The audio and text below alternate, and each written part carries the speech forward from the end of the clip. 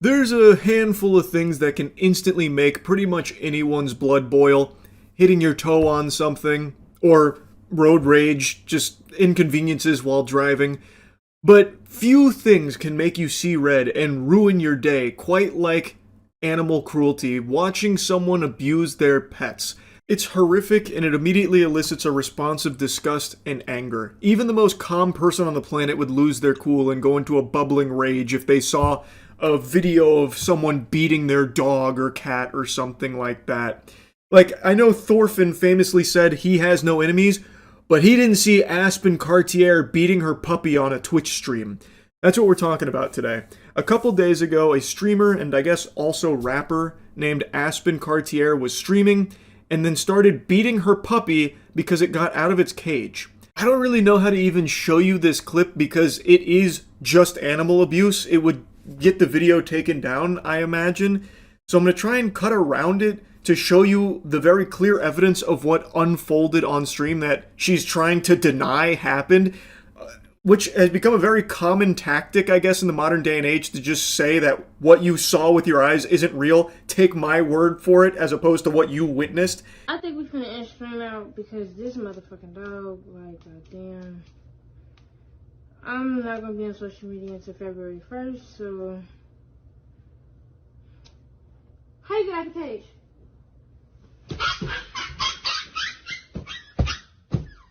Fuck you, guys. I'm going to cut it right here. This continues for quite a while longer, like another 15 or so seconds, of the dog screaming and yelping in pain with what sounds like her striking it. It then ends with this.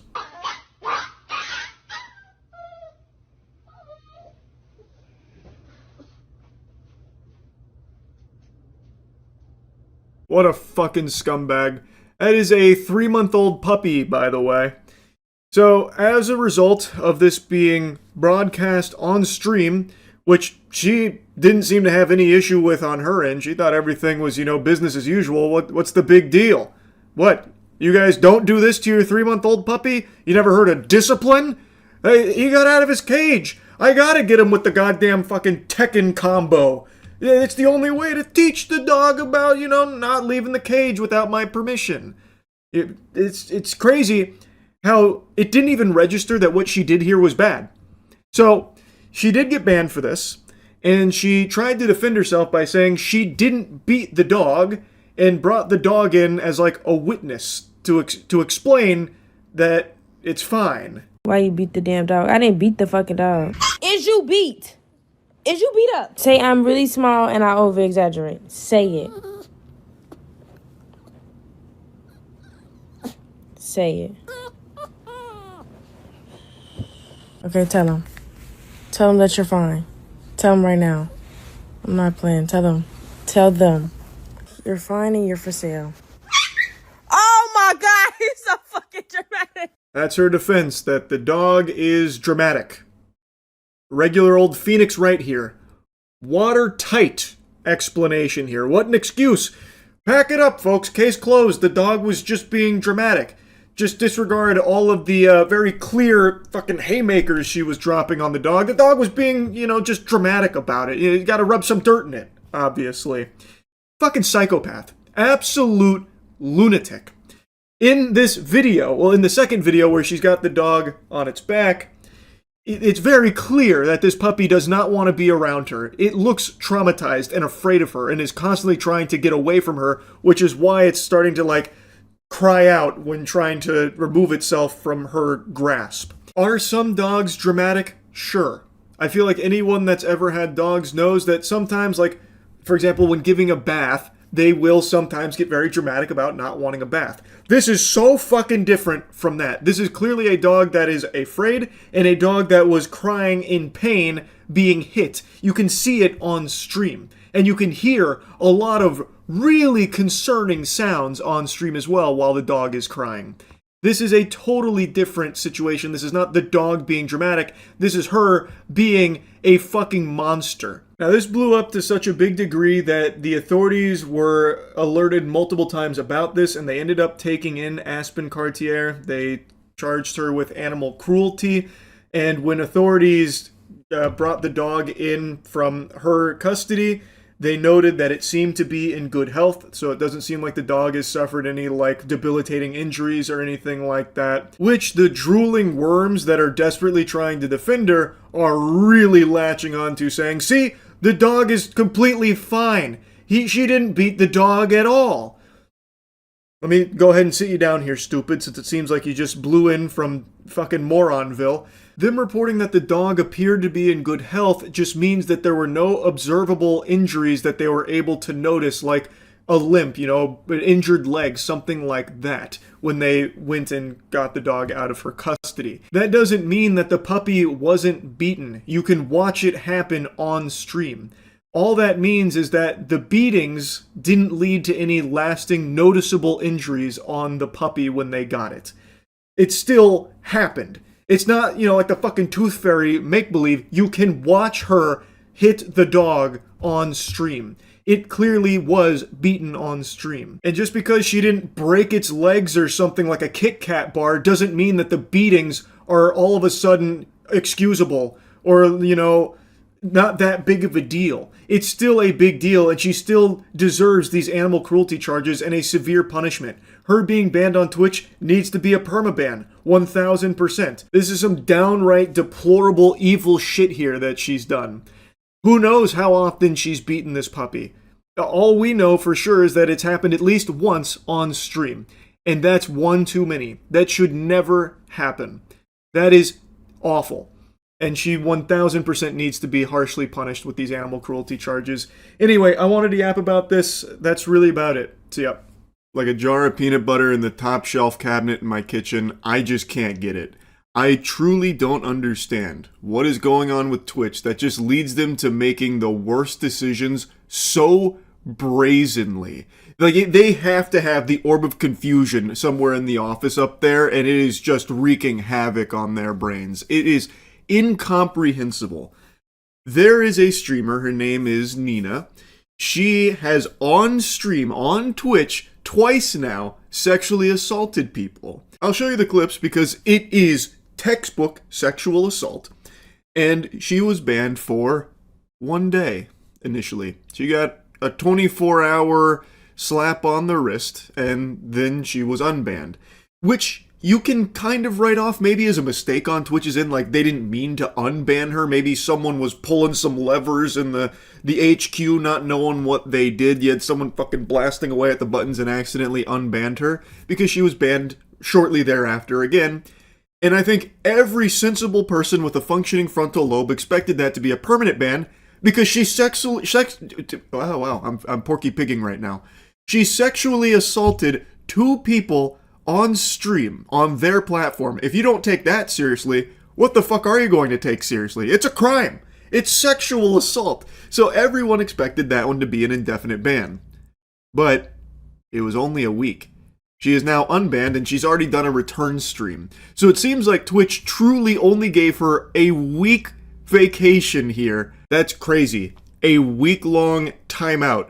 Pretty close to that scene in SpongeBob where they steal a balloon on Free Balloon Day and the cops put them behind bars for 3 seconds saying, if you can't do the time, don't do the crime, and then, oh, you're free to go.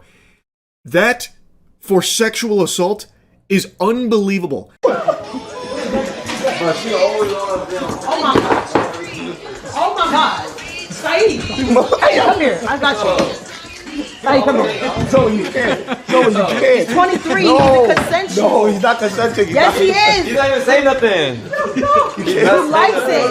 Yeah, give. Oh, no. I don't think he wants to. Yeah, stay right there. Stay right there. Hold on. That was the clip that started it. Saeed is his name. He was not consenting to any of this, and Nina is the one that's like holding him while her friend twerks on him. And his friends are even saying he's not consenting to this, and they do not care. They are forcing it upon him. And this is just a piece of a longer clip, and in the longer clip, they throw him on the bed and start, like, trying to rip at his clothes. They also take his bag and start going through his bag. And this whole time, he is making it very clear he does not want this, and he is uncomfortable with it. Now they got it. Take all of this off. Take it off. Hey, yo, cut the cameras.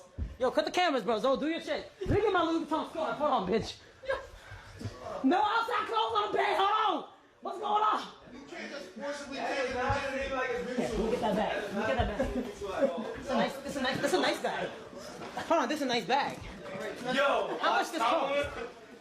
Turn around. Start with the top. Yo. Oh, I need this. I needed this. Thank you. Appreciate you. Zoe, he's not consenting. Pretty clear-cut sexual assault here. You don't need to be Phoenix Wright here in order to argue why this is sexual assault. It's obvious. Yet, and this is something we've talked about in the past, a lot of people, when it comes to a man being sexually assaulted, take it very differently. So I saw when this clip was blowing up, and a lot of people I know, I've already talked about this because I'm tardy to the party, but I'm just so shocked that Twitch is not taking this seriously. A lot of people were talking about how it's actually not sexual assault. It's clear he's laughing. He's going along with it. It's for content. No, it's not sexual assault. He's having a good time. In fact, he wanted it. And that's something that you see a lot when it comes to sexual assault against men, where people say, like, it's not serious, don't be a bitch. A woman can't sexually assault a man because a man always wants sex. So this is a nothing burger. You guys are making a mountain out of a molehill. This isn't sexual assault at all. It's just good old-fashioned Twitch content, baby. And Nina herself even says how embarrassing it would be for a man like Saeed to say that this was sexual assault. So what if he says, I feel like you did some shit wrong? No, so the whole Saeed thing, no one essay Saeed. That's why today I was actually looking for Saeed. I was going to talk to him and be like, you definitely felt disrespected as a person. Me, I take accountability what I do. If you dead ass felt disrespected, I didn't know. So you better let me know. If you did, I will always apologize. I mean, that's just normal people. But for him to walk around and say all that crazy shit, you never think about what Saeed's thinking too, though. Like, who wants to walk around being called that? That's embarrassing for him as a guy. You ain't see Saeed today? No, I was looking for him. I was looking everywhere for him. Wow, what an angel. Pretty watertight defense right there. Checkmate. The fucking last few neurons remaining in her brain really scrambling there to come up with the perfect cope, and damn did she hit a home run with that one. So she is saying, oh, he didn't get sexually assaulted. Oh, okay, well, if you say so, all right. You would know, of course, yeah, no. It doesn't matter what he thinks happened. You're saying he didn't get sexually assaulted, so then it must not have happened. You're right. And then she goes on to say, like, you have to think about it. Like, it'd be very embarrassing for him as a man. Wow. Is that so, Nina? Interesting. Do you keep that same energy when it comes to women that get sexually assaulted? Do you say the same thing? Like, oh, it'd be very embarrassing. She treats it like it's no big deal. She did nothing wrong. Rub some dirt in it, dweeb. Get over it. That's how she handles it. But I imagine if it was two guys who did this exact same thing to a girl on stream, if it played out exactly the same, there would be universal condemnation across the board, including from Nina herself, I imagine, and rightfully so, because... Stand back, brave take coming in. Plug your ears if you're not ready for the spicy take. Sexual assault is bad. I know. If you were standing up, you're going to need to sit down. Holy. It doesn't matter if it's a female or male victim. Sexual assault in all of its forms is horrible. And everyone should be outraged and against it. So why do we treat it differently because it was two girls that did it to a guy? It is still sexual assault, and I can't believe we are still having this conversation about, like, sexual assault against men not being taken seriously. It's not a unicorn. It's not make-believe. This isn't the fucking tooth fairy we're talking about. It is a real thing, and there are male victims of sexual assault. Like, I can't believe that even needs to be said. But I guess Twitch needs a reminder that it is a crime. Like, anyone who is a victim of sexual assault is the victim of a crime. I did want it to, like, them being banned is not really anything to me, because at the end of the day, like, sexual assault is a crime. And people that say that it's not sexual assault, I don't know what you think sexual assault is, or anything like that, but I don't know what to tell you. Like, as a person that's literally dealt with sexual assault previously, it has taken a lot. Like a large total on my head. I've dealt with something like this before, and I didn't want to. When I dealt with it originally, I was working at a job, and it was a gym, and I told my boss about it, and all he did was make jokes about it. And I tried to talk about it a lot more, and I didn't want to tell my parents, and it did affect me a lot. And this situation did bring back those memories. This is Saeed being very open here, talking about what's unfolded, even mentioning that he's gone through a previous sexual assault situation in his past where it wasn't taken seriously then. His boss was making jokes about it, and it took a toll on him. And now, in this case, it seems like Twitch itself is not taking it seriously and treating it like it's a joke, considering Nina was only banned for a week. They slapped her in detention for a week, and now it's all sunshine and rainbows for her. She's back streaming again. And let me tell you, in her return stream, it's very clear she's learned her lesson. I think the week-long, benching here from Twitch has really helped put it all into perspective for her. You can see how apologetic she is and how remorseful she is for her actions. That means hi, right? Oh, what the fuck, yo? Why you always hitting me? Stop with those punches. Oh shit, I can't touch you no more because I have to make a sign ID. Sorry, I forgot. Yeah, that's gonna be tough, bro. It's gonna come up 3 months later. I won't come. Oh, me punch you? You want me to punch you? Are you okay? Did you send that in the air or no? You sure? So I am not sexually assaulting you.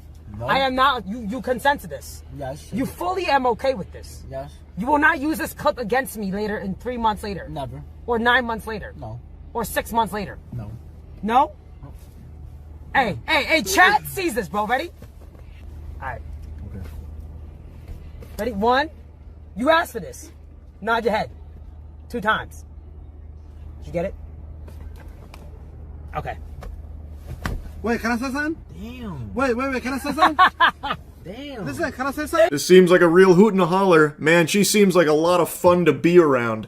So, I don't even know why she even threw out the word NDA. She has no idea what that is. I bet if you asked Nina what a non-disclosure agreement is or what it's for, she would just fucking blue screen.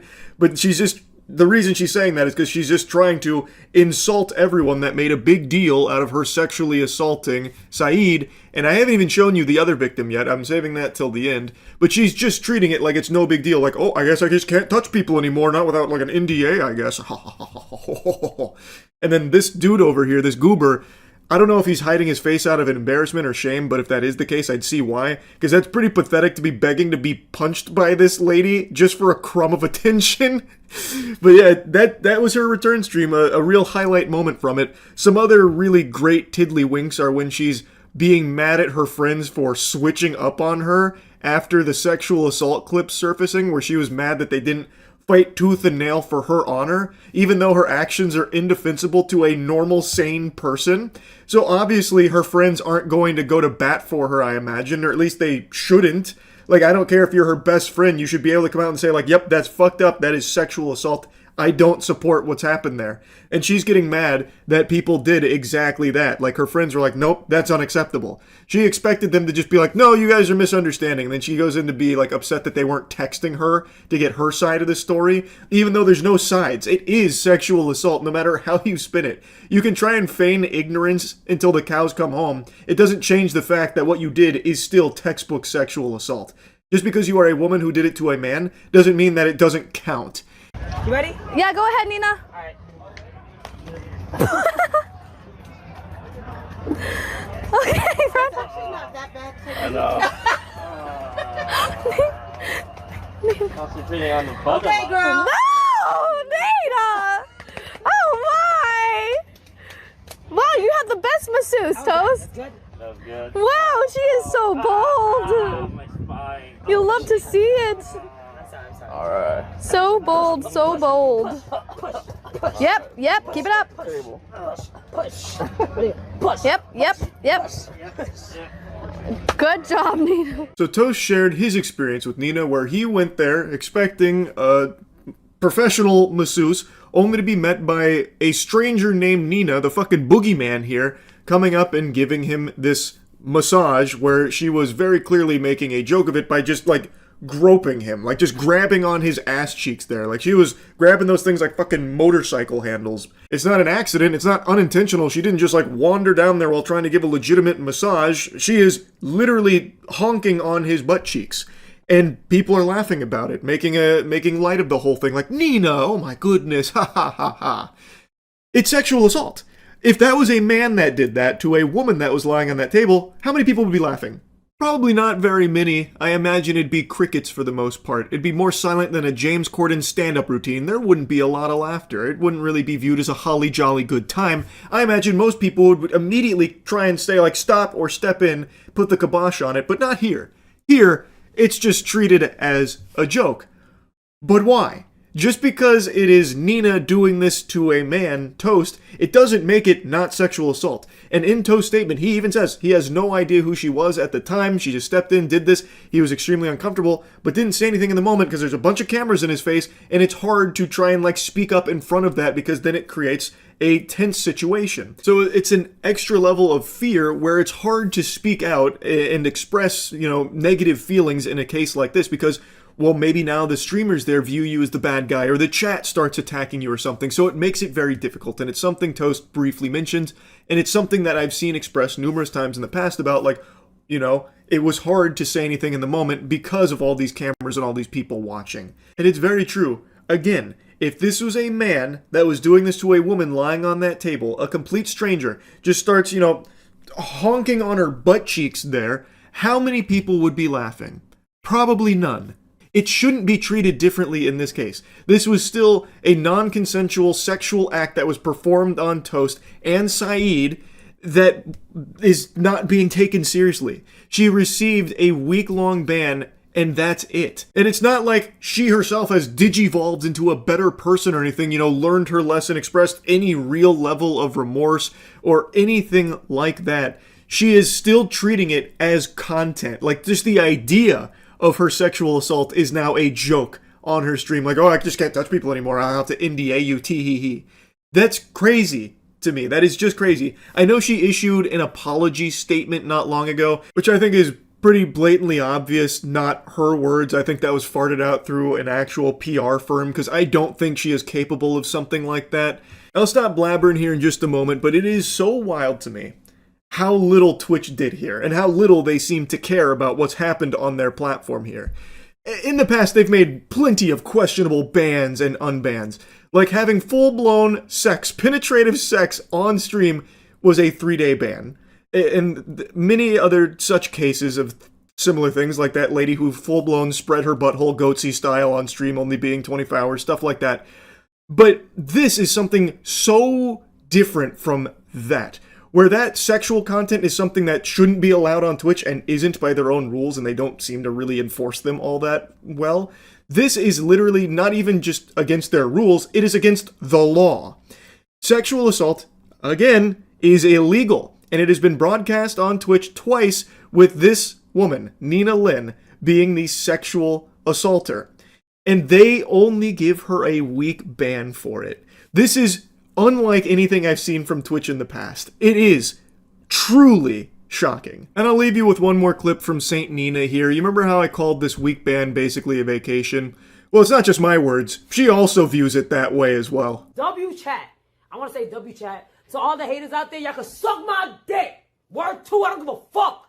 Fuck you bitches, bro. You bitches not me. Y'all been through nothing that I've been through. Fuck you. This ain't the worst it's ever been. I'm not gonna lie. It's bad to say, but this is not the worst it's ever been. I've been through worse. I've actually been through worse. So this jail was kind of like vacay jail a little bit. I'm not gonna lie, bro. Nice work, Twitch. Vacay jail for sexual assault. Unbelievable. Anyway, that's really about it. So, yep. I may not be tall, but I have played every Resident Evil game. Well, mostly. I've played pretty much every unique Resident Evil game. I played them all back to back over the course of a month and a half for the sake of tier listing every Resident Evil game in the franchise, getting prepared for Resident Evil Requiem, which I just now finished. So naturally, the question on everyone's mind, Charles, how big can you smile? And now with that question answered, next, you're probably wondering, was the game good? Yes. Yes, it was.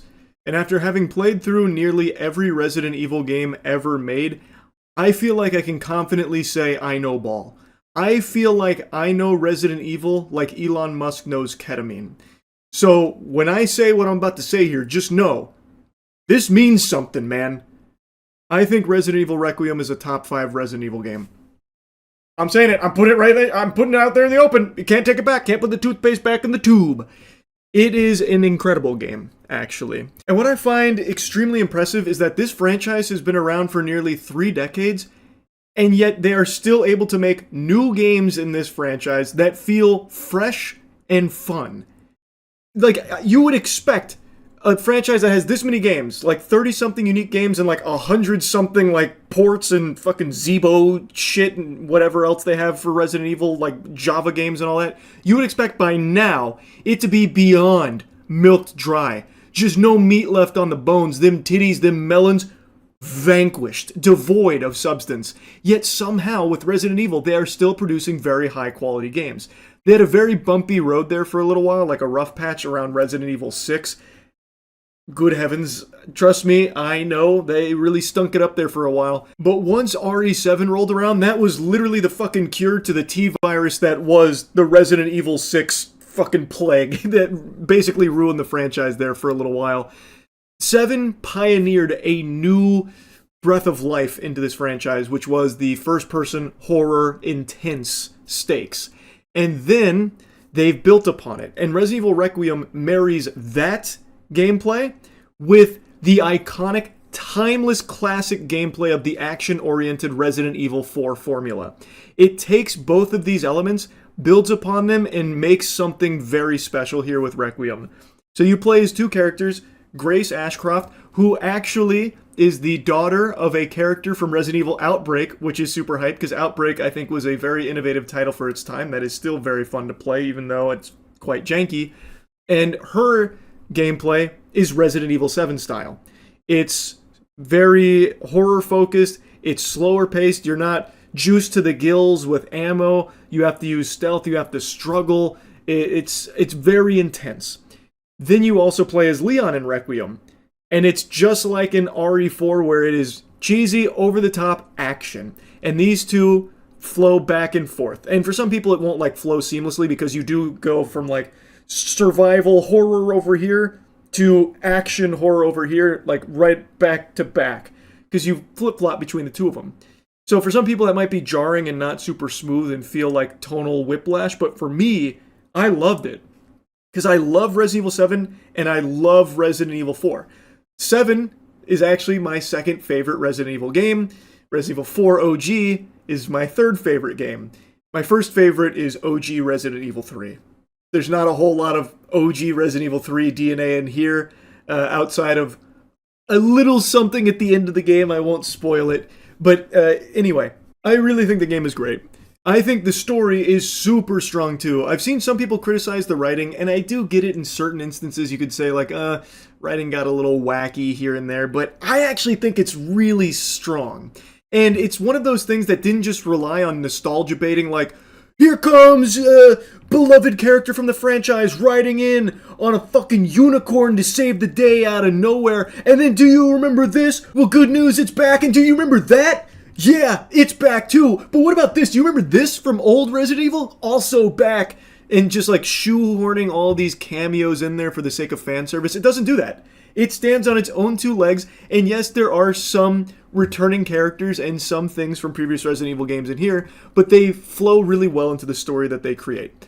The story revolves around Grace. She is investigating a very... I'm actually avoiding spoilers for this review, which is something I don't do often, but I really, really enjoyed Requiem, and I want to show it some respect here without just spoiling things, and also anyone that's watching this that wants to know my thoughts on it without like having everything ruined for them. This is me avoiding spoilers.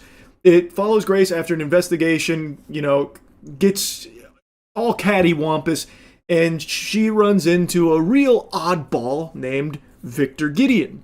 Victor Gideon kidnaps her, Leon gets brought into the fold, and he finds himself needing to make a journey all the way back to Raccoon City, where it all began for Leon Kennedy. And also, why are they so interested in Grace? Why did she get kidnapped? What the fuck is going on? That's the broad strokes of it. Now, Grace is a new character, and she's actually a really good character, I'm happy to say. Also, huge shout out to her voice actress. The voice actress that played Grace did an unbelievable job. The way she was able to convey terror and panic in her performance for this character was extremely realistic, and it really helped elevate things.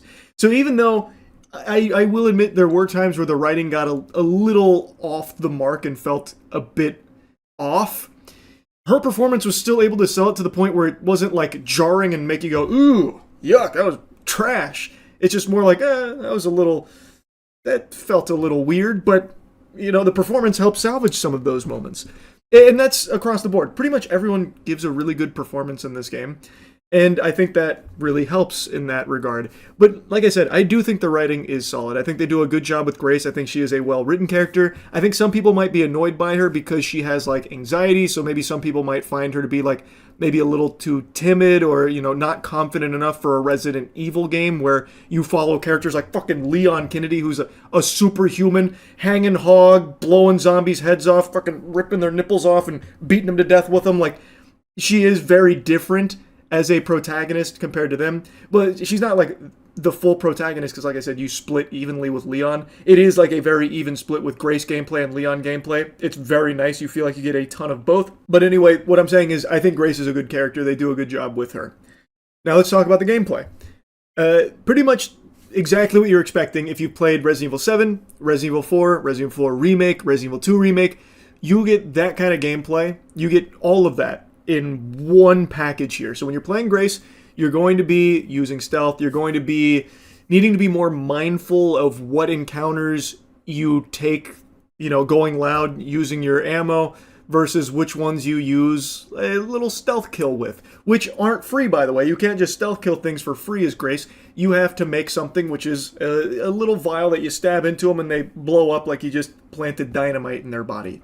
So those cost resources, and the way that Grace crafts, I thought was very creative. You get a blood collector, you collect blood from killed enemies, or even sometimes like blood from enemies that had already previously been killed, or even buckets of blood in the world, and you will fill up that blood, holder, that apparatus, and then you will combine that with, you know, an herb if you want to make a med injector for heals, or you'll combine it with, you know, some scrap if you want to make ammo for your handgun, or if you want to make that, you know, one-time use insta-kill stealth jab.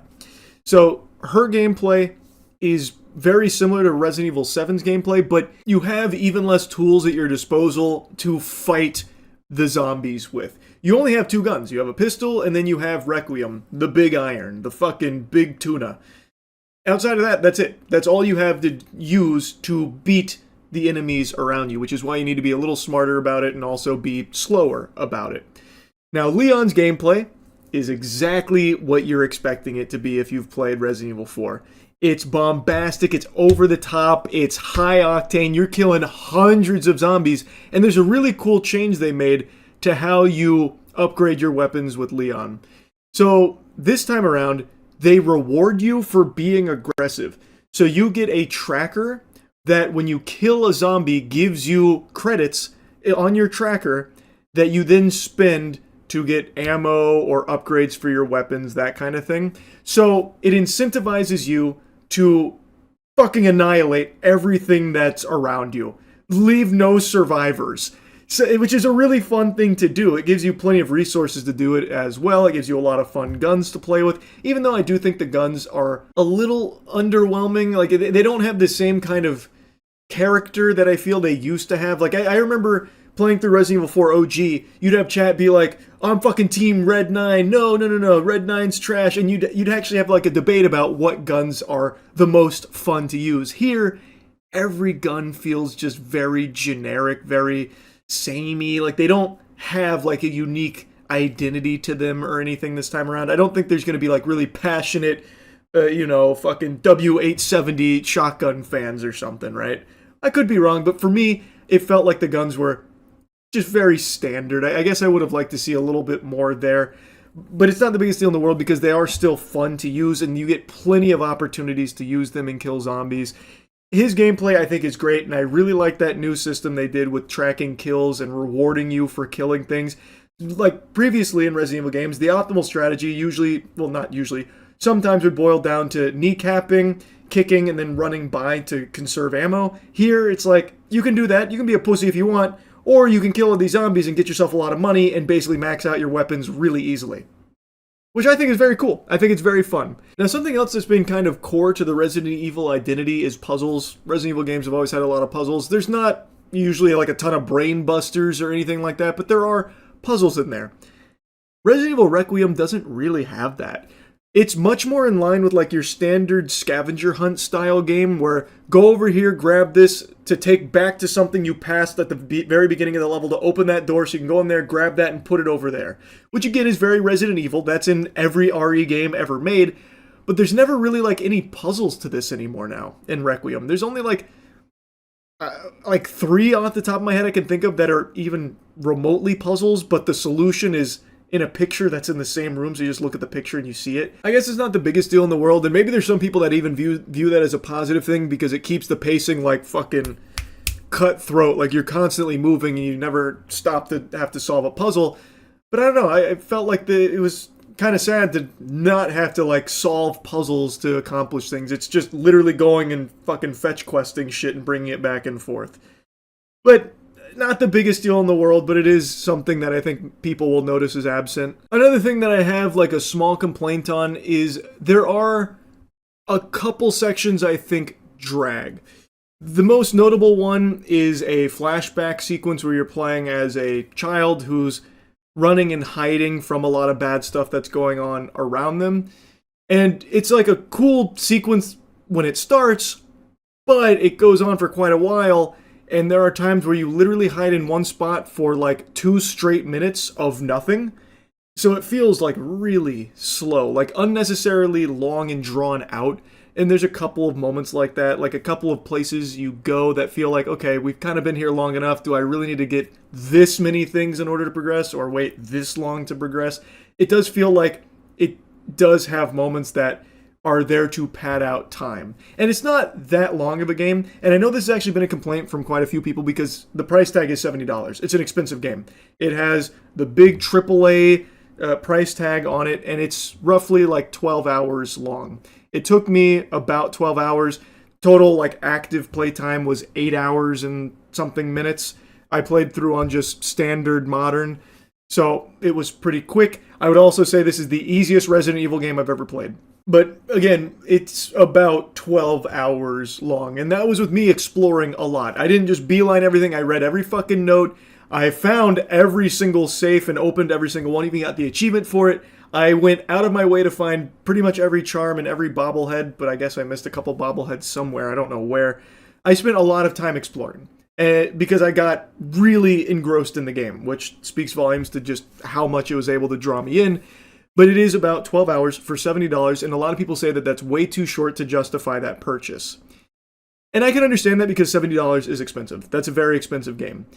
But I think this is 12 very, very solid hours. This does not have anything that, any huge blemishes. Like, it doesn't fall off a cliff anywhere along the way. Like, notably with Resident Evil 7, the whole boat section everyone hates, myself included. That section is by far the weakest, unfortunately.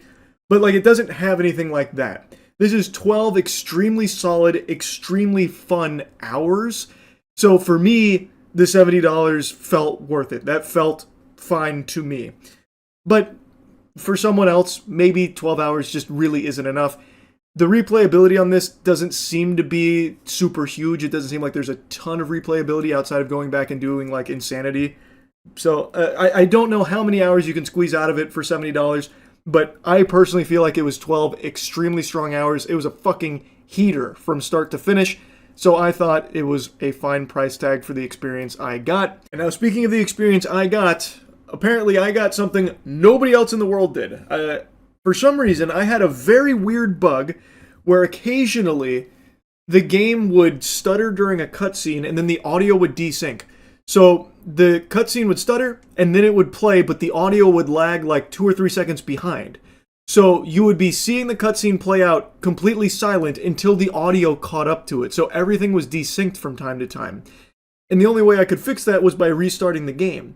And even when I like updated drivers, restarted my computer and everything in between streams, it still persisted, but apparently it's a bug that didn't happen to anybody else, and I can't even find anyone talking about that bug. So it seems like something that only happened to me for some reason. I don't really get why. So I guess I can't hold it against the game as like a bug that's native to it unless someone else out there is reporting it happening to them. So I can only speak to my experience. It was extremely annoying. That shit like would ruin cutscenes. It happened to me in the final cutscene, and I literally just restarted it, redid the boss fight, and just took it from the top because I wasn't going to let it ruin the finale. It was a very annoying bug. I don't understand why it was happening, but I couldn't fix it outside of just restarting the game. Though I don't think it is a bug you'll probably experience if you try the game. It is something I wanted to make a mention of because that is by far the biggest headache I had when playing the game, and it looks like it might have somehow been my fault. There is also one other complaint I have, but it's a big spoiler. This is your big spoiler warning. Big spoiler warning.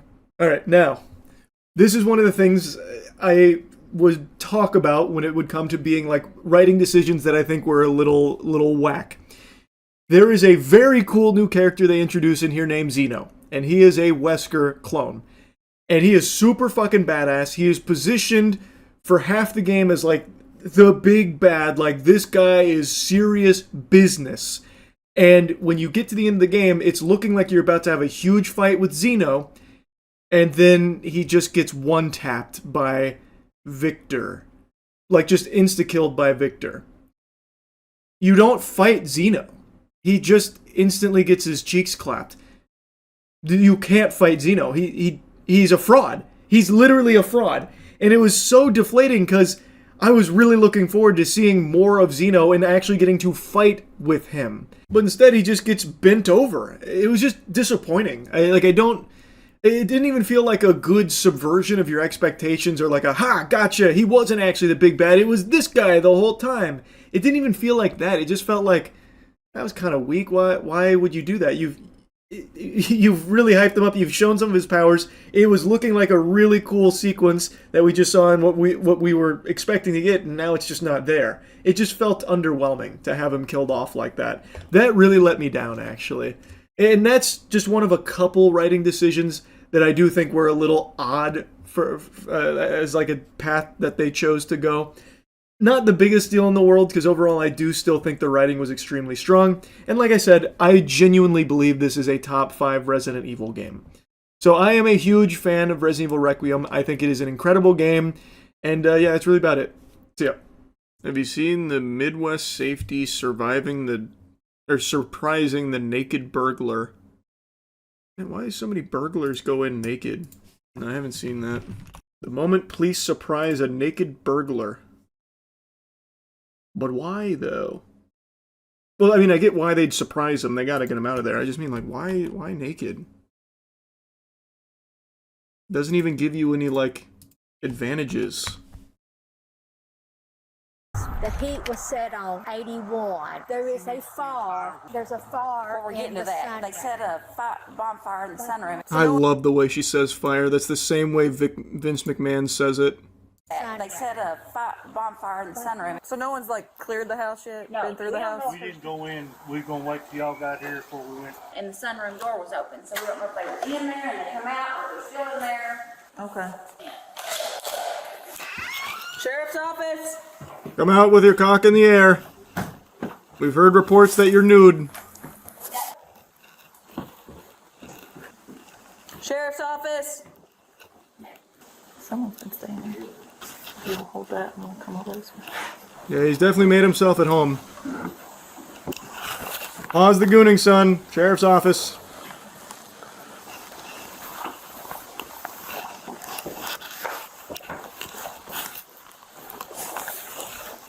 He could be anywhere. Check the drawers.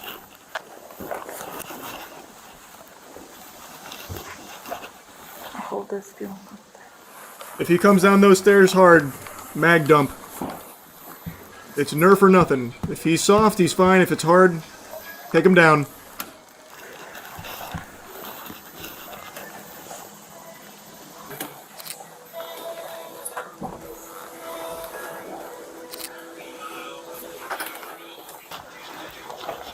We got him. Kick that shit in. Is that Ed Sheeran?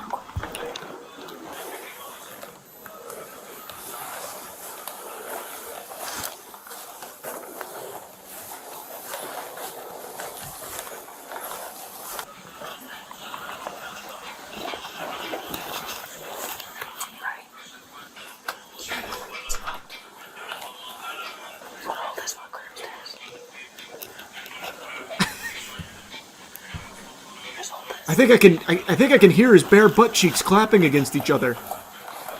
I think this guy's naked.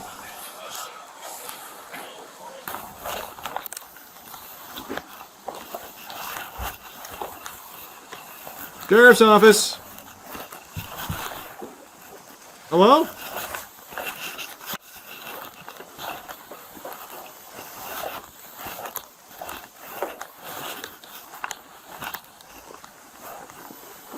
Man, this fucking house looks like the back rooms.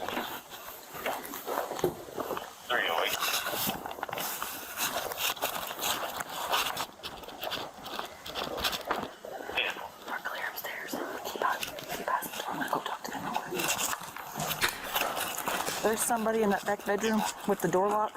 We're gonna wait for another unit to get here. We're gonna wait for the. We're gonna go wait for the nudie police. Back there that he could get out of. They handle these kind of things. They come out in hazmat suits.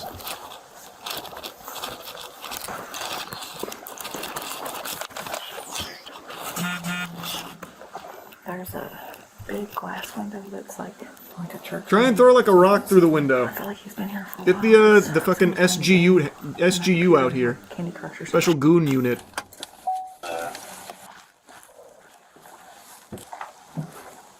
There's a bedroom door right past Fallon on the right. It's locked. He's in there playing a phone radio, singing to himself.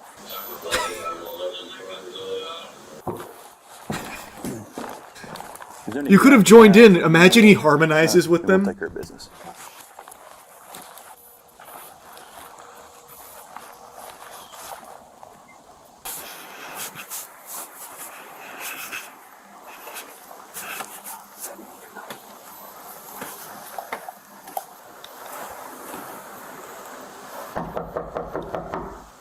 Sheriff's office. You better not be naked in there. You can open the door slowly and show us your hands.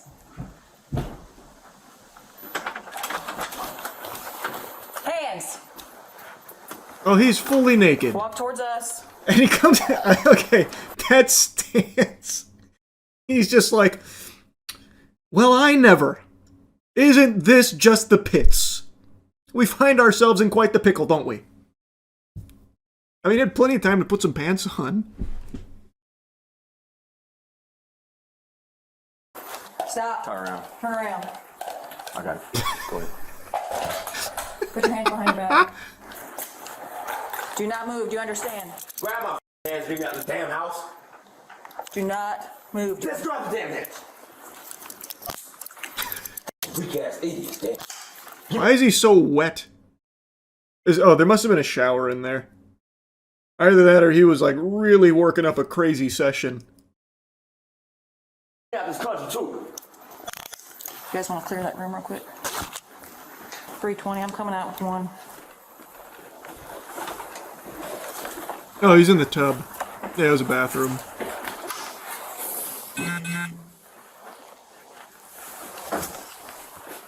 Clear.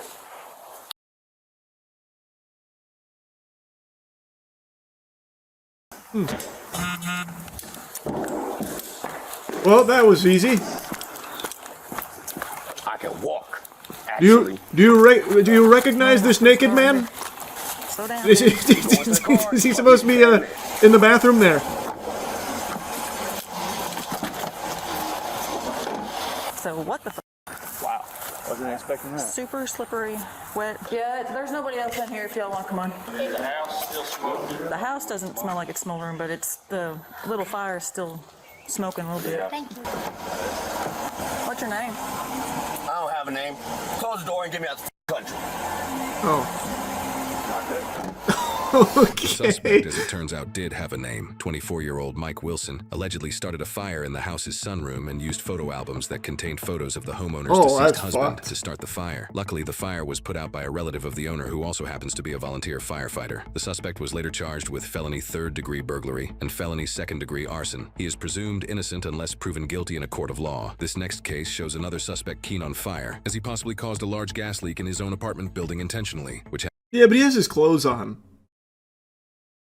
So, kind of making a mountain out of a molehill. He's fully clothed. has the potential to blow up the entire building. He did math and he's been up for 3 days. You think? Yeah, he said he did. Come on, let's go over here. Were you the only two up there? Yeah. We'll get them in a minute. What happened up there? You said you slipped and knocked? Slipped and went in. There's the slip and floor. Slip in the floor. So is your apartment reek like gas?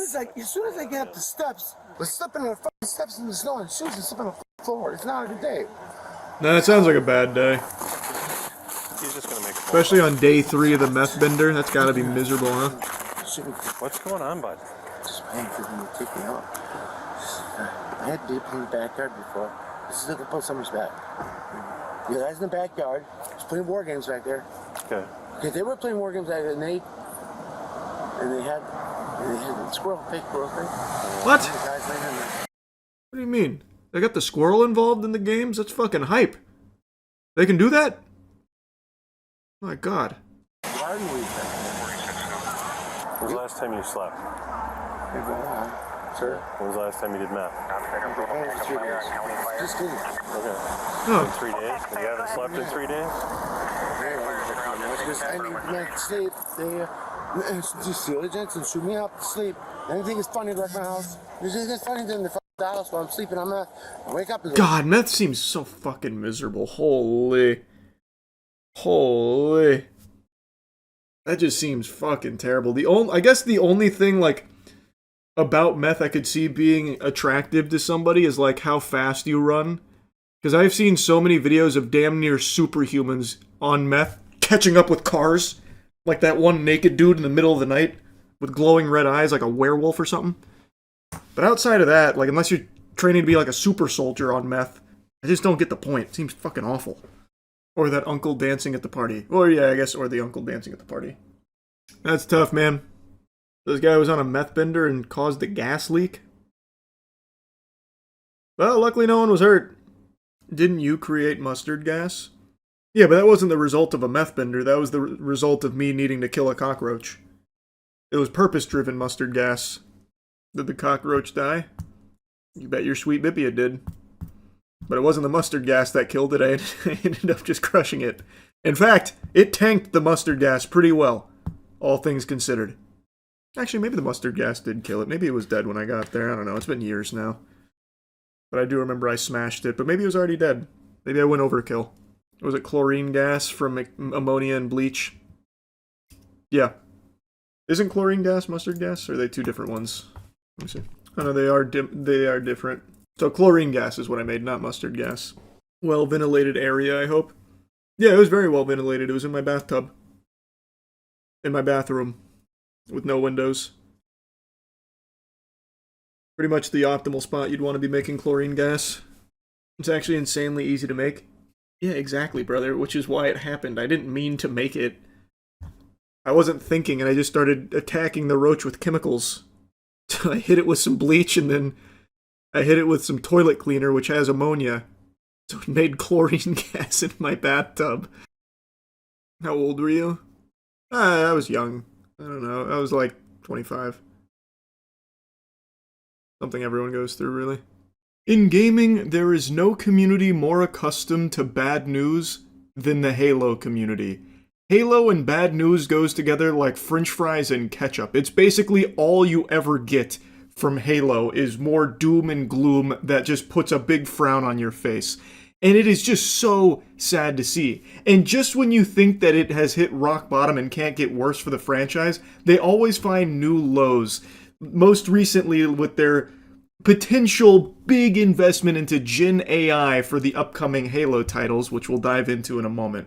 But for over a decade now, Halo has been in such a sorry state for what was once a juggernaut in the gaming space, an absolute trailblazer, a powerful IP that the world knew and respected. Halo has been reduced to just kind of like a sad queef and like an afterthought in the modern day and age. The only time you hear Halo brought up nowadays is when there's new information like this about Gen AI and how it's going to be crucial to upcoming Halo titles, and people shooting spitballs at it and making a mockery of the 343 Halo decade that we've been unfortunately subjected to. Even when they do have a win, like Halo Infinite's multiplayer on launch, a lot of people, myself included, really enjoyed the Infinite multiplayer. The problem was they released it in such a bare-bones state and didn't tend to it for about 2 years. So you could spend like 3 weeks grinding it and you basically finish everything Halo Infinite's multiplayer had to offer, and they didn't add anything or update it for 2 years, and they couldn't deliver on any of their promises. Like with Forge coming out in that time, it took them so long for Forge, and even just the most basic features. They never even followed through on like split screen, for example, because it was too hard and confusing or whatever. It's such wasted potential because they did have that good start. People were finally like kind of pumping their fist, oh, Halo might be back, this is really enjoyable, and they couldn't translate that into momentum because I guess they just all of a sudden took like a 2-year break at the office. They said, all right, job's done, time's up, time to clock out and go home and do nothing for the next 2 years. And obviously people kind of got bored of it when there was still nothing being added to it. It was the same thing every time. So even though now, in its current state, it's much better, and from a competitive standpoint, it's amazing. Not to suck our own dicks again, but our esports team, Shopify Rebellion, we are literally the Halo World Champions. We just won the World Championship, which is the final HCS World Championship. And it was incredibly hyped to watch this entire season. But it took so long for Halo Infinite to get to this point that most casual players have already checked out and didn't ever come back to the game because it just too little too late in their eyes. And the gaming industry is moving so fast with so many games coming out, most people aren't willing to give a second chance to a game that they dropped 2 years ago under the potential idea that maybe it's better than it was then they added more to it. So the casual audience doesn't stand behind Halo. The competitive scene may be great, but it's just they weren't able to, once again, have people believe in Halo. And now there's so little confidence in the 343 team, they rebranded to Halo Studios to try and, start fresh, going to a new engine with Unreal 5, abandoning their $500 million investment in the Slipspace engine that crashed and burned for them. And even with this new rebrand and everything under Halo Studios, they still find a way to squeeze defeat from the jaws of victory. Their strategy, based on all available evidence, is to remake their remakes. So they've already confirmed a Halo CE remake, which is now the second remake. This is worse than fucking Skyrim re-releasing 1,000 times for every digital alarm clock and smart fridge on the planet. They remade Halo CE a while ago, and now they are remaking that remake, coming up in 2026, but without multiplayer. So it's just a worse remake. Yes, it's on a new engine and everything, and it's like a big overhaul and everything, but what the fuck is the point? You've already remade it once, and it's so misguided. And they are also now allegedly going to remake the Halo 2, which has already been, having a remake of its own, and they are going to be remaking Halo 3, which is the first remake there. But they're not doing new Halo. Their strategy seems to be, hey, remember our good Halos? We're doing it again. That's just a very sorry approach, and it's hard for me, as a huge fan of Halo, to get hyped. And make no mistake, I have been a gigantic fan of Halo my whole entire fucking life. I got Xbox Live when I was 10 years old to play Halo 2 online. I love this franchise, and I hate what's happened to it. I've even been doing a Legendary Marathon, again, which I've already done on stream, for my gaming channel, and I love it. Revisiting them, they still hold up so well. They're timeless classics, but I don't want to just see them constantly just fucking revived from the grave like necromancy and with a new, coat of paint on it, new makeup. What the fuck is the point? Just try and make good Halos again. It's just so sad. And I know they have an unannounced Halo multiplayer title apparently that they're working on. We don't have any info there, but we do also have info on is apparently their big investment into using AI as a crucial component to developing their upcoming Halo games, which again is a huge fucking L. It's such a shame.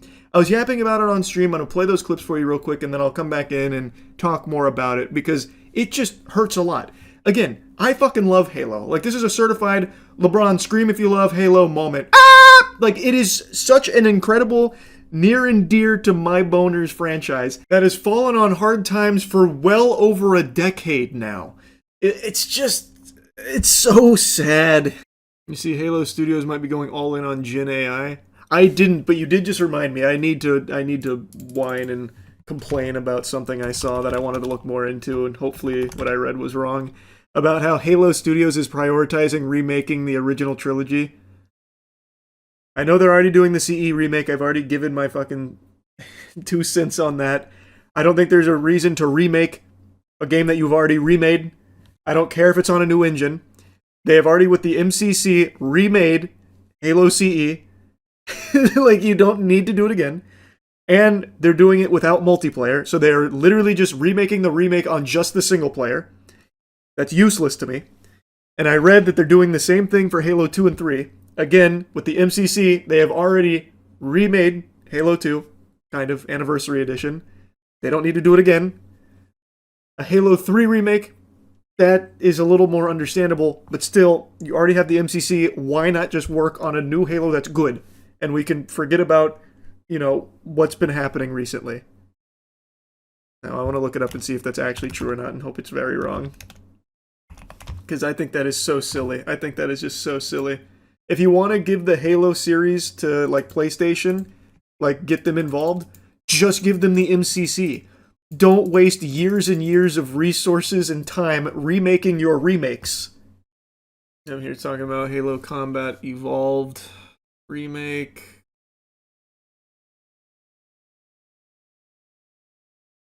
New multiplayer planned.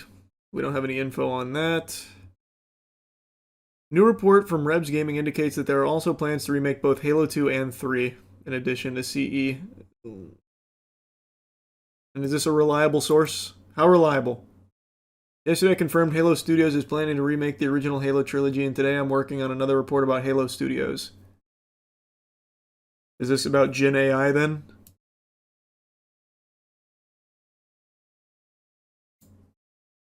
Was that his next report?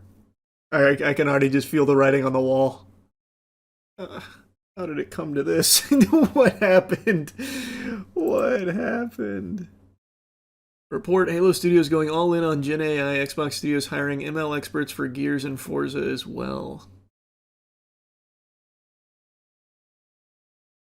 One key aspect the developer is focusing on is generative AI. New evidence spotted by Rebs Gaming, that's who broke this one, highlights how artificial intelligence is expected to become a pillar of development for future Halo titles. Yeah! That's what we needed! Halo Studios has hired a new chief of staff, Angela Hesian, who previously worked as the global head of gaming safety and trust at Microsoft. However, she also started her own AI consulting company in 2024. We're so back. Halo's returning to the glory days! Gen AI ought to bring it back. The first thing you think of when you hear AI-generated games is high quality. Now imagine when you take the talent of the former 343 team and couple them with AI, what they can create. The sky's the limit! Unbelievable, man. Oh my god. Whatever, it's not like it was working for them anyway. Like, they have been in a rough spot for a while. I can't imagine it getting worse. Whatever. Rebs Gaming is pretty reliable. He started the rumor about the CE remake. Well, he was right there. And this sounds... I mean, this is not really a rumor. That's pretty cut and dry. Yeah. It's not looking good for the future of Halo Studios. I'll be honest, I bought into the hopium that maybe rebranding as Halo Studios, switching engines, and just ground up would be a fresh start and be good. It's looking worse. It's looking much worse. Oh, that makes me so sad. Why would you fall for that? The same people still work there. I don't fucking know, man. One of the things I think really fucked them with Halo Infinite was spending like 8 years developing a $500 million slipspace engine that they couldn't even figure out how to use. So I thought by just switching to an engine that they don't have to constantly like tweak and fucking titty twist on, it would save them a lot of trouble and be able to actually focus on making a good game. By the way, that $500 million slipspace engine now retires with only one game ever being made with it. Fucking awesome investment. Was the engine any good? Maybe they should just release it. I don't think anyone wants to touch it. if the people who fucking made the engine couldn't even use it to develop Halo Infinite where they had to like restart twice or whatever, I don't think anyone's gonna want to take the time to try and learn it themselves. That's because they use contractors, so they didn't have any time to learn it before they left. Oh wait, is that what happened? I remember the contractor fiasco. I didn't know it was engine related, where they just basically bounced without ever teaching them. I didn't know that. Remember how they said adding Team Slayer was a difficult task and might take some time after release? I don't remember that. I just remember how the multiplayer came out. I actually had like a lot of fun with it for a couple weeks, and then I finished everything the multiplayer had to offer, and then for 2 years after that, it stayed exactly the same with nothing in it. Yeah, it was like 6 maps and nothing else in 3 game modes. They couldn't get Forge out in time. They still never even followed through on the split screen or anything. Oh, man. Oh, man. It's so sad. It's so sad. Didn't Glitchers find a way to do split screen because they couldn't do it? Yeah, eventually the community found a way to brute force it. Yeah, no, it makes me salty. I just... Especially after replaying the good Halos, I just wish it could somehow get back to that former glory. That's all. I just hate to see what's happened to this. Now, I fully recognize there are people out there that are excited about remaking the original trilogy again. I just am not one of them. I really can't fathom why you would be excited about that. They have already remade CE once. They have already done an upgrade to Halo 2 once as well. Why do it again? Like, I don't care that it's a new engine, it's still the same experience. Like, I don't care if it's prettier and whatever. In fact, I prefer the old look of those games. I like the originals. I don't need them remade and then remade again. I would much rather Halo go forward as opposed to just staying in the past for all of these, like, nostalgia trip moments. Like, you remember this? Well, check it out now with ray tracing. Like, I don't give a fuck, man. Just try and make a good Halo again. That's what I really want. And I truly don't understand the decision to remake CE and then not include multiplayer. That is actually like a crazy stupid idea. That is an indefensible notion. I do not get that whatsoever. But again, maybe the multiplayer Halo they're working on will save all of it. I just don't have any confidence in them to. I really don't. This feels like they are completely directionless and just stuck trying to recreate the magic of the past. And not even recreate it, they're not even really trying to do that, they're just trying to once again show you the magic of the past made by people that don't work at the current studio that's showing you it. So like I just think there's so little to be excited about with that direction. And I know I already addressed this on stream, I've seen the cope where people are saying this is to introduce a new generation of Halo to get them excited about it on like PlayStation and everything. Okay, great. Give them the MCC. That is the whole point of the MCC. Why would you waste all this time and money doing this for that? You already have the MCC. Give them that. I don't like it. I do not like the green eggs and ham here. And I really don't like the Gen AI enthusiasm that's reportedly present here at Microsoft and Halo Studios for their upcoming Halo titles. They were already slop before AI was introduced. I can only imagine how much worse it will get with that. Like, again, just when you thought it couldn't get worse, it's looking like it can. If they are truly going all in on Gen AI for Halo games coming up, there is just no hope. So yeah, I've been yapping about this for a bit now, I know. But I just really love this franchise and really hate what's happened to it. And it's not looking like there's any greener pastures coming up or anything like really shining bright in the future with Halo Studios here at the helm.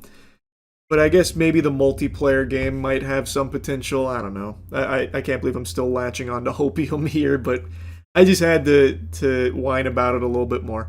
That's really about it. So yeah. It's that time again. About every 6 months like clockwork, there's a new horror movie that comes out that gets the buzz that it's the scariest movie ever made. Hope you brought your diaper, cause you're gonna be pissing those britches after how scary this one is. Like with long legs and all of that. And time again, it's usually just like it was an alright movie. Just marketing buzz out the wazoo. And that brings us to the most recent culprit here, Undertone. It has been hyped up by a lot of people as being real scary, no doubt going to be the scariest film of the year, maybe one of the scariest things human beings have ever cooked up. It is an unholy concoction of fear, filth, evil. Too scary even, potentially. And from the trailer, I actually thought it looked good. Undertone utilizes sound as like its gimmick. It's a horror film that does have a gimmick, which isn't unusual. A lot of horror films rely on it, but it executes it very well, and it doesn't live or die by its gimmick. It actually does make you care about the characters in the movie. I just saw it. I'm going to go ahead and rip the Band-Aid off now. No, it is not the scariest movie I've ever seen. I also don't know if it'll be the scariest movie of the year, but I do think it's good. I did enjoy it. I wasn't bored. I wasn't let down. And I will say, as far as like scariest movie ever made buzz goes, this one's probably one of the better ones that gets slapped with that title. I like it more than Longlegs. I can safely say that. So let's dive into it a bit. Immediately, I want to talk about the gimmick because that is going to be the bulk of what you experience here. It is about a podcast host, and they go through the creepy stories for their podcast and figure out if the paranormal is real. One of them's a skeptic, the main character that we follow, and her co-host is more willing to believe in it. Not that that overly matters. Also, we are going to get into some spoilers here because some of my complaints, they do get spoilery, so I'm going to give you fair warning now. But anyway, we follow Evie. Justin is the co-host who is just kind of there to like reinforce that, oh man, this might be real, where Evie's like, well, actually, this might just be psychosis. That kind of thing, which I think is a fine dichotomy. I think that they bounce off each other well on the podcast, but that sets the stage. It is all about audio for the most part, and it is a slow burn of a movie. In fact, like the first 40 minutes, nothing's happening outside of setting the stage for the main story that we dive into, which is a mysterious email that Justin receives as the subject for their podcast episode. It comes from a mumbo-jumbo email sounding like a 10-minute mail address, and it was attached with, it had 10 audio files attached and some gobbledygook in the base of it. So they decide to go through it, which I think is also a little weird the way they set it up. It didn't narratively make sense. This is apparently a very popular podcast, and yet he just randomly clicked on an email that just said lol. He even said, like, I got a weird email that said lol. So I clicked on it, and there was 10 audio files there with no actual information or anything. So we're going to listen to him for the episode. That feels like a bit of a leap there. But anyway, it then dives into these audio files, and we learn about two characters in these audio files, Mike and Jessa. And some really peculiar stuff is happening in their relationship, potentially possession. I don't want to spoil everything, so I'm not going to get into like full-blown spoilers or anything. I just want to make that clear right now. But you are now listening to basically a potential possession. And Evie is, of course, not really believing it, thinking it could be a hoax or rational explanations. Justin, on the other hand, starts like researching, and we get like a lot of lore. Like, we learn a lot about what's going on in these audio files, and I think the movie does a really good job of making you care and making you feel tense. Even though it's not actually showing you anything, you're just hearing these audio files. It's also shot in a really creative way. It's not just static shots on Evie. The camera's always slowly moving, and you see like maybe some things in the shadows, or maybe like some of the things you're hearing in the audio maybe aren't in the audio file, but it's actually in the house Evie's in. It does a really good job of playing with audio as well as using some good camera shots that make things interesting and eerie. Like, I do think it's shot well, and I think they utilize sound very well, and I really wouldn't be surprised if they actually hid things in the audio that only certain people will pick up on, or if you like run it backwards, which was like a core component of this movie, where they run certain audio things backwards and it tells them more of the story and more of like the haunted shit. Now, the big thing is Evie's mother is in rough shape and on the verge of passing away, and Evie is taking care of her. She is basically in a coma, and Evie cares for her. And as we're learning about this story through these audio files, weird things are happening with the mom, the house, and Evie. And here's where things start to show a few cracks. When they're outside of like the audio, when you're actually following Evie around her day-to-day, it is a little boring. There is moments where it just feels like kind of a slog, but I don't think it's like to the detriment of the film because it does set itself up as a slow burn, and I think it does fine there. But when it starts trying to show you some scary stuff instead of like have you hear creepy things, I think it falls into horror movie cliches big time. Like, it uses some of the most standard shit that you've seen in horror movies, just tropes out the wazoo, like the classic teapot, or Evie likes to draw with crayons, so then she drew something weird. She drew something scary out of the crayons. What? Or like a weird statue that keeps mysteriously getting moved, or the light comes on and then the light goes off. Like, it just shows, like, when it's trying to show you something scary or creepy, I think it just kind of falls into the old tried and true methods of the same scares that you've seen a million times, especially towards the end. At the end, they throw the kitchen sink at the scares that you're used to seeing. So as shit's popping off and they're receiving phone calls on the podcast from people like laughing because it's the bad demon going, ha ha ha ha ha ha, ho ho ho ho ho ho. You shouldn't have listened to all the files. Are you dumb, you doofus? You listened to all 10 files? Uh-oh, guess we're gonna fuck you. Like, it's literally taking like a victory lap, and they use like the standard cliche demon filter where it's like, gooba booba, gooba booba gooba, you listen to the 10 files, gooba gooba gooba, it's, I don't know, it gets so silly with that. The movie is by far at its best when it's utilizing sound, because I think it actually does a good job at that. And I really appreciate that it wasn't afraid early on to be slow and have these really slow camera shots where you're questioning yourself if you're seeing something there or hearing something there or not. And I do think there was a couple of times where they got creative with like building up tension. So like there's like some really quick, there's a scene where she closes something real quick and there's like a brief flicker on the reflection where I think you could very easily miss something scary that happened in that reflection. I think that's when the movie's doing its best work. When it's utilizing sound, which the whole thing tries to build around, and when it's being unapologetically slow with creative shots that actually do build tension. And I do think the movie does a good job of making you care about Evie and her situation, so you want to get some kind of resolution, you want to see what's going on.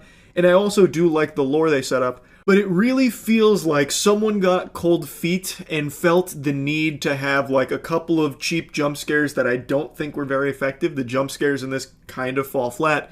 And the need to throw in like the standard spooky horror movie visuals. So like at the end, there's a creepy face on the TV and it's making some loud noises. There's the demon voiceover going, ah ha ha ha ha.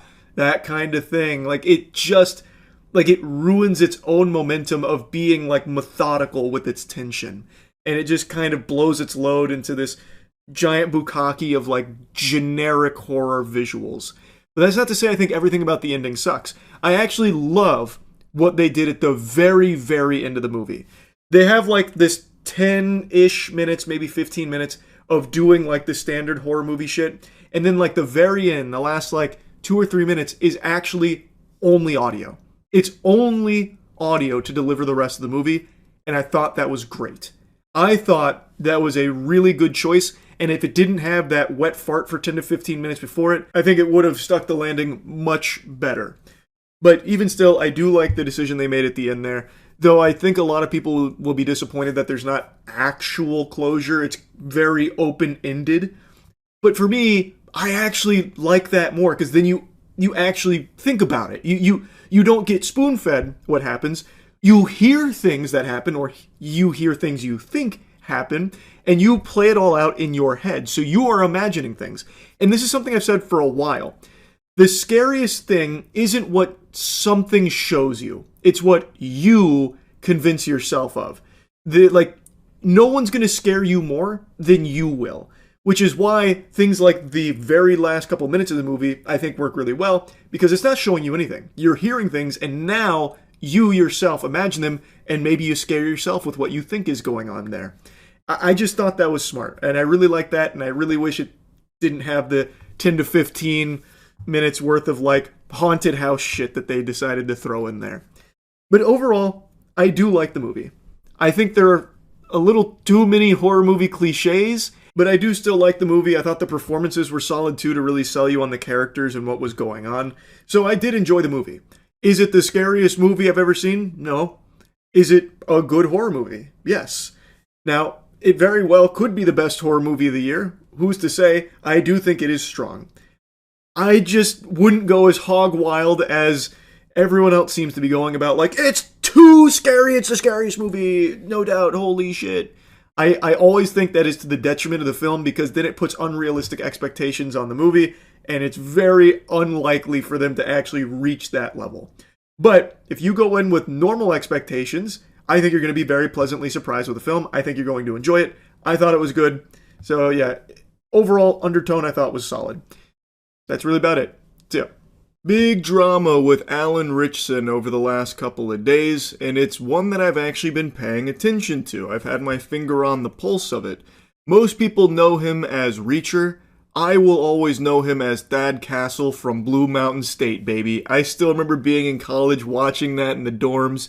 It's nostalgic. Unfortunately, though, he's been embroiled in controversy because some security camera footage was released that showed him beating up his neighbor. Maybe he finally located the guy who shoved his finger up his butt, Thad Castle, out for revenge, and everyone was quick to dogpile on top of him, insulting him, talking about him like he was goddamn Cobra Commander, about how he's unhinged and unsafe to be around. He's a fucking villain of the highest order, a violent, roid-raging maniac. Lock him up. He clearly started everything here on this innocent man.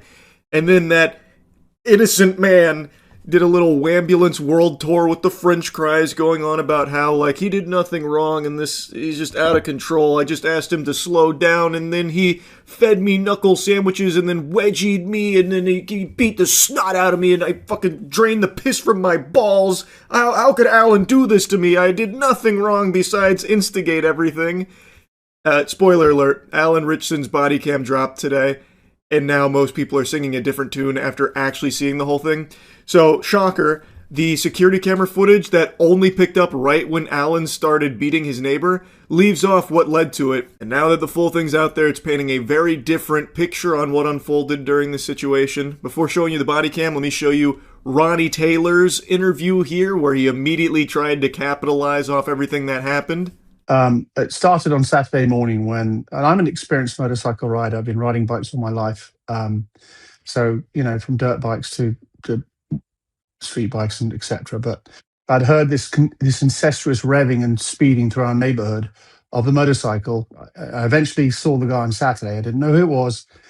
And I sort of like flippantly sort of said, "Guy, like he was quite away." And I said, "Can you just slow it down, please?" Everything that he's vomiting out here, all this spaghetti, turned out to be a load of hooey, which you're going to see in the body cam. The reality of the situation is far different from the fantasy that he's describing here. He then briefly drops his resume on his experience riding as well. But I have to call into question that. I have to get you with the Phoenix Wright objection there. Like, he does have a bike, and you can see it in the body cam. But I have to wonder if he ever even rides it around, or if he just licks the fucking tires clean as part of a fetish or something. Like, that's his experience with motorcycles. Because, like, he talks about them as if he's the preeminent expert on them. Like, oh, based on the sound and all this incessant revving, I knew that he was going extremely fast. I had seen him going extremely fast, this and that. But then in the body cam, you can see how fast he's going. It's in plain view. Alan Ritchson never goes over 21 miles per hour. That's under residential speed limits in most places. Like, around me, it's 25. He's not zipping around at crazy speeds. So, does Ronnie know motorcycles at all? Or was this guy just looking for trouble and now he's out here lying? And then there are numerous people in my neighborhood who caught all of this on Ring doorbells of him speeding through the neighborhood. And on Sunday, when I was cleaning my bike outside my house, he rode past once, twice, and on the second time, I walked out in front of him and I said, "You've got to stop. Someone's going to get hurt." And it escalated quite quickly from there. I did push him because he was coming towards me on his bike. He did it again for a second time. I pushed him a second time. And I think the second time he got off his bike and it kicked the crap out of me. And you can see he hit me in the back of my head. I went to the ground and covered myself. I've had such a shitty day today, and I don't wish the guy any malice or ill will, but We just don't need people riding through neighborhoods like this. And I just decided, I'm take a stand because someone else has to, because it's going to end up way worse than it could. What a patriot. He really did take a stand. And by stand, I mean fetal position on the grass after pushing Alan Richardson multiple times after standing in front of his motorcycle while he was driving in order to cause Alan Richardson to flip over the handlebars, causing an accident. Really, what a hero, Ronnie. So now let's look at the body cam.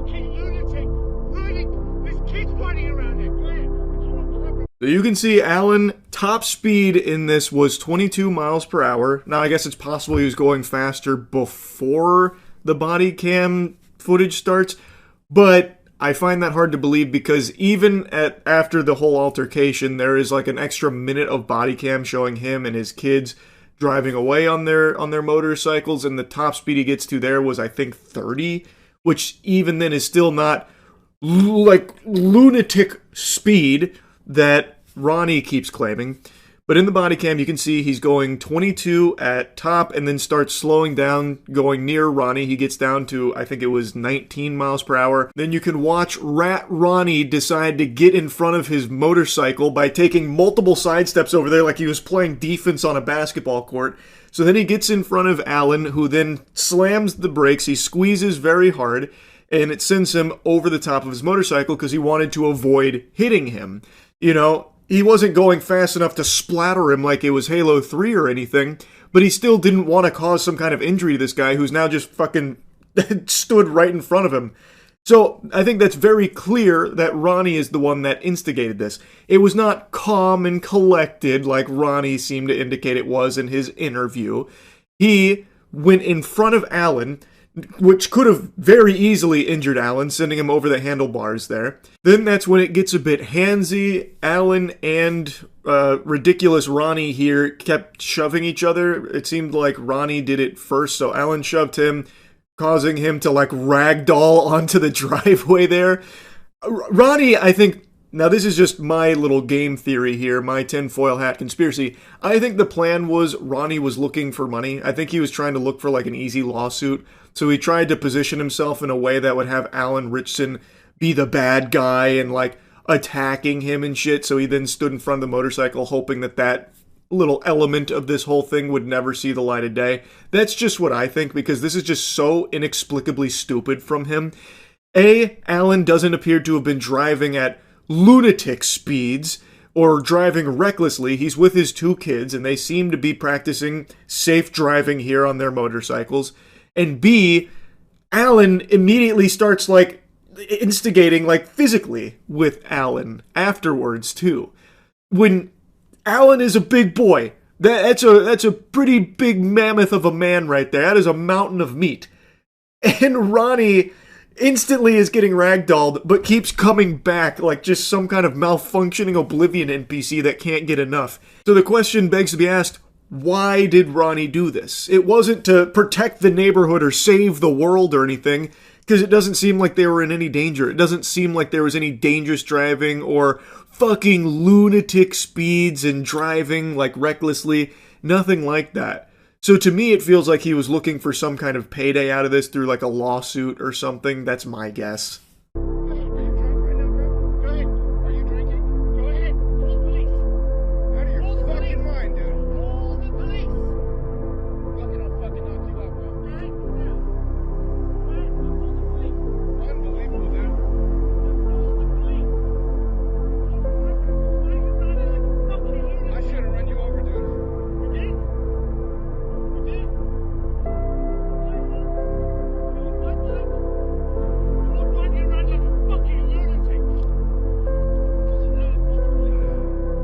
Side note, I hate whoever put this music here. This is so cringe. I hate how in the modern day and age, a video can't just have like real audio anymore if it's a vertical video. For some reason, people just feel the need to put in this kind of trash Facebook music that they find.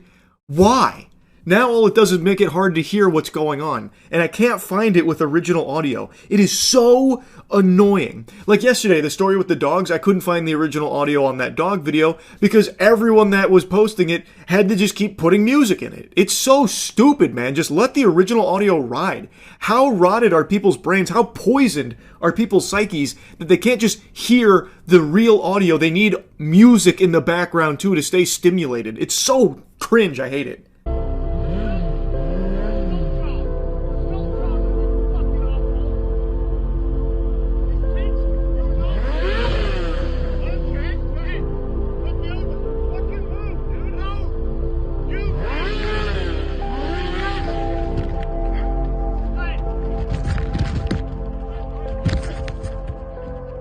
Ronnie keeps following him around saying that he's driving like a fucking lunatic. That is his only dialogue option here. This guy must have like a string on his back that you pull it and all he says is, driving around like a fucking lunatic. That's his catchphrase. That is literally all he keeps doing is saying that. And then when Alan gets his bike up and is about to try and leave, Ronnie then prevents his exit. Ronnie stands in front of him again, restricting his ability to leave. Alan is trying to leave this situation. Ronnie is preventing it. And then Ronnie shoves him. It also seems like Ronnie pushed the bike over as well, but you can see Ronnie also shoved him after the bike got dumped. And that's when Alan pushes Ronnie to the ground and then beats him a bit. And that's where the security camera video starts. So you missed everything that Ronnie did to cause this altercation, and the security camera footage that was surfaced a couple days ago only showed this piece to make it seem like Alan Richardson did everything wrong. It was all his fault. When really, the whole story, the real reality here is Ronnie. Ronnie smelt it and dealt it. He was the one that really caused all of this, and I think he was really hoping that this footage didn't exist. Get out of your goddamn mind. Stay down. Are you fucking stupid? Jesus Christ. That's where the physicality stops. Ronnie does still fling some more words towards Alan, but it ends with Alan and the kids driving off. And like I said, it's not like they start speeding off either. They stay under 30 for the most part. It's only towards like the very end of the footage that they get up to like 31 and then like reach a stop sign or something like that. But even then, there was nothing in this entire body cam that indicated to me reckless driving at dangerous speeds in this area. So I really feel like Ronnie was just fishing for confrontation as a means of trying to get some kind of payday out of it. That's what I believe. And he instantly tried to turn around and like put his name and face out there with these interviews to garner sympathy. And I think that it's been largely unsuccessful now that this body cam footage is out there. So yeah, I wanted to yap about it a little bit. That's really it. So yeah. Since I was a child, I always said two things. I want to be tall, and if I could choose any superpower for myself, I would choose teleportation to be blessed with. I failed on both fronts, but teleportation, I believe, is probably like the most useful superpower. The possibilities are endless. And can you imagine my surprise today when I found out that it's not just fiction and make-believe where you gotta play pretend and it only exists in comic books and anime? There is a real, living, breathing, sentient, flesh and blood human being in this country with the ability to teleport. His name is Greg Phillips, and he is a top official at FEMA. The very first time you were teleported, it was scary in a way. I mean, you don't really know, okay, is this evil? Is this good? What is this? Let me stop you right there. Teleportation could never be evil. That is a divine gift right there. So this is Greg Phillips. He is a very high-level, powerful figure at FEMA who is on a podcast talking about his experience with teleportation. It's happened to him on more than one occasion. I'm unsure who the host is, but she looks like a reptilian doing her best to pretend like she's interested in the conversation. Now, Greg Phillips, though, has got some really strong claims here that give me a lot of hope for the future of our species. If he can teleport, why not me? You know, what do I do with this? How do I deal with it? I was on the phone. Oh my God, what's happening? And I was landed, um, and um, and landed about 40 miles away in a ditch outside of a Baptist church in a little tiny town just where you cross over the border. And it was an incredibly frightening moment. So this is his origin story. To me, this sounds like when the superhero first starts to awaken their abilities and they're unsure how to utilize it. Kind of like Invincible, you know, when he throws the bag of trash in, into fucking orbit by accident. This is Greg Phillips starting to master his gifts here of teleportation. So he's talking about how he was driving, then his car got lifted and teleported into a ditch 40 miles away, and it was frightening him. As it would for anyone. The way he's describing it makes it sound like he's lagging in fucking Grand Theft Auto Online. He didn't know what was happening, but he knew he was teleporting around. However, he says that it's no fun. That's crazy to me, Greg. You're fucking teleporting, bro. That's like the most fun thing that can happen.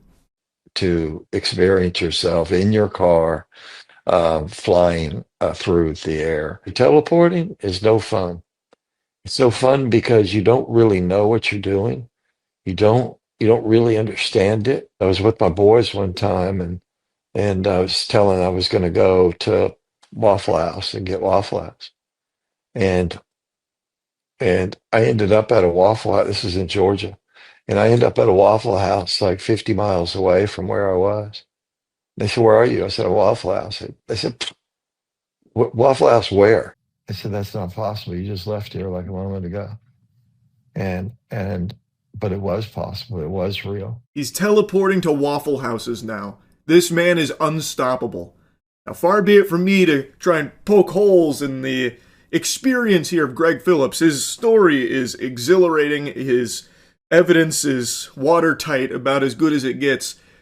But if I may toss out a little bit of a game theory here, what are the odds that he was with his boys and he was blackout drunk and was driven to a Waffle House and then couldn't remember how he got there and just ended up with the conclusion he must have teleported?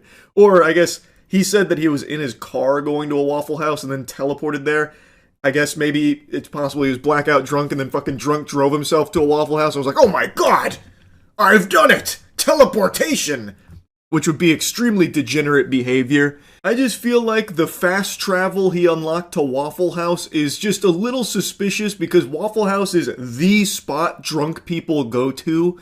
Like, it's moths to a flame. So the fact that he's teleporting to a Waffle House, feel like there was a lot of alcohol involved and he's just forgetting how the journey went. But I'm not the fun police, and I don't know for sure. Maybe Buddy really has been teleporting all over the map. Going to a Waffle House, ending up in a ditch, in your mother's bedroom for a little reverse cowgirl action. Perhaps he truly has achieved the gift of teleportation. And I think him being a director at FEMA now, with these kind of abilities in his back pocket, is a grand slam for America.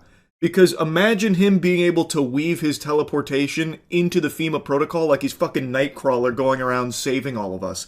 You know, as natural disasters striking somewhere in this country, he can just say, "All right, let's teleport them out. I'm going in." And then he'll go in, teleport us to a fucking Waffle House to safety. Or maybe it goes a little differently and he's like, "Okay, we don't need to send a lot of resources there. I'll just instruct everyone to teleport to a safer location." Because maybe he believes that this is something everyone else can do, not realizing that only he is the chosen one. Now, unsurprisingly, FEMA officials are trying to throw us all off the trail of the world's first X-Man, trying to put the toothpaste back in the tube. This is so silly, it's barely worth acknowledging. DHS, FEMA, and Mr. Phillips are focused on the critical mission of emergency management and ensuring the safety of the American people. Many of the comments cited are taken out of context or represent personal, informal, jovial, or somewhat spiritual discussions made in the context of barely surviving cancer in a private capacity prior to his current role. I'm a little confused on this statement here as it pertains to his teleportation conversation. Now, there were other things that he's been facing hot water for like other claims and stuff that they're probably referring to for like context and all that. But some of them are directly about teleportation, which he was just, from what I can tell, talking about on its own as like an experience that he's had on multiple occasions of teleporting. From what I've seen from the podcast, it wasn't even like a spiritual discussion when it came to that topic. It's not that he was saying, you know, like the Lord was teleporting me to a Waffle House because he knew I needed some dense nutrients from those burnt hash browns or anything like that. And also, I don't think it was about like his cancer battle or anything either, which, you know, I think is a terrible thing. So happy to hear that he's cancer free these days, but I don't think it played any role in this conversation about teleportation. So I think that that's them just trying to rely on people not watching the segment for themselves. I also agree that it is very silly, but I think it should be worth discussing because this guy has a very powerful role at FEMA, which is an organization whose work is life or death for a lot of people in this country. And now you have this guy going on about teleporting. Like, who's to say, you know, as disaster strikes, he doesn't just get whisked away to a fucking Waffle House again. And he starts stomping his feet. Oh, dagnabbit, not again. Back at Waffle House. Ah, I keep getting fucking spirited away over here. I think it's a very important conversation to have because he has admitted to not mastering these abilities. He can't control them. So when we need him most, he might just teleport again. And who's to say he stops at only 50 miles away? Maybe next time he teleports 100 miles away, or even 200 miles away. Maybe he goes off-world, interstellar teleportation. I think it is something that we need to really start considering. And honestly, I think studying as well. I wish he wouldn't just keep the secrets of teleportation to himself. He's teased us about how it's happened to him and how frightening it is, but I want to fucking teleport, Greg. Why don't you just let the government study your abilities so that way we can all learn to teleport and be better for it? Think about how many lives can be positively impacted through the ability to teleport. Even if it is restricted to just being able to teleport to a Waffle House, that can do a lot of good. There are so many Waffle Houses in this country. If we can teleport to them willy-nilly, that'd be like fucking Mass Effect relays for us. That'd be so huge for travel and just so many good positive things that could come from that. So Greg, please, stop being selfish. Please, divulge the secrets of teleportation to the rest of us. Anyway, that's really about it. So yeah. There's a phenomenon where some viewers get so parasocially latched onto a streamer, like more so than a newborn to their mother's titty, that they will actually carve out pieces of their paycheck solely for their favorite streamer. And it gets to such an extreme degree in some cases that some viewers will even donate all of their money to their favorite streamer. And I'm not saying that as an exaggeration. It has happened multiple times. Of course, it's not the most common thing in the world, but the fact that it's happened at all, and more than once, should be enough to have you scratch at your chinny chin chin and go, It's just so weird. A year ago, I covered the story of the man in China who donated all of his money and all of his family's savings to the tune of $550,000 to a streamer just so she would call him bro. Brother, every streamer on the planet will call you bro for free. But he wanted that. It was so special and so important to him that he ruined his life and jeopardized the future of his family just to send all of that money to that streamer to hear her refer to him as bro. It's fucking insanity. Like, it's actually unbelievable. And you know what else is unbelievable? Our cheeky Black Friday sale offer. 20% off of all of our soaps using any creator code. Go to usecheeky.com right now and get the best soap in the universe. Anyway, this is the reason why I'm yapping about this topic again here today. I just read this. A woman in China had donated all of her and her husband's money to her favorite live streamer that she was obsessed with. This one is just diabolical. I just have to talk about this. It is so outrageous. It sounds like it's just a made-up plotline in a Hallmark movie for the sake of conflict, but it's real, apparently. A man in central China has filed for divorce after learning his wife blew their life savings on a male streamer, sending him $94,000 and leaving the family deep in debt. We're going to take a breather here for a second to really let that marinate. $94,000 she sent of her and her husband's money to this stranger who she became obsessed with through watching his streams. This is already very different than the others of its kind because it is a woman who is now donating all this money to a male streamer. because she is obsessed with him. Normally, the meme is like the desperate, lonely, virgin loser is throwing cash and cum at his favorite female streamer's stream to try and get her attention so she'll fall in love with him and be his romantic partner for life, and he bankrupts himself in that pursuit. And while that has happened in the past, this is very, very different, and it is heartbreaking for the husband in this story here. The husband spent 8 years living frugally and funneling nearly all of his income to his wife, hoping to give her a sense of security. This guy was literally living and breathing to try and, make his wife comfortable and happy. So all of his money that he was earning through being very cost conscientious and everything that he was working towards, he was letting his wife hold. But his wife, unfortunately, was viewing this money as the streamer's money that she just had the privilege of giving it to him. Basically, she didn't even view this money as theirs.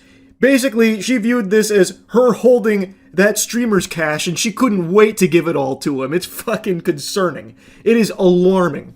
According to South China Morning Post, he saved $163,000 during that time, all of which he entrusted to her.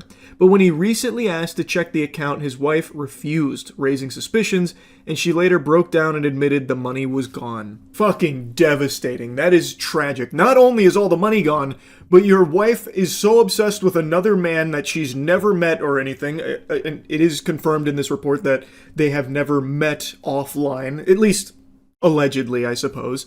But she is so obsessed with another man that she is willing to give all of your money, all of your hard-earned clams that you were entrusting to your wife whom you love and want to share this beautiful future with together. All of that is now vanished because she wanted to give it to some other guy. Now, of course, this would still be tragic even if she was giving it to somebody else for an entirely different reason, like she just really likes Queso's streams and he was struggling during egging on, so she donated all of her and her husband's money to Queso cheering him on. That would still be a universe collapsing moment. But the fact that she was doing it to another streamer whom apparently she was so obsessed with, and I imagine in a romantic way based on how all of this reads, that is just another layer of gut-wrenching. It's just so fucking awful. Out of the 1.16 million yuan, she tipped 670k to a male live streamer she followed obsessively. She couldn't explain where the rest of the money went. On top of that, she had borrowed another 11.2k from online lenders, pushing the family into debt. This is the husband. Lou said he lived in a bare bones rental costing 42 USD a month while sending nearly every spare cent home. His wife has been a full-time caregiver for their child since they married 8 years ago. Yep, she cared more about that live streamer than her own child and husband, putting them all into debt, ensuring that this family was going to have a very hard time raising this child because they now have nothing. She was so fucking obsessed that she sent them into financial oblivion here just for a crumb of attention from this live streamer. It's sickening. It's actually just despicable. I've been saving money on food and expenses and offered all my money to her. However, she gave the money to another man, he told Hinin TV, adding that he felt stabbed in the back and no longer loved her. That sounds about par for the course. That is the ultimate betrayal, and it makes sense that he would fall out of love with her following this revelation. The wife admitted she became obsessed with the streamer. Chat logs reportedly showed her asking him to call her baby, though she insisted they never met offline. With the savings wiped out and 80,000 yuan in debt, Lou now plans to recover half of the couple's common property before filing for divorce. Just crazy. I hope he gets whatever he needs here in order to rebuild his life, because it's basically starting from scratch now thanks to her. I also hope she doesn't get to keep the child. I hope he gets full custody, because clearly she can't be trusted with the welfare of another human being, considering she was willing to spend all of their money on a complete fucking stranger just so he'd call her baby. That is not a mom. That is a terminal gooner. So hopefully, I'm rooting for the husband in this case. Based on all available information, it seems like this should be a slam dunk for him. But man, I don't even know where you go from this point forward in his shoes. That's so fucking tough. It's heartbreaking. And in stories like this, I always wonder if the streamer ever gets made aware of it. I understand there's no obligation for the streamer to like give the money back, but I feel like if the streamer in this case heard what happened and what was actually going on, I imagine he'd probably want to help the guy here, at least in some capacity, right? You would think. Because, I mean, come on, if you boil it down, this is the guy's money that was being distributed like Johnny fucking Appleseed by his wife without him ever even knowing it.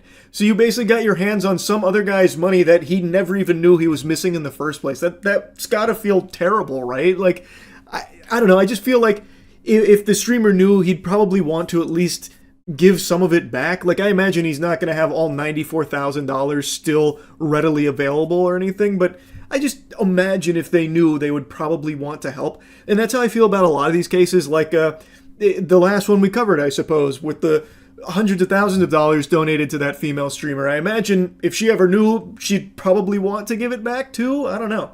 But I never really hear about that happening, so I'm guessing they never even catch wind of it, or I guess maybe they don't care. That's also equally possible. I just have to imagine with that amount of money, you would know a little something about the person donating it, especially if they're asking you to call them baby.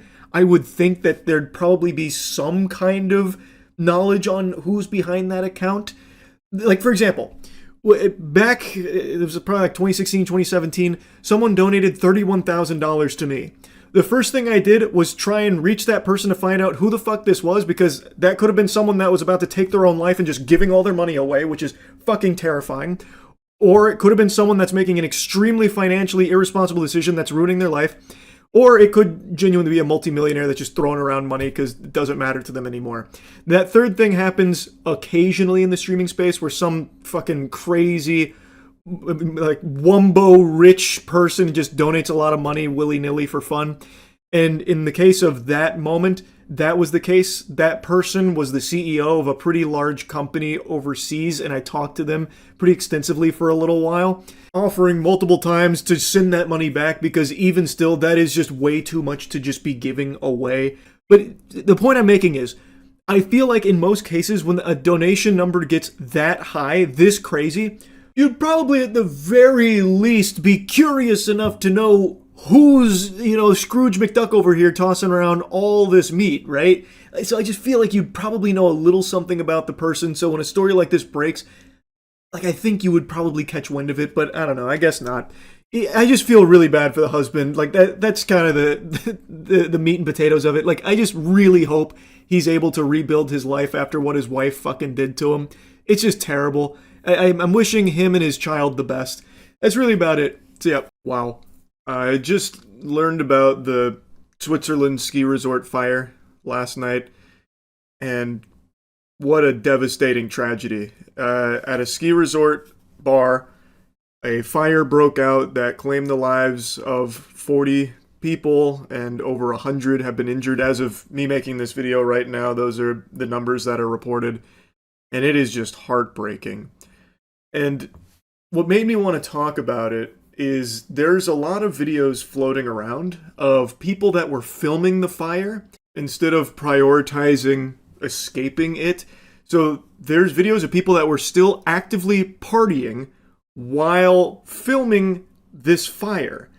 Like, there's still music playing and everything, and people just not taking it seriously. They're busy filming it for social media.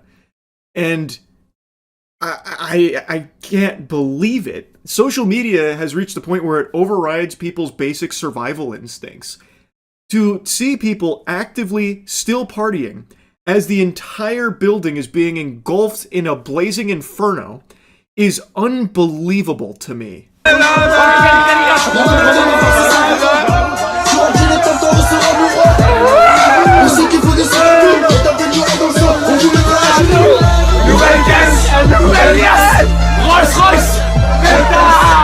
There's multiple videos like this. So you can see tons of people's phones are out here. So you get like a whole 360-degree video of this fire building until it is completely out of control, which doesn't take long. That's how fire works. And then people panicking, scrambling to escape, but for some it was just way too late. 40 people died in this. It's fucking tragic. And I still just can't believe that people would be like filming and partying while something like this is happening instead of escaping or helping others to escape as well. Like, maybe there were people that didn't know this was going on And someone filming could have instead, let them know, like, hey, we got to get the fuck out of here or something. It's so weird to me that we've reached a point where people would prioritize social media updates as opposed to their own life. You know what's a lot cooler than a few handful of likes on TikTok? Being alive. I urge anyone watching this to remember that at the end of the day, social media is not the most important thing in your life. Your life is the most important thing in your life. So anytime there's something like a fire going on, don't think of it as like a potential unique content opportunity. I feel like so much of the world has become incredibly geared towards like content brain 100% of the time, when it just shouldn't be that way. You should always be trying to prioritize your actual life as opposed to like your digital footprint and whatever you do online and all that kind of thing. It's just very, very sad to see this. Celebration in the Swiss Alps shows the chaos as the deadly flames spread at a bar popular with young people and tourists. You can hear the screaming, people scrambling for the exit as the flames rip through the confined spaces of the bar Le Constellation. Swiss authorities say about 40 people were killed and more than 100 injured in the fire that began at 1:30 a.m. The cause of the blaze now under investigation. It's extremely hard to watch that footage. It's gut-wrenching. Now, in the news segment, they mentioned that the cause of the fire was still under investigation. As of me making this now, it appears they have a lead on it. They believe that sparklers were what caused it.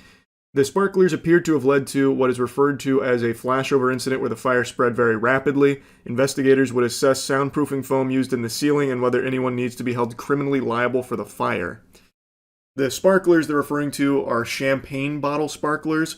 Now, I've seen this picture floating around, which seems legitimate, but in the age of AI, I can never really be sure anymore. But I've seen this in quite a few different places, including actual publications. But even still, I always take everything with a whiff of uncertainty because, again, it could be, phony baloney AI.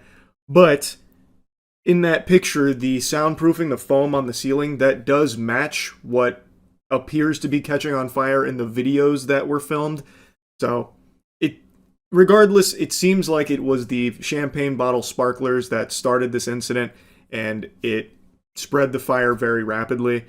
It immediately reminded me of the 2003 Station nightclub fire, which killed 100 people, and the fire started in a very similar fashion where the acoustic foam paneling caught on fire during pyrotechnics. Here, the sparklers caught that foam on fire. Now, I believe the venue should be held liable. Now, of course, I'm not a Switzerland authority, nor am I a fucking fire marshal or anything like that. I am a 5'6" homunculus layman. But I feel like if you are going to be selling champagne with sparklers on top, you probably also shouldn't have exposed, highly flammable foam paneling, where if a sparkler is raised a little too high, it can just cause all of it to ignite. That's clearly a huge problem and a big oversight to be combining these two things. It is a recipe for disaster. Now, I don't know if this was like the first year this bar did the sparklers and champagne thing or not, because if they were doing it previously, I'm surprised it wouldn't have happened sooner if the layout and the materials have stayed exactly the same. Like, that does seem to just be a glaring issue to have that there while also selling sparklers. But anyway, I saw in an article that one of the bar owners said that it's been inspected 3 times in 10 years and it passed the regulations. Again, I'm a fucking idiot when it comes to this kind of thing, but that feels like a very little amount of inspection to be conducted over the course of a decade.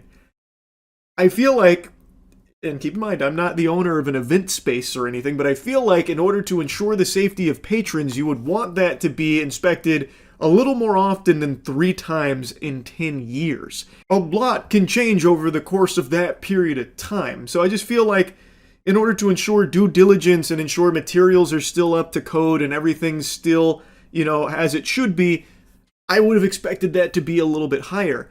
And I've seen people questioning, well, what are the regulations when it comes to this kind of thing there? Like, I haven't seen any reports on if there were, like, sufficient escapes, like maybe there weren't enough escape routes for people to exit in case of emergency. I haven't seen anything about that as of me making this video right now, so there's just a lot of question marks in the air.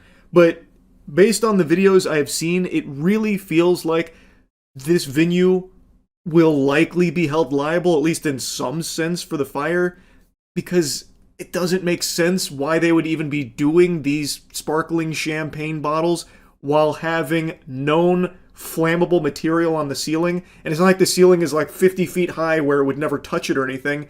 You can reach it by holding the champagne bottle up a little higher than you normally would. Again, at least based on some of the videos I've seen. So, like there's a video of the guy hitting the roof or the ceiling that has fire breaking out on it, where you can see the paneling. He's hitting it while standing with his shirt. So you can easily reach that. So if you're selling sparklers, which can start fires, and you're surrounded by this not super high ceiling that is full of these flammable materials, that's a problem. So personally, I just can't imagine authorities coming back and being like, oh yeah, the venue's not at fault at all. This is actually, totally normal.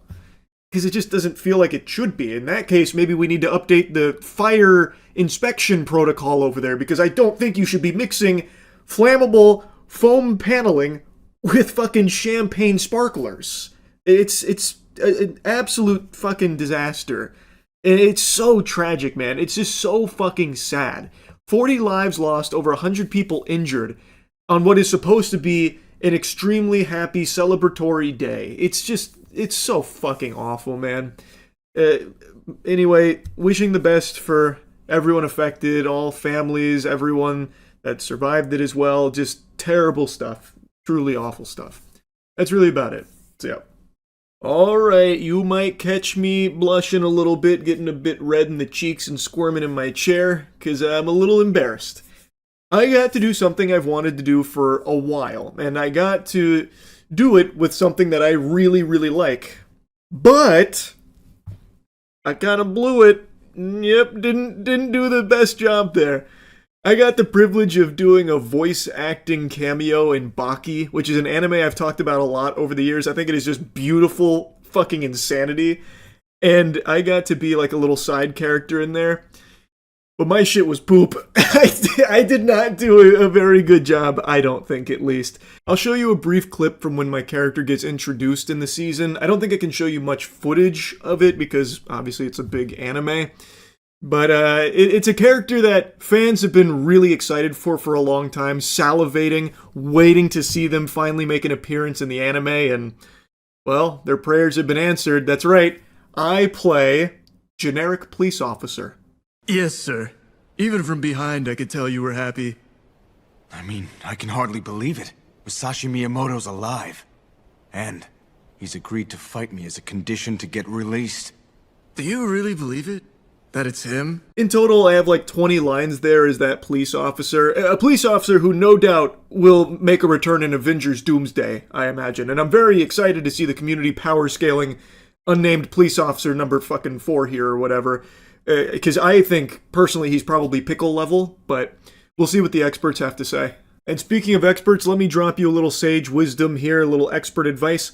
Check out the Starforge Spring Sale we have going on right now. Huge savings on PCs and keyboards. Click the link in the description below.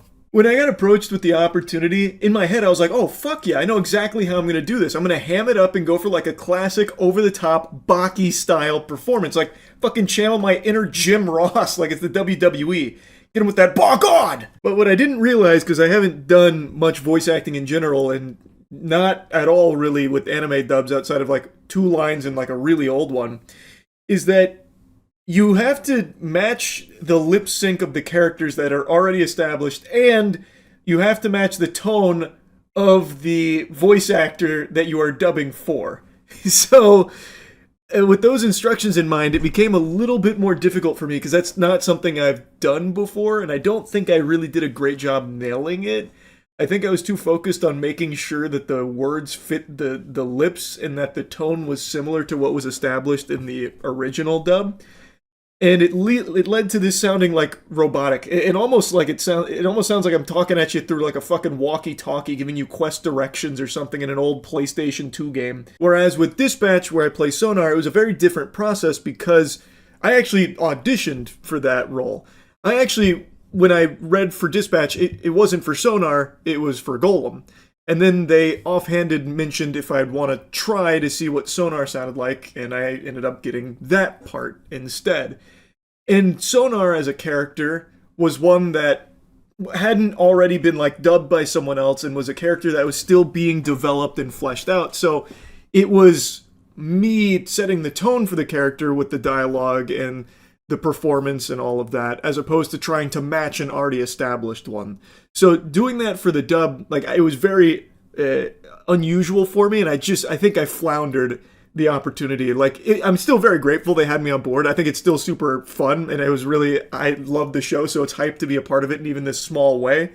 But man, I just wish I had done a better job. Like, I really went in there thinking about to go ballistic in the booth, about to burn that bitch down. Barbecue chicken alert, barbecue chicken alert. Like, I was like, oh yeah, I've got this. I know Baki, I know Ball. I thought I'd be over there giving you like a huge explanation and lore drop around like a character using their finger as a scalpel to remove their own gallbladder in the middle of a fight because it got damaged. And then I'd recount the history of who invented that maneuver. The fucking London commoner named Geronimo Edwards who discovered it while on the road selling swill or something. I really thought I was about to dial in and nail it, and I unfortunately did not. I just couldn't fucking get in the flow state that I really needed to channel. For me personally, I found it significantly more difficult to try and match an already established performance, like to try and emulate that in English, than just performing something yourself as a character. So my appreciation for English dub voice actors, it shot up quite a bit because that shit was pretty tough, actually. Anyway, though, just wanted to yap about it a little bit. I really love Baki, so it was cool to have the opportunity. I just wish I had done a better job is all.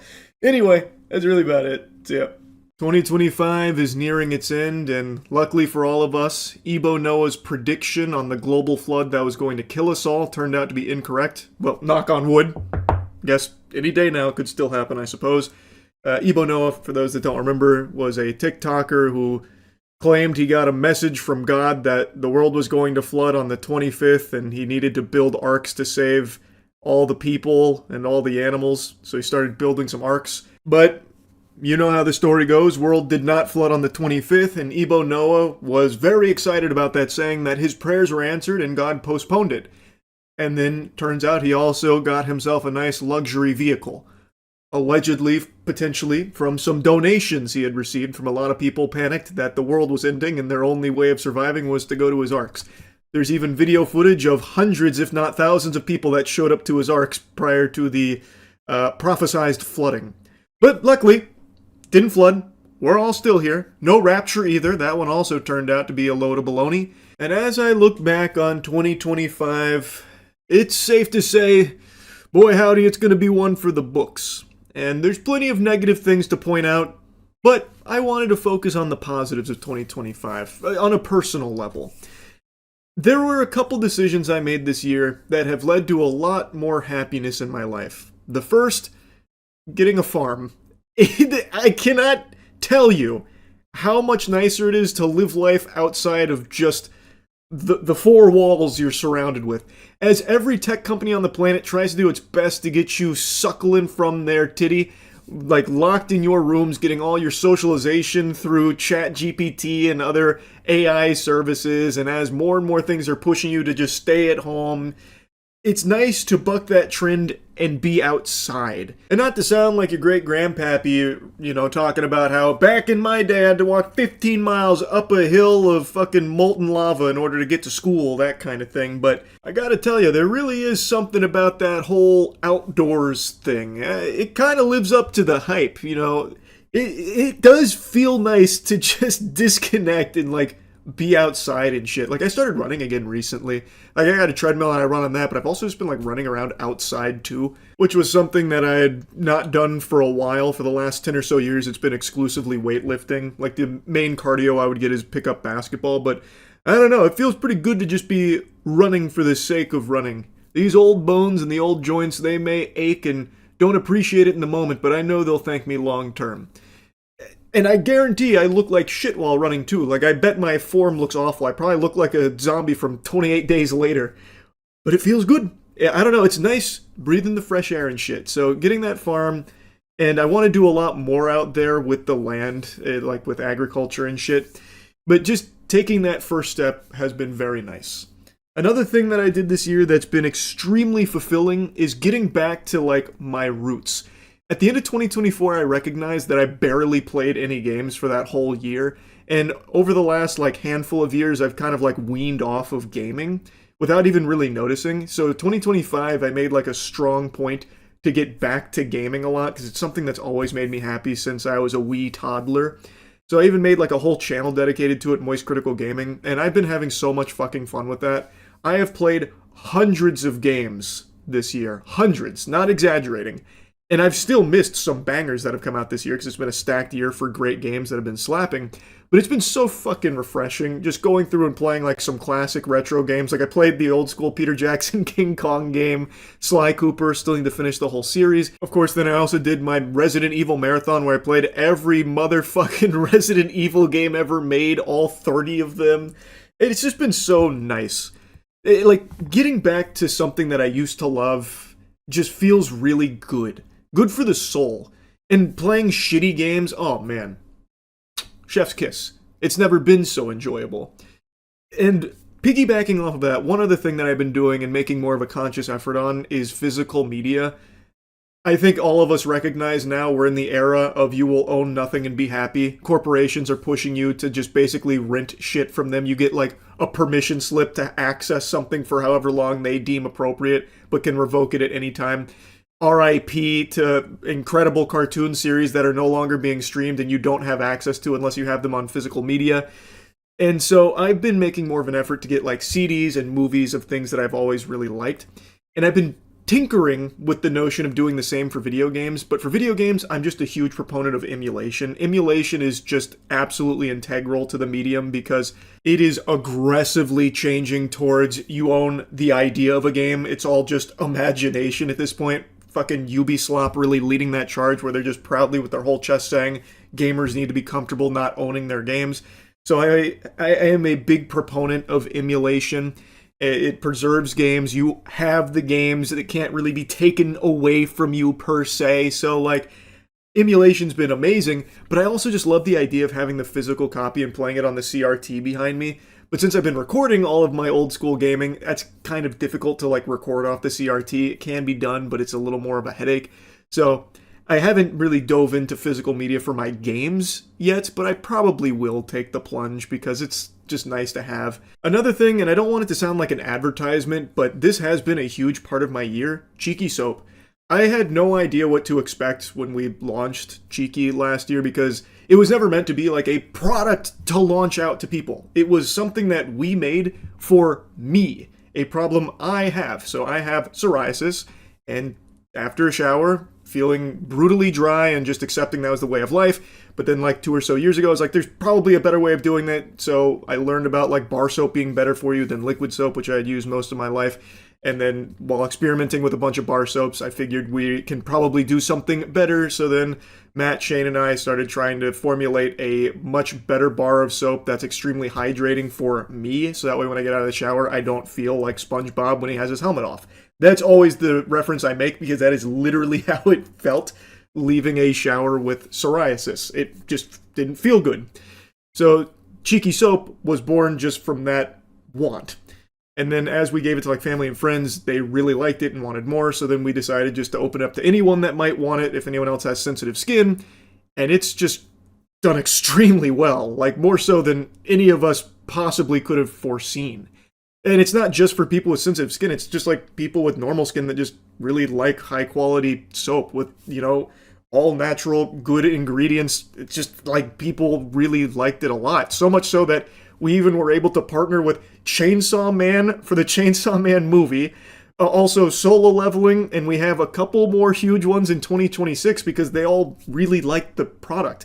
And then like a bunch of content creators that we really liked the product and wanted to work with us. So it's just been crazy with what's happened with Cheeky Soap this year. The one thing that I do want to mention though that I really want to set as a goal for 2026 with Cheeky is doing something about international shipping. It is just a disaster. Like at first when we launched, we didn't even have it as an option because you pay more for shipping internationally than you do for the actual soap itself. It's such a fucking catastrophe with how expensive international shipping is in the current climate of everything going on. All our soap is made here in America, so shipping overseas is not cheap at all currently. And the only way to really solve that problem is to have warehouses overseas that have the inventory there so that we don't have to ship it overseas, but we're not at a size where that makes sense to do that right now. It's very expensive, but I would like in 2026 to be able to eventually do that. So that way, anyone that wants to order it overseas can do so without the crazy fucking fortune you have to spend on that shipping price.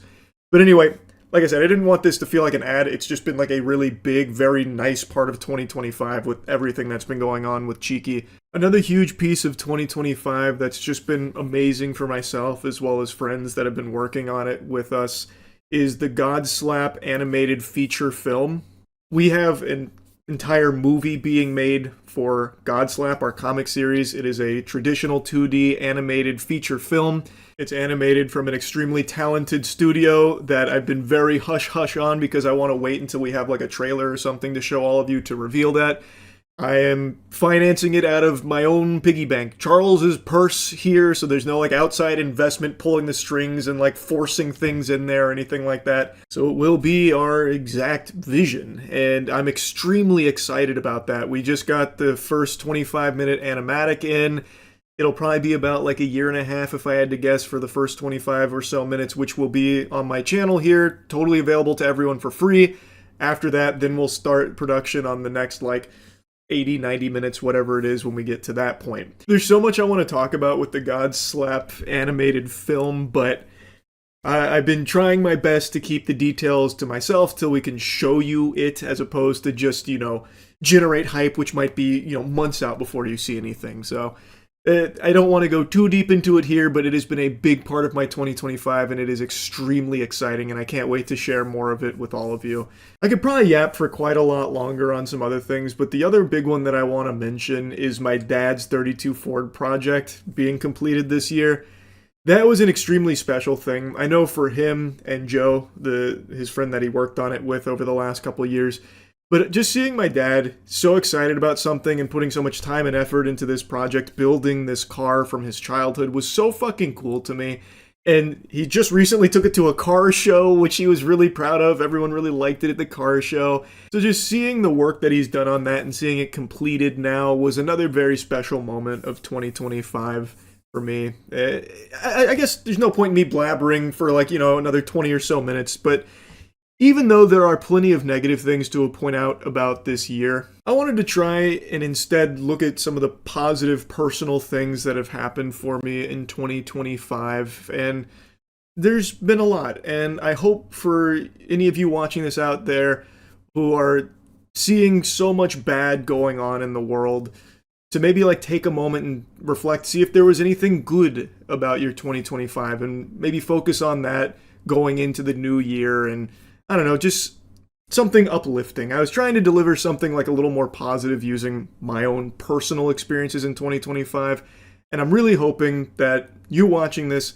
also had some great things that have happened in your life this year that you can look back on positively in the midst of, a lot of not good stuff going on out there. Anyway, though, that's really about it. Wishing you all a wonderful new year. That's about it. See ya. Goodness gracious, this whole fake Jim Carrey body double replacement thing is really gone kind of bonkers, huh? So, Jim Carrey recently accepted an award, a very big, prestigious award in France, and while giving an interview, people were quick to notice that his appearance looked very different. Specifically, his face just seemed very off compared to how it had always looked. And instead of going with the obvious sane explanation of bad Botox and cosmetic work and plastic surgery like everyone in Hollywood seems to do, and there are some botched surgeries that celebrities get that make them look like fucking facial animations from 007 GoldenEye on the N64. Instead of using like the logical explanation, people ran with something a little more extreme, that he had been replaced. They had fucking killed him. The deep state took him out back behind the barn and put him down because he was outspoken about like the establishment and stuff and how like evil and rotten Hollywood is, and he's talked about it quite a bit. So they thought, you know, maybe they came in there and fucking Dr. Robotnik took care of him and now impersonates him here. So they went with this like body double theory, and then a makeup artist named Alexis Stone poured gasoline on that fire, making a bold claim that this was actually a stunt from Alexis Stone.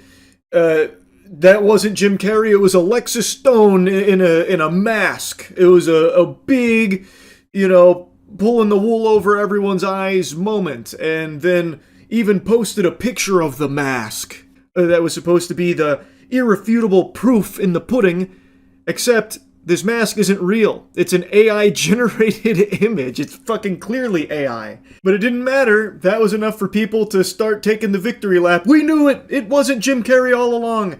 Now we can only pray that he's safe.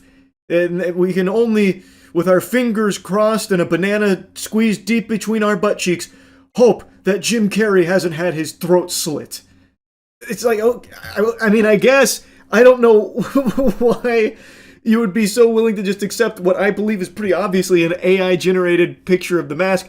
And also, if this really was an Alexis Stone stunt, it would be easily provable by having footage behind the scenes or pictures behind the scenes, but instead the only proof was 2 photos of Jim Carrey at the event and then this AI mask. And people were like, I knew it. Can't argue with the facts right there. Watertight. And then it also came out today. It's been confirmed by both Jim Carrey's rep and the organizer here, like the head of it, confirming that that was actually Jim Carrey. He was even there with like his daughter, his family, like it really was Jim Carrey. So the truth of the matter was, he just got bad plastic surgery done. He's had some bad Botox injected there, like countless other Hollywood celebrities. It's not uncommon or unusual. This shit happens all the time. I can't wrap my head around why this one was so big. I guess because it is so like uncanny, and Jim Carrey has been like outspoken about like Hollywood norms and stuff. I guess it is odd that he of all people would have work done like that, especially like very noticeable work. That is peculiar. But it is something that happens in Hollywood all the time. And it sucks, I mean, but it is what it is. And the links people ran with it in like the most wacky ways were mind-boggling. I saw a viral post about a picture of Jim Carrey from 2006 versus Jim Carrey in 2026 saying, "What happened? This can't be the same guy." I was like, brother, what the fuck? Did you just blow in from Stupid Town? It's been 20 years. He's kind of old now. He's getting older. And now he's like getting plastic surgery done, so yeah, he looks different. But even if he didn't have any work done, he's not gonna look the same as he did 20 years ago. Nobody does. Like, what the fuck is happening here? Now, all cards on the table, I do think there probably have been a few instances where a very powerful person or celebrity has been swapped out for like a body double, a stunt double, like once or twice here and there, but probably not like a permanent switcheroo, but you know, like maybe once or twice, you know, when Howard Lutnick has been in the Oval Office giggling anytime Epstein's name has been brought up, maybe it's actually Epstein in a Howard Lutnick skin suit, like that's the disguise and why he can't stop laughing every time that gets brought up. You know, maybe that's possible. But for something like this Jim Carrey situation, I think it's just so obviously Botox, because we've seen that kind of thing before where someone gets work done and it looks like they're fucking cell shaded out of Borderlands or something, right? Like it does happen. And the way he was like talking and emoting during the interviews, there's no way a mask could do that. There's just absolutely no way. But, you know, maybe you're not convinced. Maybe you think that Jim Carrey's rep and the award organizer are in on the scheme from the nefarious puppet masters pulling the strings trying to convince you that this is Jim Carrey when it's not. You know, that's your prerogative at the end of the day. Anyway, I'll show you some stream clips where we were going over the interview and comparing things and then looking at the Alexis Stone post for the evidence. But I think one thing's very clear. Alexis Stone was just trying to suckle clout from this whole thing, from the virality of all of it. What do you think about the fake Jim Carrey? We talked about it a little bit. I don't think it's actually a fake Jim Carrey, but he had that classic Hollywood work done to him, and boy howdy did it not go well. But I truly don't think that's like a body double or a replacement. I think it looks too close. The big difference is the eyes, but I think that's just bad Botox. Here, I'll pull it up. Receiving their awards, and I was like, I'm dead. And I made mistakes, and I was like a novice, but I felt a lot of love, and I felt a lot of appreciation that I tried. Then I watched everybody talking 1,000 miles an hour up there, receiving their awards, and I was like, I'm dead. This isn't the whole interview, but it's from this clip here. It looks like porcelain skin, looks very uncanny. So people are speculating that this is a body double or Jim Carrey's been replaced. He kind of looks like the villain from Long Legs. Yeah. The big thing people point to are the eyes. Let me show you. Because if you compare the eyes here compared to like every other time, it's very different. But I truly just believe that's the result of bad Botox, because that is a very real thing that can happen. So here's like older Jim Carrey eyes, and here's Jim Carrey during that interview. But that's just like a very real thing Botox does. People also said the eye color changed. Not really. I think he just has a lot more light in his eyes, so his eyes look lighter. I don't really think they've changed eye color or anything. Imagine your plastic surgery is so bad people think you got replaced. I know, man. Have you ever seen a good facelift? They always look like plastic figurines. That's because you only can notice the bad ones. So many celebrities have had plastic surgery and you just don't know it. It's gotta be reptilians, not stunt actor performers. Could always be reptilians, I suppose. That is always a feasible explanation. Look at Alexis Stone Instagram. They did a Jim Carrey mask that wasn't Jim himself. I don't believe that for a second. That sounds more like an easy marketing stunt. Let me see. Who is it? Alexis Stone? I mean, what is this the evidence? Alexis Stone is Jim Carrey in Paris. And then it's just 2 photos at the Paris premiere with no, like, behind the scenes or anything of the mask. If it's a mask, it should be super easy to show that, right? Yeah, there's nothing. There's no further info on it. It's just these 2 pictures from Alexis Stone. I can do that too. I can say I went to the premiere as Jim Carrey and just post this on my Instagram as well. It would be really easy for Alexis Stone to show that this is not Jim Carrey and it's actually a mask. We're going through the entire Panda Express menu, seeing what's best on it. So ranking every Panda Express food item like we did with Taco Bell and the other stuff we did. It's good to be back. I mean, everybody's been asking for this. Yeah, people... Is Panda Express still popular? I think it is. I think it's more popular than ever before. And I'm not kidding. I see people talk about it all the time now. Where? Yeah, where are people talking about it? Yeah, I haven't just like online. I feel like Panda Express with the the malls going extinct has also been on the way out though. Because I don't hear anyone talk about Panda Express. I haven't been to Panda Express in at least 15 years. I was going to say, I haven't been to Panda Express in a long time. It's been forever. And I'm a big like mall Chinese food enjoyer. I don't eat that either, especially after I watched Aaron take the veins out himself. But no, Panda Express is legitimately 15 to 20 years for me. All right, so we got everything. It doesn't look like it, but we do have everything. These are the big platters, so there's a bunch of entrees in here, and these are all the appetizers in one. And then they gave us the nice little tiny packaging. Yeah, I truly feel like this would be us ranking blockbuster movies right before they went out of business. It's like, I think we're so late to this. This is our hit list.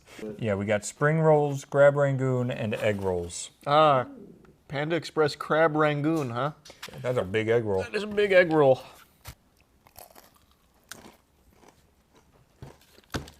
Yep. That's some mall Chinese food right there, baby.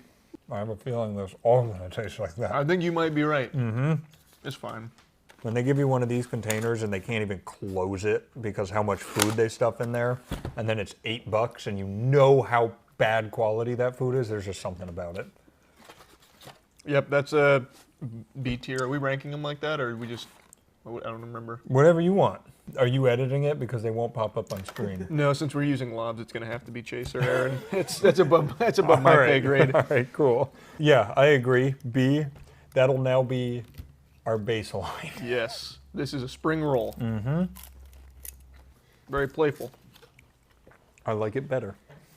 That is I do nice. too. That's pretty good. What is the big difference between an egg roll and a spring roll? I think the wrapping Yeah. and what's inside. It's gotta be the actual roll. Yeah, the whole thing then. It's actually entirely different. All right. That was good. That's an A tier. Mm-hmm. Whoa, wait a second. Panda Express showing out right Is now. there vermicelli in the egg roll?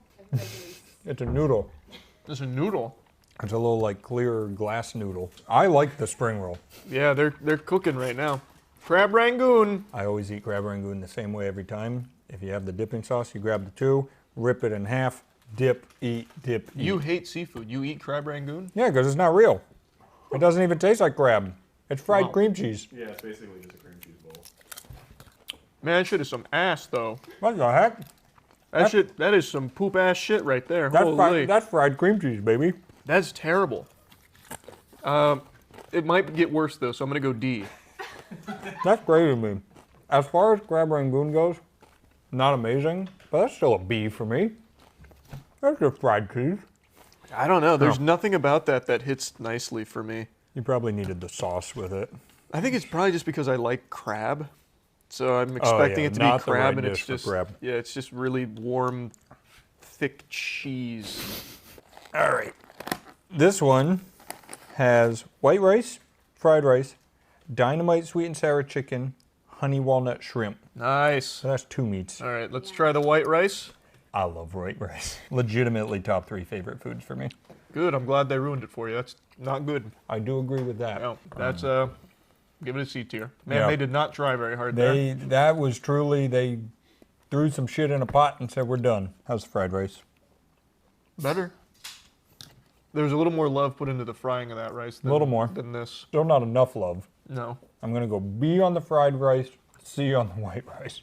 Yeah, I think that makes sense. All right, take a peek in there. That chicken looks kind of good. That chicken does look The chicken good. does look great. So I want to start with the honey walnut shrimp. Yeah, you don't like I want to shrimp. get it out of the way. I will say, I watched something the other day where somebody said this was their favorite food of all time.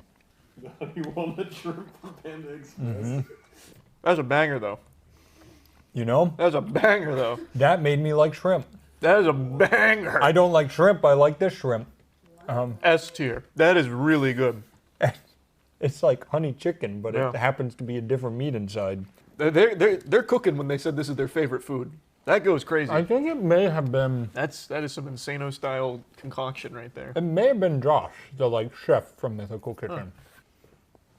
That is really good. It's shrimp. If that was chicken, I'd go S. Since it's shrimp, it's an A for me, which is probably the highest ranking seafood I've ever had. That's such a wild bias that you like it that much, but you're like, not chicken. Well, the secret is it's deep fried and smothered in honey. Yeah. All right, this I'm excited about. Dynamite chicken. Yeah, I don't know what it is, but Oh, it's kind of hot. They weren't kidding.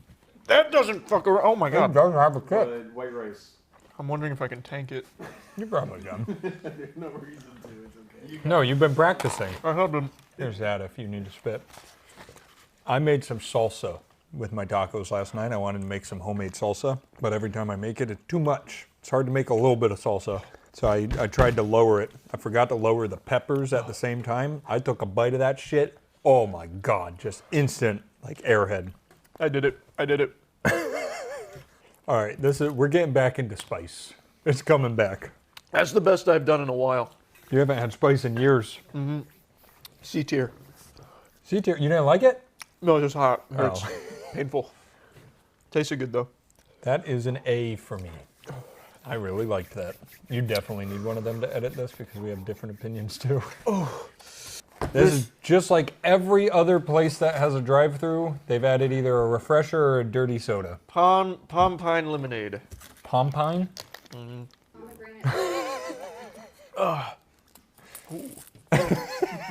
That's good. Oh, the double penetration. That's rare. I was literally about to say that. That tastes like a melted Jolly Rancher. It does, yeah. It's good. It's very sugary. Very, very sugary. I'll put that in an A. Yeah, give that an A. I like that. It's either we haven't done tier lists in a while or Panda Express has come out swinging. It's good. Like it's very good actually. I want to try the watermelon. No, we're done. We're done there. This is why we don't do that. We have artistic differences. Next we have the broccoli platter. That looks good. Those are my kind of chicken right there. That's sesame chicken, I think. We've got chow mein, super greens. I'm assuming that's super greens. Orange chicken and honey sesame chicken. All right, let's start with the super greens. Piece of broccoli. There that goes. What is it? Is that like? I've got the green, you've got the super. All right. It just looks unappetizing. Yeah. Man, those are super greens. Super green. There's some green beans over here too. That's gotta be part of it. Super greens. B tier. I'm gonna go C tier. It's broccoli. I like broccoli. That's fair. Chow mein. Chow mein. Chelsea, there's a chow mein box over here for you. I think you said, I'll have lunch. That's some lazy ass chow mein. The noodles are a little too hard. Very hard. I can feel the noodle in my teeth doing this.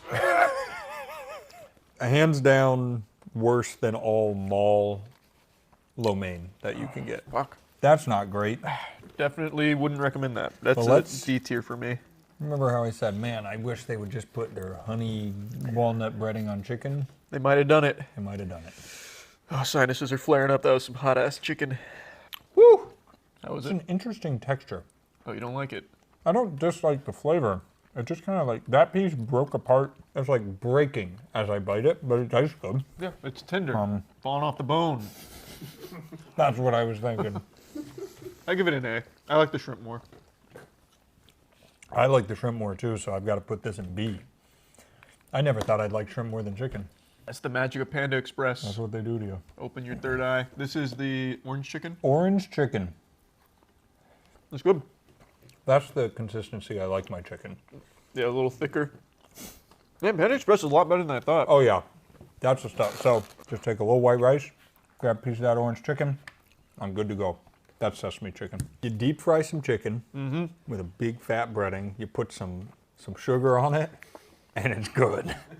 That's crazy. They really cooked with that. You think Panda Express has any of those videos like McDonald's does of their head chef being like, so I'm back here crafting this, and it's like, dude, you're deep fried chicken and putting honey on it.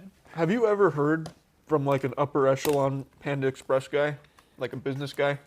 No. Neither have I. Yeah, I feel like every other food business has their CEO or like someone up the food chain. Oh, you mean like, have I seen something from Oh, them? yeah. Even like I thought you meant like, has he ever texted you? I was like, we've talked to a few restaurants, not that many.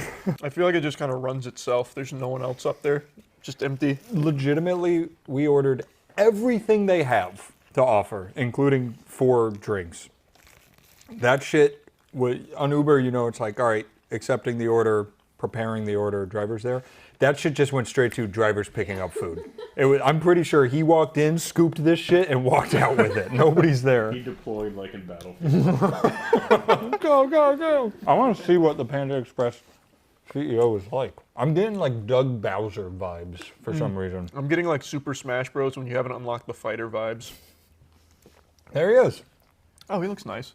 He does. He looks very happy. Oh my God. Panda Express billionaires, Andrew and Peggy Chern. Wow. Billionaires off Panda Express, huh? What are prices like on this? I know we're like halfway, but. So, because we ordered different things, we did the bigger plate, and that was $12.50, and that gets you 3 types of meat and then a side, and you can do half and half with the side as well. It feels like decent value. Yeah. Actually pretty good value. Yeah. And then for we ordered, those are like the small sizes. For sun meat, it's $5.40. So like for the dynamite sweet and sour chicken, it was $5.40. But for like the honey walnut shrimp, that's a little bit more expensive at $6.90 for the small. In these. Yes. Yep. That's a little pricey. But then. one of the platters really is this. So like this is a platter for, you said $12.50? Yeah. That's a good deal. Don't order a small box of meat, I guess. Yeah, just do the platter, I guess. Yeah, that's because you get 3 of these plus 2 sides for $12.50. That's a good deal. And the refreshers are $3.50. Terrible. Just stop buying refreshers. The appetizers are $2.10. Just drink water. Not bad. Yeah, drink water. True, though. Just drink water. All right, what's in this little box? This is the grilled teriyaki chicken. Oh. Whoa. Wow. It's like a grilled strip. Remove the box. Oh, yeah, here. Here, and I'll hold one up for you. There's the front. Wow. Oh, that's a shot. Thank you. This is not how I expected their grilled teriyaki chicken to appear. I mean, that is grilled chicken. I hate that. Or actually hate that. I don't hate it that much. It's rubbery, though. That is I can't stand when they do chicken that way. It's That's like F. that gamey rubbery where like it's falling apart. That piece I just got much better. Is it? Yeah. Do you think it goes Like, try piece by that piece? It's the darker meat is better. That's better. Didn't help. That's better. All right. I still don't like it, but Yeah. you saved it from being an F tier. I'll give it a D tier. I'm gonna go C. Compared to these, just don't buy that. Yeah. Like, Yeah. it's. Yeah. Oh, we are so back. I don't like that. We are so back. I don't like that very much. Why don't we wash it down with a watermelon mango refresher? Did you guys see what the Chipotle CEO said today? Yeah, he said if you want more food, just ask for it. Just ask for it. Brother, when I sit there and for the fourth time say, please more black beans, and they give me 3 beans, I don't want to be there anymore. I think I got in a call with you right after. The last time I got Chipotle, the burrito was so little, and I was like, it's whatever. I'm gonna ring it up. It's $8.50. $14 fucking dollars for a burrito like this big. I got home, called Danny. That's how important it was to me. And then Monique gets home. I'm telling everybody, I'm swearing off Chipotle. I will never get it again. It's finally. I've been saying that for 2 years. Yeah, but that's been about quality. Okay, and now... Yeah, and what do you think that is? That's a quality... No, that's a quality issue. You're getting dog shit products. Well, he didn't ask for That's more. true. I should That's have asked true. for more. Whoa! Yeah, that's very good. Dude. Yeah, I love watermelon juice. Yeah, no, that's very good. So back to shitting on Chipotle. Yeah. Do you think that he actually believes that that's the solution to the problem? There's just no way. The other thing, though, is you know what we all want more of? Chicken or beef, except for Chelsea. Well, no, Chelsea eats chicken now. That's huge. We all want more chicken. I can't just ask for more. I have to pay for it. Oh, is that true? If you ask for like, hey, can you it's looking a little light? Can you toss some more? They're gonna on say there? no. You can pay for double It'll chicken. probably be extra charge, That was yeah. very misleading in his quote that he was like, just ask for more, not like pay us more. Yeah, you can ask Yeah. for more rice, more beans. I also just think that their chicken sucks major ass these days. I don't know how you excuse their chicken. It is terrible these days. It's really not, especially the one I go to. It's just horrible. Oh, here. I'll use your plate since I spit on this one. What is Night and this? day. This is Beijing beef. This looks good. I don't know how I feel about a Panda Express mall food beef. Beef, though. yeah. I think beef always gets scarier. Chicken's definitely more dangerous. Red meat just scares me more, even though it's much safer. Yeah. Is it safer? Well, chicken carries salmonella. Yeah, you can fuck up less on beef. Like, You it's can harder also to eat fuck raw up with beef. and you probably Right. shouldn't eat raw chicken. Yeah. Yeah, but beef can carry prion diseases. Yeah, or mad cow disease. I guess that's a prion disease, yeah. Mm-hmm. Do you eat 2 of them? You guys feeling a little funky He's now? got double mad cow now. No, they cancel each other out. You better eat There's another. not enough brain in there to eat. If we were blind and you gave this to me, I probably would not make a guess that it's beef. No, I don't You think so could either. tell me this is Beijing chicken, and I'd go, okay. It is good, though. Yeah, I give that like a strong B. Yeah, I'm going to go A. Yeah, you seem to really like it. I'm going to take another bite. It is good. I'm a little hungry. I'm going to wash it down with my watermelon mango juice. That's my boy. That's my big, strong boy. This is mushroom chicken. Seriously, guys, you got to try this watermelon juice. That's slop. This is like actual slop. Can you see that, Danny? I can see it. That's big What old is this? What is this one? mushroom chicken. I'm going to eat a mushroom and a chicken. I'm still looking for the chicken. Is it That's good? not bad. I don't know if you've ever gotten Mongolian chicken from Payway. That's pretty but good. It's very similar to that. That's pretty good, actually. No, that's solid. I thought I was gonna hate this. Have you had bourbon chicken from Payway? Yeah. Yeah. I hate theirs. Oh, You I know what like you it. said the best bourbon chicken was the hot bar at my Publix in college. Oh. That bourbon chicken. See? Danny's putting people on the hidden gems too. Yeah, Publix. No one talks about Well, Publix. no, that one That specifically. one specifically. I honestly haven't had it at. I've never seen bourbon chicken at a Publix before. Wait, what are you ranking this? I'm going A. I was going to go A as well. Yep. Wow, I like that. That is surprisingly good. It looks terrible, though. Mm-hmm. This one is the black pepper beef. I can give you another plate. That's fine. We've got more. Black pepper beef. Looks like we got some broccolini. Broccolini. What did I get there? It's a little crunchy. I really don't like that at all. Mm-mm. I don't like that one at all. D. Yeah, that's a big slide backwards. I'll go D with you. Yeah, it's not very good. Also, the broccolini in there, too crunchy. It takes away from it all. It takes away from tasting the shit beef. Yeah, shit beef. Break her in. This is Kung Pao chicken. Oh, I like Kung Pao chicken. Right, It let's was see. more an ethereal question. Oh, wow. Peanuts. The Kung Pao chicken. There's such little bits of chicken. Yeah, these are very tiny compared to their other ones. Yeah, why'd they do that?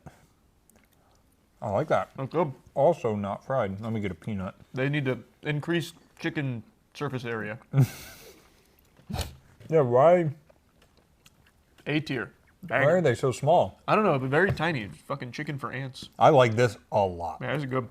I'm going A as well. All right, you want to go into the box? Yeah, into the box. Look at that. Look at the broccoli beef. Broccoli beef. What do we Can't got? really see what I'm getting into now. Is that the beef? Is there beef gray? Well, it's either beef or broccoli, probably. So. Well, that's their beef.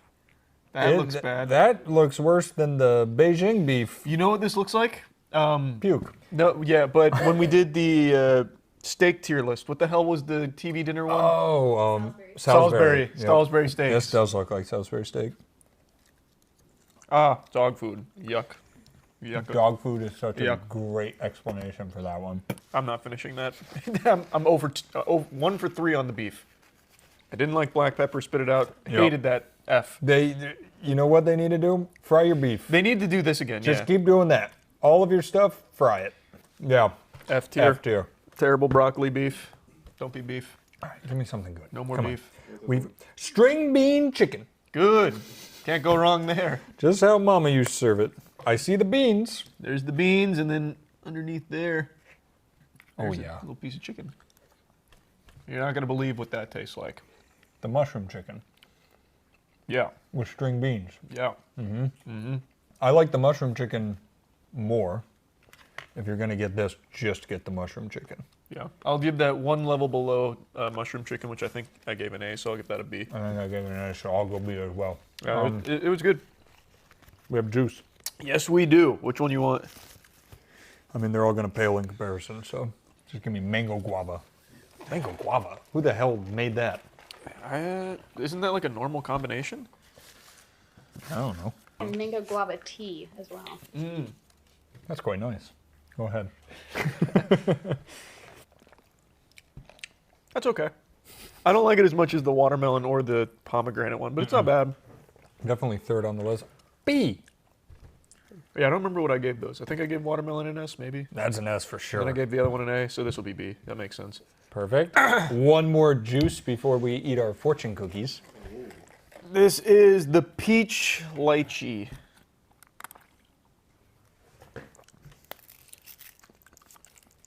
Not bad. Okay. It's not this, but it's not bad. I'm gonna go another B for me. I think I just don't like lychee. When we did the boba tier list, it also wasn't hitting overly hard there either. That's my least favorite one so far. That'll be a C. C? Ooh, what'd you just steal in there? An orange A chicken? little bit of orange chicken. Oh, you little rat. You're taking all the orange chicken. Oh, see? It's good. It is good. Like, I will say, it's got to be one of the lowest quality foods I you gotta can be get. honest, like if I'm ever like, man, I want Panda Express level food, I just do takeout I'm just Chinese. gonna go to Payway. that's what I got. If I have that hankering though for like trash Chinese, I'm just gonna do takeout. I guess Panda Express is takeout Chinese. It's just I'm not going to Panda Express. Okay, stop trying to make me. Eating it or just reading your fortune? I'm just reading it. I don't like fortune cookies. True love is worth waiting for. It's good to know. A great day is around the corner. It's here. That's a real fortune. That is a fortune. Mine is not. Much better than I ever would have expected. Yeah, same. I thought it was going to be pretty ass, but it was good. I probably won't go there, but it's good. No, you won't catch me at the Panda Express, but this inspired me to get some more Pei Wei. Yeah, now I want Chinese food. Yeah. So Pei Wei is not all over the U.S. They only have 130-ish locations, whereas Panda Express has 2,500 locations. Okay. So Pei Wei is just kind of more local for us. Wow. Okay, I always just assumed it was always Panda Express and Pei Wei. I didn't. Pei Wei's good. I get their sesame chicken, man, with white rice. Fuck Unreal. yeah, I'd that fuck shit, that shit up. my God. Oh, I remember you and I went there one time. We were sitting in a booth, super cute. It was like, I've never tried that. I was like, take a little nugget of chicken. Takes one, eats it. He was like, oh shit, it's good stuff. It was so good. It was good stuff. This is now a Pei Wei video. We should have done ranking everything. We should have done. Pei Wei's next. All right, Pei Wei's next. We can do Pei Wei / PF Chang. There was way too much at PF No, Chang. PF Chang's is a separate one. Yeah. Yeah, Panda Express was good. It was pretty good. Yeah, I don't want to shit on it. I don't either. I enjoyed it. Exceeded all expectations except on the non-fried beef. Yeah. It definitely hit above its weight class. Yeah. Also, Pei Wei does not have watermelon juice. They don't. When was the last time you checked? Never. Great job. Keep it up, Andrew and Peggy. Yeah, I think that was their names. Good quality. Yes. Good news for Scream fans, there's a new movie out. Bad news for anyone who likes good movies, it's not a good one. It's here though. Scream 7. The disgust you felt watching me do that is about how disgusted you'll be wasting your time and money watching this film.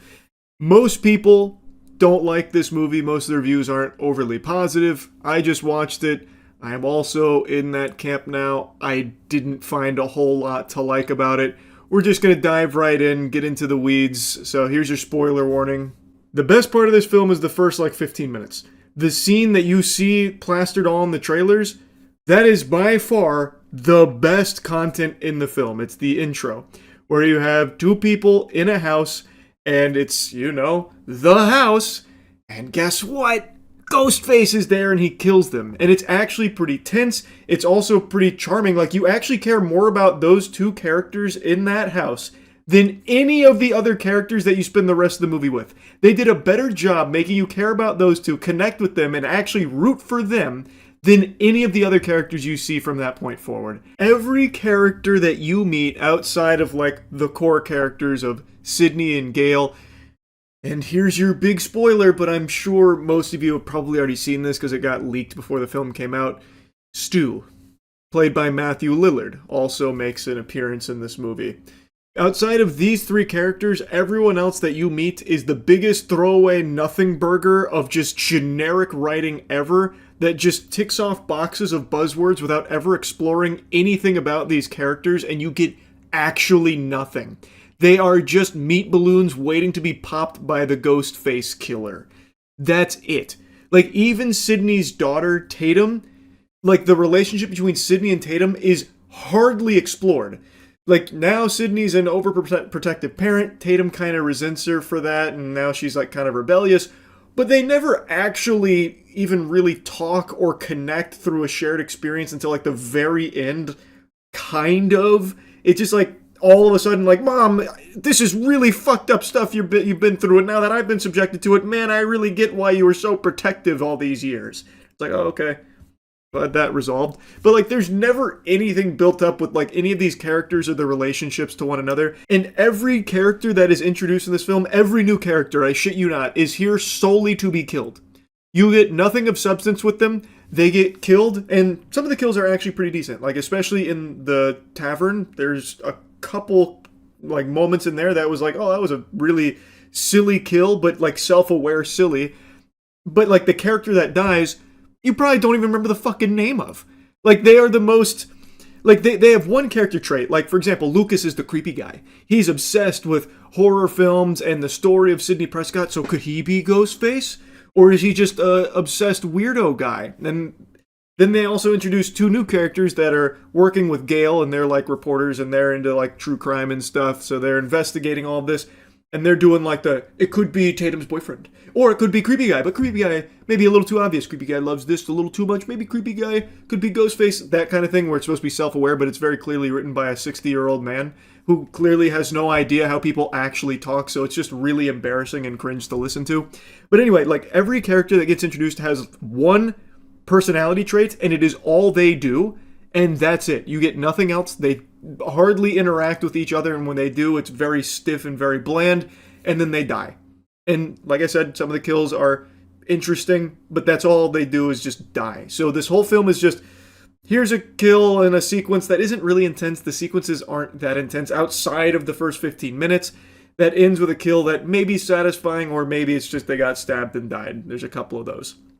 But like, Ghostface racks up quite a kill count here. The KD ratio went ballistic, and yet not a single kill felt like it mattered at all. Because also, the main characters, like Tatum, forget about all of her friends. All of her friends die. They are brutally murdered. And she actually even witnessed her boyfriend getting stabbed to death. And she basically forgets all about it by the time the credits roll, and even drops like a hard one-liner saying, "I'm Sidney fucking Prescott's daughter." It's like, okay. Wow, this was quite a turnaround. What about all your friends and your boyfriend that has all been murdered? Like, I guess, whatever. We'll wipe her ass with that, I guess. It's just crazy how little they actually tried with any character in this movie at all. And I think it's important to have characters that you actually want to see survive. Otherwise, you're just watching a montage of kills and sequences that aren't exactly amazing most of the time, and nothing else. There's really just nothing of substance here. Anyway, though, I mentioned Matthew Lillard makes a return to this film. Kind of. This movie has some baffling decisions. Like, actually, shockingly dog shit ones. So one of the things is AI. And the way Matthew Lillard reprises his role as Stu is, you know, in the trailer where it says, "Oh, I'm not hiding, Sidney, not this time." Well, in the film, he then follows it up with a FaceTime call, and it's Stu. It's Matthew Lillard as Stu talking to her. So then the question becomes, is someone deepfaking this? Or is Stu really alive? So then her and Gail start investigating, and they're starting to piece the puzzle together. They go to an insane asylum because one of the Ghostface killers that they actually were able to kill, Gail hit him with a car, like literally a joke moment where Gail just flattens this fucking guy. They get out and they're like, "Oh, vehicular manslaughter. Didn't expect that today." They just murdered a guy. It was Ghostface, obviously, but they kill this guy, they unmask him, and everyone just goes, "Who the fuck is that?" And it's just some escaped psychotic guy from the loony bin who, I guess, just out of nowhere decided he wanted to kill Sidney Prescott and her family, kill the daughter, kill the husband, kill everyone as Ghostface.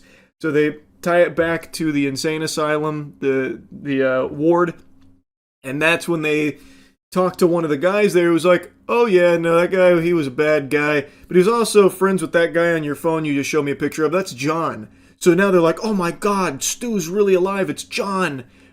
But they're also still not entirely convinced. So Tatum, her boyfriend, forgot his name, Ben? It might be Ben.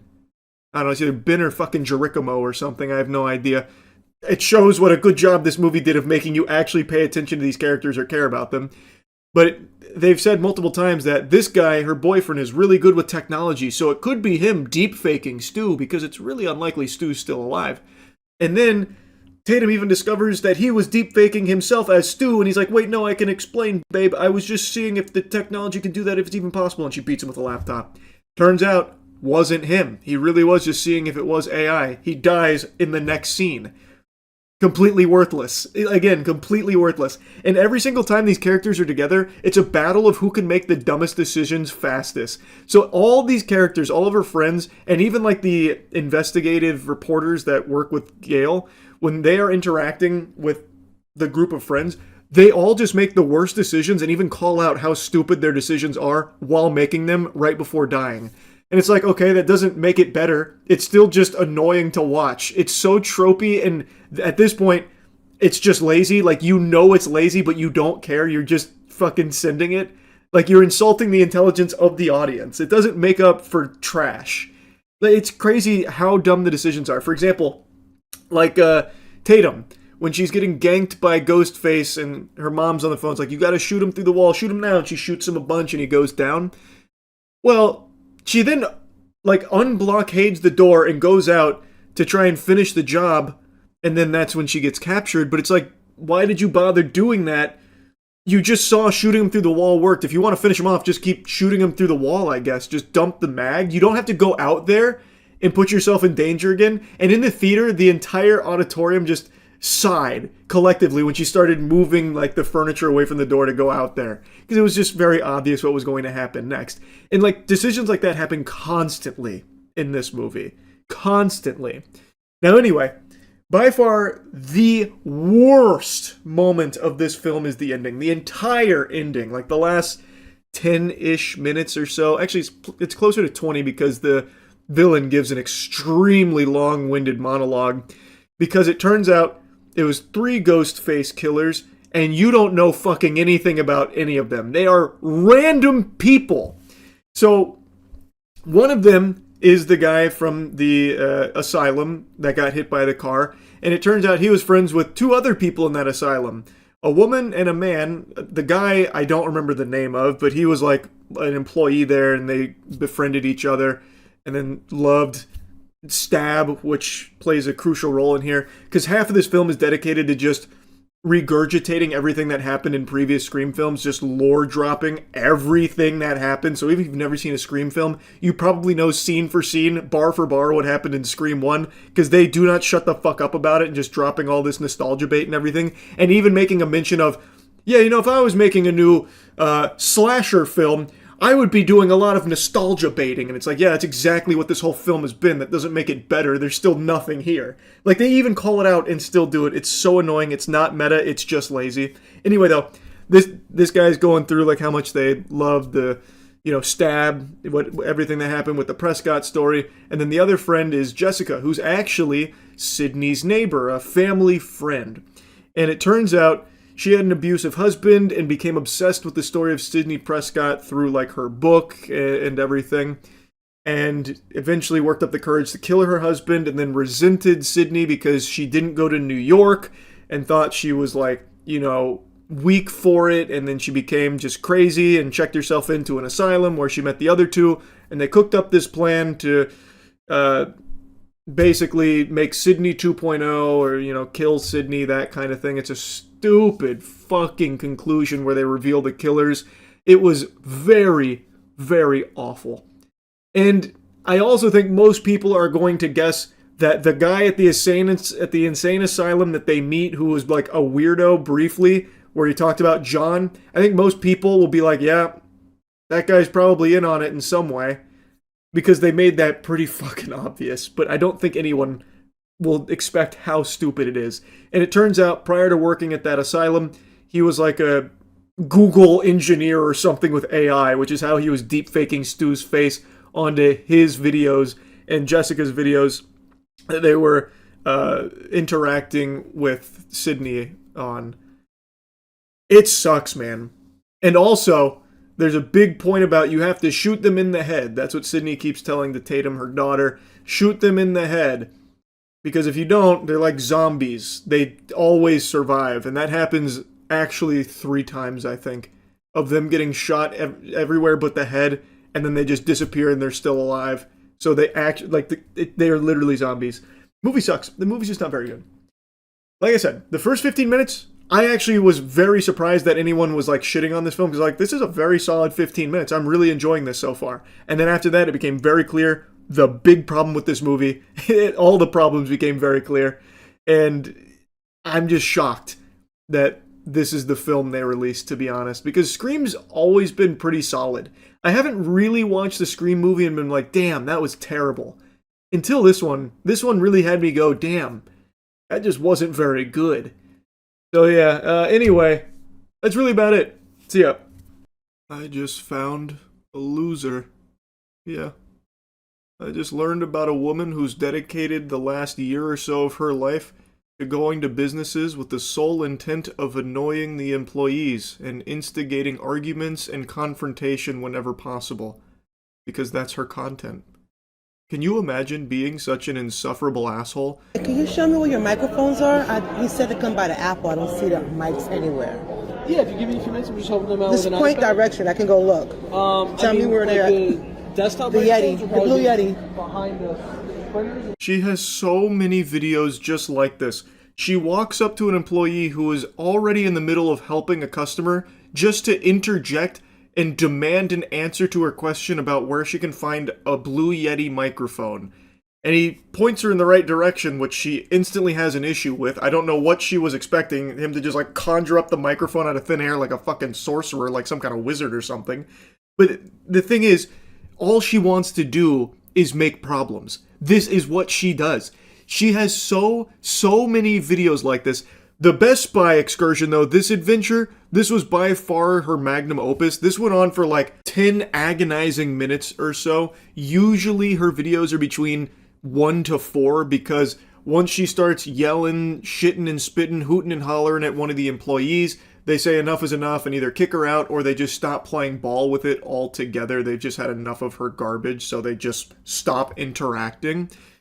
And this one's a little different because she would de-aggro the employee that she starts pushing the buttons of before they have a chance to either get her out of the store or just be like, can you shut the fuck up? I really don't feel like going through a lot of her videos here because they all play out pretty similarly to what you're about to see unfold in this Best Buy, but I will give you an example of how most of them usually end.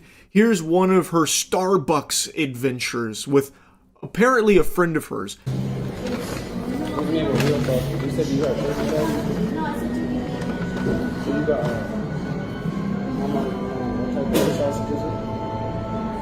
What happened? What happened? What did you sell him? What kind of sausage? He doesn't eat pork, so why would you sell him a pork sausage when he asked for turkey bacon? Do me a favor, we're not going to go back and forth. Just take this back. He doesn't eat pork. You can take this back and exchange it. He asked you to take... She just happens to be filming randomly walking around the Starbucks about, the emptiness there, and her friend apparently had ordered a sandwich and was served something that he was allergic to, the sausage. He doesn't eat pork. The employee seems extremely confused, saying that, no, this is what he asked for. I even, told him, hey, this is what you're getting. Apparently he confirmed that. But now he's throwing a flag on the play, challenging the ruling here, and luckily, the hero steps in. To me, what this feels like is this was a premeditated, nefarious scheme here, Despicable Me level plan to get a free sandwich here. So this lady and her minion, her fucking goober, had this idea of ordering a sandwich, pretending they fucked it up and demanding another one, maybe trying to get a free sandwich out of it or something. It's very odd how she just happens to be filming in this restaurant just moments prior to walking up here. Why is she butting in here? Why is she even entering in this Thunderdome? She has no fucking business here. Yet she does because she wants to assert herself into anything that can be confrontational. So immediately, she cross-body blocks her way into this conversation here and makes it extremely hostile, getting extremely aggressive and combative, no, we're fucking done here. He said to take off the bacon or some kind of whatever you had on another sandwich, and you said you could not take it off, sausage and bacon. How would you know that, crazy lady? You weren't there. Unless this is part of, the script you two rehearsed. You can see she wasn't there. She wasn't within earshot or anything. She was on the other side of the restaurant doing some kind of 360-degree spin around showing that there's not a lot of people there. So she has no fucking idea what was even transpiring over here, but she instead wants to spin this web of lies for the sake of elevating and instigating an issue. Because that is all she does. This is what she does in every single one of her videos, and she has I feel 100 of these. I've personally seen 12 at least. And they all play out similarly to this and the Best Buy one that we're going to go back to in a moment. It is infuriating just watching her do this. I don't know how you live life going through like this, walking the path of the unlovable, unlikable, perpetually alone loser. Apparently she does have some kind of lackey here, some kind of sidekick that she's brainwashed into doing this with her, but it is just so pathetic. He wanted turkey. That's what he wants. He has a pork allergy. Get the turkey bacon instead of this? That's what he wanted in the first place. I'm Like, we are okay with that. We're not okay with, like, bad attitudes. With bad what? Bad attitude. Like, Who had a bad attitude? Attitude is a little bit, like, too much. If you sell someone pork and they don't eat it, I have a damn bad attitude. You damn right. No. Because we have a pork allergy and you can get sick. Order, like, a sandwich. Don't talk about my attitude. Just change the food and let me leave. Let you leave? Goober, you're the one that walked over uninvited and handcuffed yourself to this situation. You're not trapped in there with them. They're trapped in there with you in this unskippable cutscene with this fucking terrible NPC. My god, she sucks. I cannot stand this woman. It is unbelievably annoying and she does it all on purpose for her content. These aren't even people to this woman. These are just things for her to yell at and film to post online to try and make money off of the outrage that it can cause. Hats off to the manager though for standing her ground and calling out this terrible behavior and defending the employee from this woman's bad attitude. I really appreciate that. I think that is great right there. And she's even offering a replacement sandwich, which she's about to take off the table because this woman can't fucking stop flapping her gums here about nothing to make an argument out of nothing. She is offering the solution, which is not satisfactory to this woman because what she wants is a bigger blow-up, so she has to keep poking in order to try and get this manager there, but she doesn't. All she does is just return that bad attitude to her, and that's it, which she hates. I don't want to talk anymore about it. You already messed up. Let me get the fixture and let us go. That's it. I'm not giving any pound if you have this, and we have. I just said, just change the sandwich out and let me I go. will call the security and I will take you out of the store if you continue with this attitude. What attitude are you talking about? Like this that you like have right now. Well, you're the one screaming. I said just change the sandwich. I'm giving you the same attitude that you are giving Miss, us back. I don't know where you come from, but in America, you have to exchange food that someone's allergic to, and that's what that is. He has to let us know. He did. Okay, so like he's very nice. Okay, listen, I don't have to talk to you anymore. I don't have to talk to you anymore. Just fix it up and I'm done. The fuck? You shouldn't be talking to her at all, by the way. You came over here, idiot. You stupid fucking orb of confusion kegeling moron. This video, she actually seems to get pretty heated herself. Usually she's just steaming other people's hams by being fucking annoying to them and treating them as if they are less than her, being very condescending, talking down to them and insulting them. She never really gets like overly heated herself until the end of this clip here where it actually seems to affect her because this manager didn't roll over going belly up just taking this kind of bullshit from this woman because most employees that she picks on, they have limited options in how they can respond to it for fear of maybe having repercussions for their job, like if their manager, you know, steps in and like doesn't defend them. So she gets free reign on just insulting them, belittling them, and just making a huge issue for them for nothing. Just being a huge nuisance, a thorn in their side. This manager, though, however, was not having it, and I think that is great. She wasn't able to do her usual bullying of an employee, and in this case, trying to tag team there with her friend to attack that employee for her video. The manager stepped in and gave her a taste of her own medicine, and she did not like that very much. Anyway, though, that's how a lot of her videos go. The Best Buy one, not so much, because like I said, she bounced around to so many different employees before things bubbled over to this point, which actually makes the Best Buy video that we're about to go back into even more annoying. To the left of the printers. Right over here? Thank you. Took that little second to tell me where it's at. Printers, no microphones. Oh my gosh, this place is a freaking zoo. They tell you to go somewhere here, and I still don't see any microphones. This gentleman tried his best to save us from a fucking disaster. He probably saw the future. He probably had a Sharingan activated and knew the reason this woman wanted a mic was probably to start a podcast, so he sent her on a wild goose chase. He's like, oh yeah, it's probably like over there, like way over there, like outside the store. Like it's somewhere very far away from it. Actually, they stopped making mics. Did you know that? He tried to save us. But she comes over here, cries boo-hoo, calls the wambulance because the mics weren't over there to where he pointed. So now she's going to find more employees to annoy and give them an earful about not being in the right area for the mics. Yo, somebody gotta help me. Yeah, you just stand there doing nothing. Let me get you useful. Hi. Could you do me a favor? I need to find the microphone, the Blue Yeti microphones. The guy said it's over here by Apple. I don't see no microphones at all, not even one. Thank you. Those are the last two. The Blue Yeti. She did it! Mission complete. She found the Blue Yetis. Jackpot. You would think that this is now kaput. Best Buy can wash their hands of her. She's in the area she needs to be. She's got the items right in front of her. What else could possibly go wrong? Those are the blues, the only blues I have currently at the moment. What's the one for $87? It's a Blue Yeti. I don't want the mini. I want the regular size.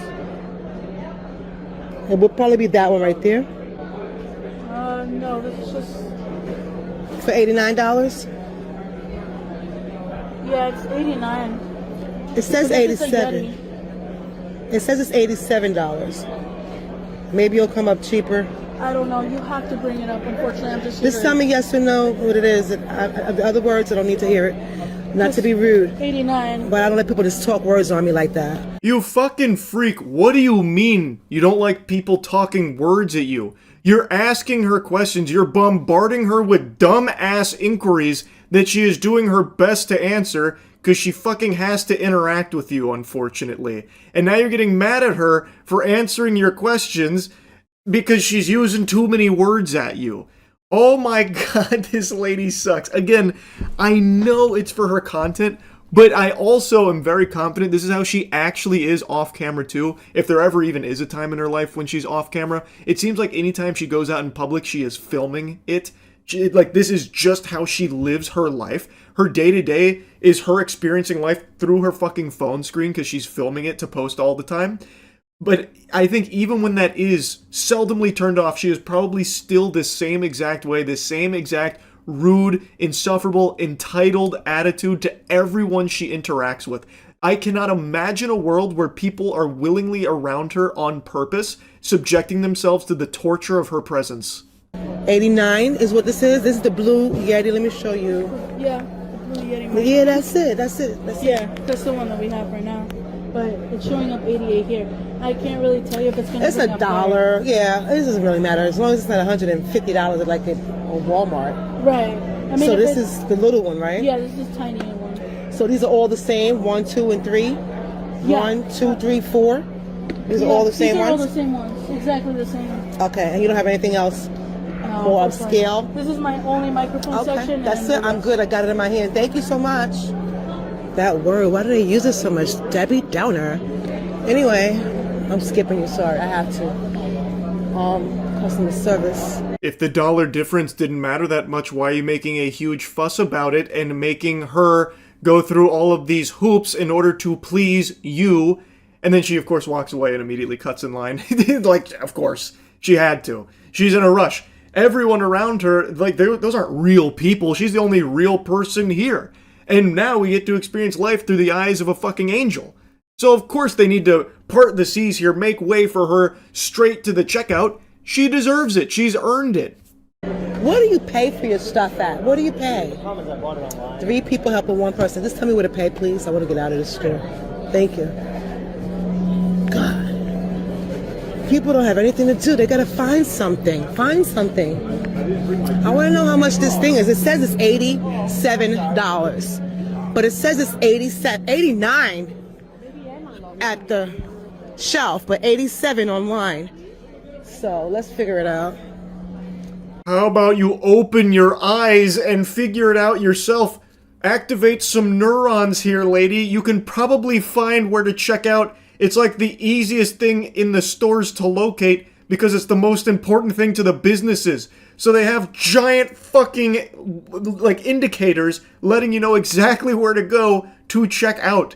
Imagine getting lost, failing the most basic task of going to a store. Okay, let me get some more help. Oh my God, here we go.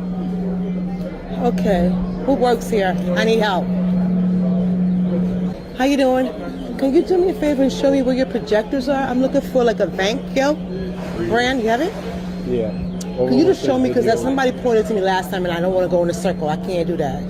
I'm chronic asthmatic, too windy outside. Please show me exactly where we're going. Thank you. I don't shop in here much.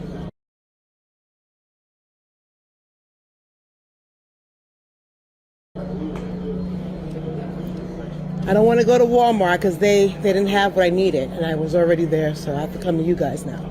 Who asked? It looks like a small, it's a white, these are really big. I don't want a big one. I need a Vankyo, something that's compatible with Roku. Okay. Do they? Let me get someone to help you out with that. Someone that knows about this? Yeah. He went, just left me lonely. He just walked off.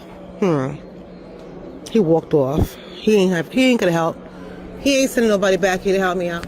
I cut out a lot of her yapping. It's just nails on a chalkboard. She's talking about how, like, the projectors are too expensive. Why would anyone buy it? It has actually only been about 20 seconds since that guy said he's going to go find someone else to help her here. And she's already making an issue about it and wrote him off as, like, just abandoning her.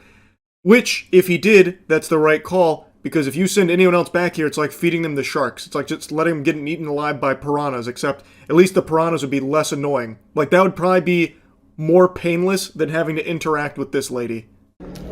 Excuse me, sir. I know you're here to check out. You can't leave. That's your spot, right? No, it's not. I'm looking for a projector that I can afford. These are all like $800 and $700. Yeah. I bought a projector that was $125, but what's up with those? Those are cinematic projectors. Cinematic. The one you bought was probably a toy. A toy? Yeah. But you know what? That toy serves me just fine. It spreads on my whole wall. Sure. And I am happy with it. Sure. He said, sure. Yeah. But I can't. But it's going to foul out. What's that life on that bulb? Stop asking the guy questions. You just said that the one you have you're very happy with, super satisfied with. What the fuck are you even doing? Yapping to this guy, asking him questions about other projectors that you're not even interested in buying in the first place. This is truly a waste of everyone's time and everyone's patience. It's like, I'd call it rage bait if this wasn't her entire life. This is how she lives. Her happiness is built on top of other people's misery. It's truly pathetic.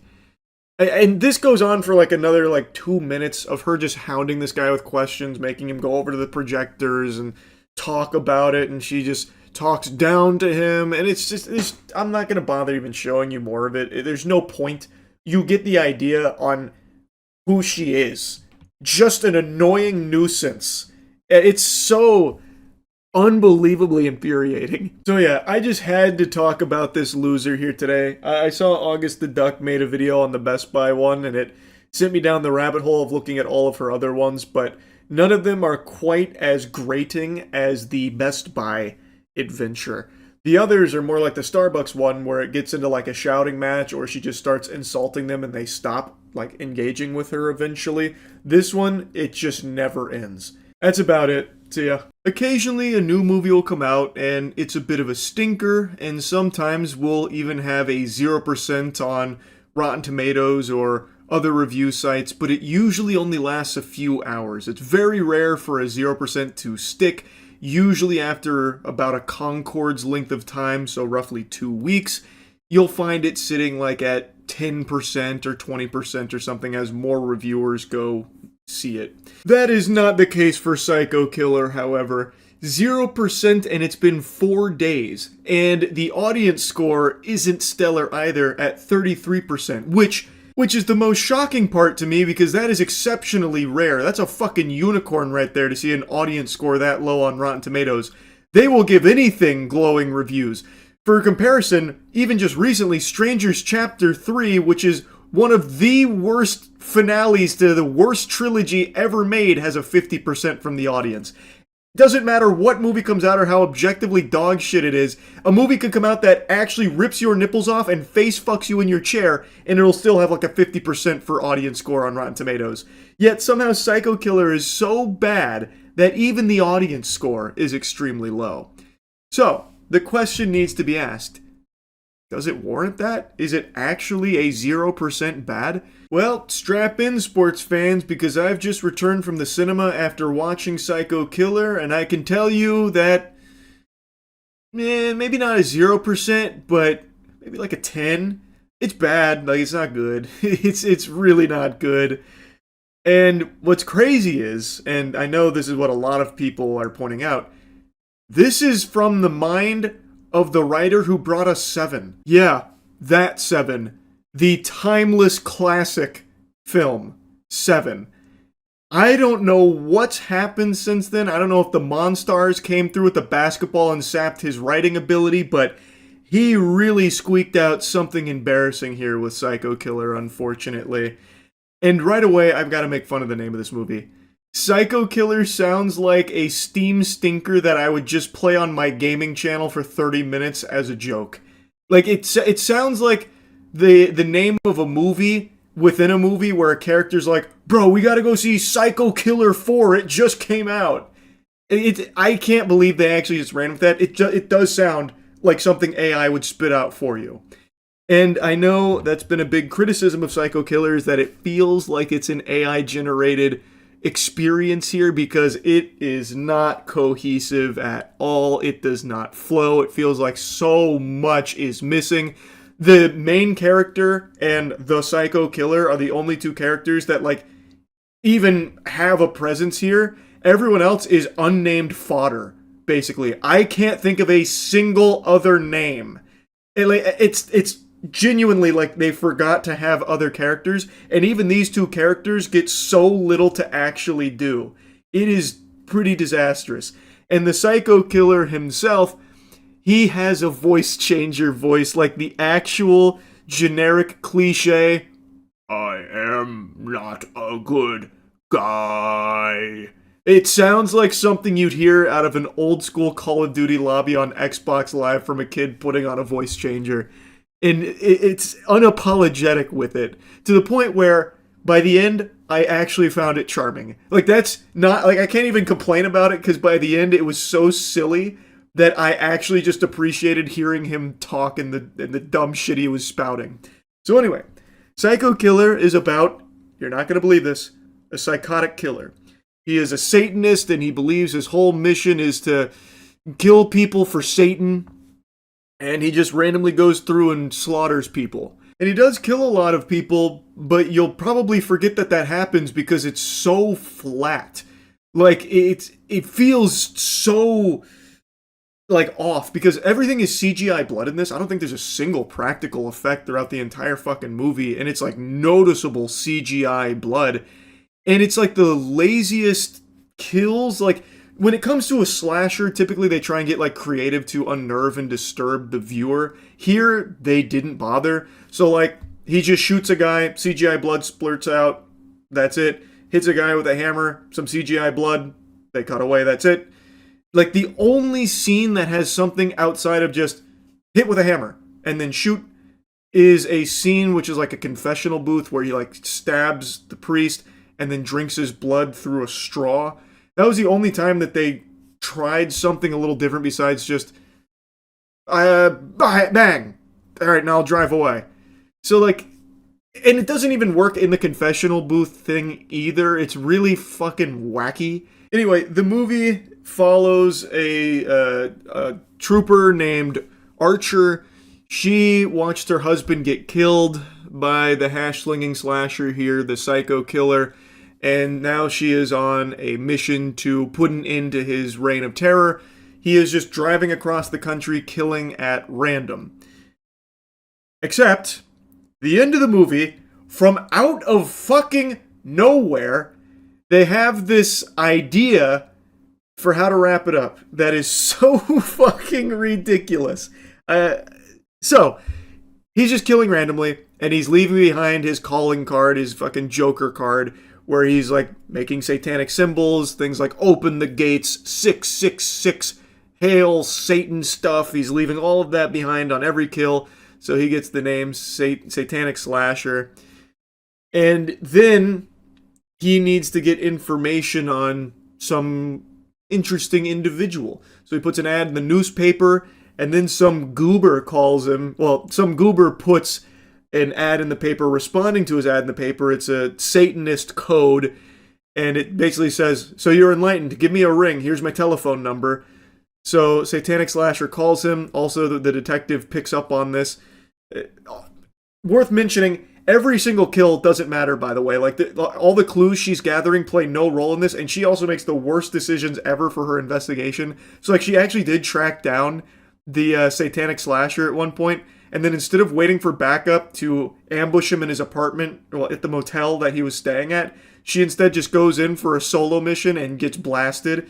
He throws her out of a window, and then the scene immediately cuts to her, like, once again on the road tracking him. This is what I'm saying, where, like, there's no other characters, because she did interact with, like, some FBI guy. He's like, "Go home, this is above your pay grade, you get yourself hurt, it's not good, you go home, you can't take the Satanic Slasher, it's ridiculous. You give me your badge and your gun," that kind of vibe type shit.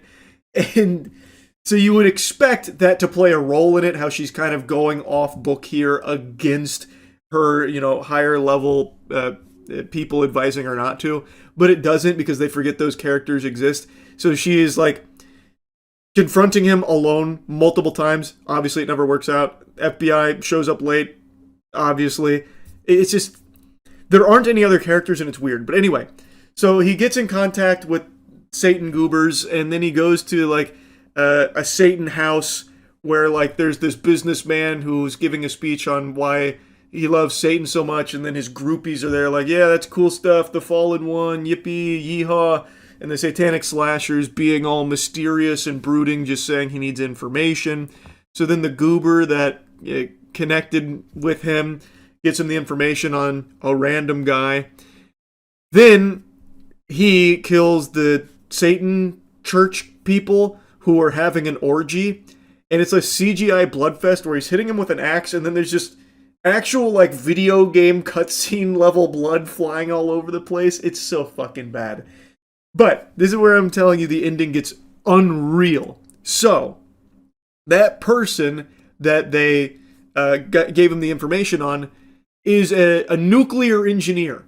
And from out of nowhere, we learn about a nuclear disaster that happened 3 years prior at a place called 3 Mile Island, which had a huge death count, obviously. That was very detrimental to the civilians.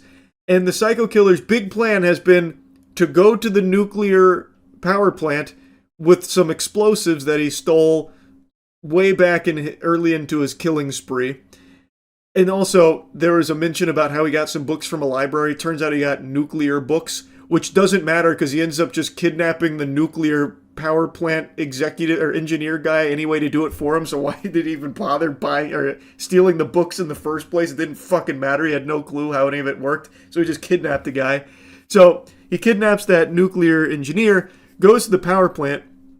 The trooper Archer was able to connect those dots and meet him there after he had already done everything, after all the alarms go off. So after everyone else figures it out because there's something going on, she then shows up. Then Psycho Killer has the guy melt down the core, about to cause a nuclear disaster that they keep saying, "My God, it's going to wipe out the entire East Coast. Lord have mercy on us all." And then one of the security guards is like, "Wait, there might be another way in." And he takes Trooper Archer to a random room that happens to overlook the command center with a sheet of plexiglass, and he's like, "Yeah, that's bulletproof, so we're all fucked, but I guess you get a better view from here." And he just runs away, and then she shoots the plexiglass enough that it makes a little hole. She puts a sniper in there, takes out the Psycho Killer, saves the day. But the plan from out of nowhere became the Psycho Killer is going to cause a nuclear disaster for Satan. And he gives a big, like, Satan speech at the end. Oh my God, it's so fucking cringe. It's unbelievable. And then there's a twist. There is a twist at the end. So, early on in the movie, when she was still learning about the Satanic Slasher, she was flipping through some fucking AM radio stations, and she stumbled across, like, a conspiracy theory power hour where they were talking about how the government is experimenting on mass murderers. So like all the mass murderers are actually like government experiments that they turn loose.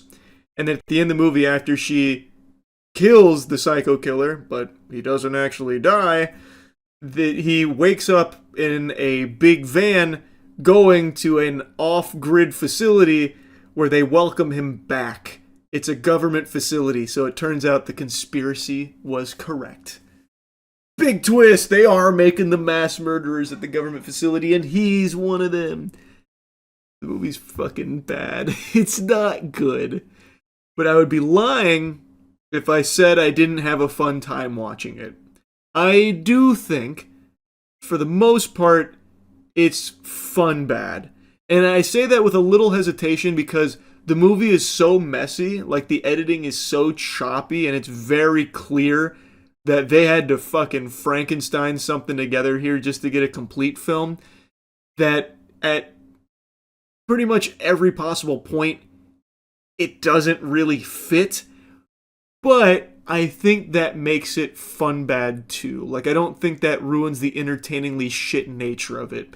Like, it's not a movie I would recommend paying for, because I don't think it's fun bad enough to waste money on. But I think when it eventually hits streaming, it'll be something that you and your friends can laugh at. So yeah, anyway, does it deserve a 0%? Maybe not a 0, but it definitely is a very, very, very, very low percent. Like, I do think that is probably par for the course there. It's just really bad at everything it aims to do, unfortunately. Anyway, though, that's really about it. So yeah. Future! We are really in the thick of it now. I'm 31 years old, and it's got me feeling geriatric. Because I still remember when an interview meant that you had the person and you were asking them questions, either face-to-face or through email or something. You were interacting with the real human being. But that's no longer the case thanks to AI butt-fucking everything and everyone. Esquire Singapore published an AI-generated interview with McKinyu, the actor who plays Zoro in live-action One Piece, because he was too busy to attend in person and he also wasn't responding to their email questions.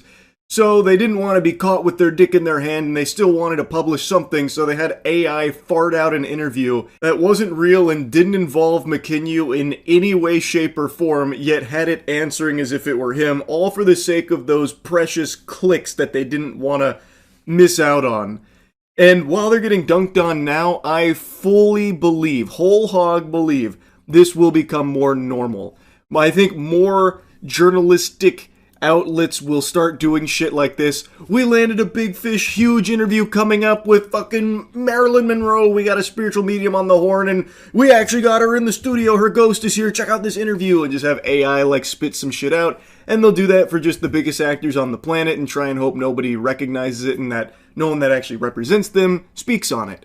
Now, in the case of the McKinyu interview here, they did say that it was AI up front, but they tried to portray it as some kind of noble, creative endeavor that they embarked on, which is so fucking disgustingly cringe.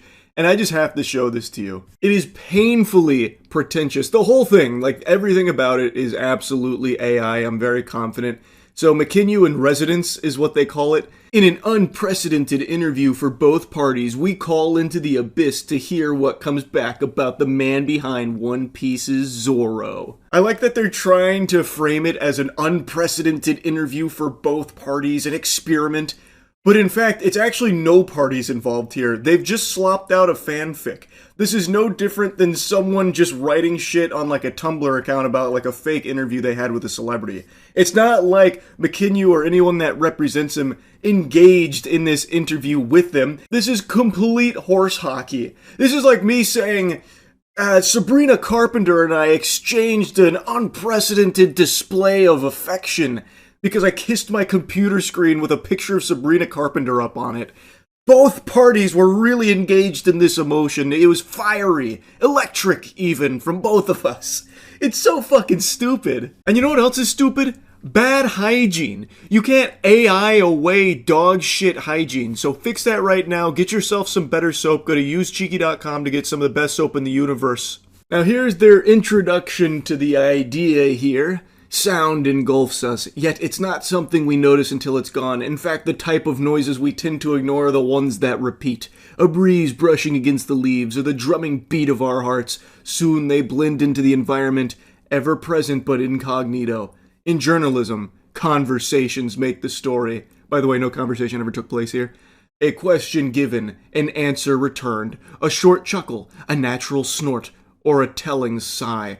And what of a void? How does one relay what was not said? Oh, fucking Shakespearean. ChatGPT really outdoing itself with this one, Esquire Singapore.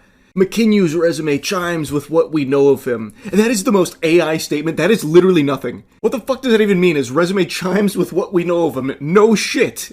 I mean, that's the whole point of a resume. It would be what he has done and what we know. That's like saying, Charles' tax documents buzz with what the IRS knows he owes. It's so silly. It's so fucking dumb.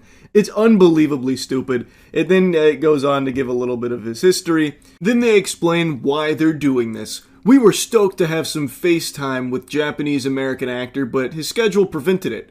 So you didn't have the FaceTime. So we opted for email correspondence. A list of inquiries were sent his way and we waited. The silence continued until it was quickly replaced by a ticking clock as deadlines loomed. See, that's somewhat honest. Hey, we wanted this interview, we didn't hear anything, and we had a deadline, so we made it all up in order to meet the deadline. We had the photo spread, but nothing directly uttered by the 29-year-old. With a driving need for a feature, we had to be inventive, harnessing our creative license. So creative. Hey, Grok, can you generate an interview with Mac and you for my dog shit publication? And then put him in a bikini. Thanks, Grok. We pulled his verbatim from previous interviews and fed them through an AI program to formulate new responses. Are these words we expect from Mac and you?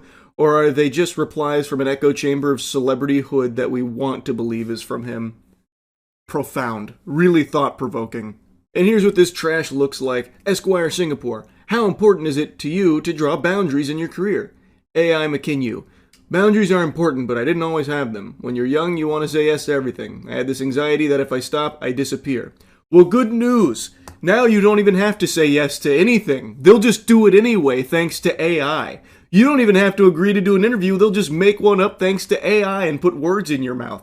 So don't even worry about that anymore. Esquire then tries to dabble in like emotional questions and get emotional responses from the AI here, which is completely fucking useless. And it's always these like cliche platitudes. So like, how do you deal with disillusionment over the years?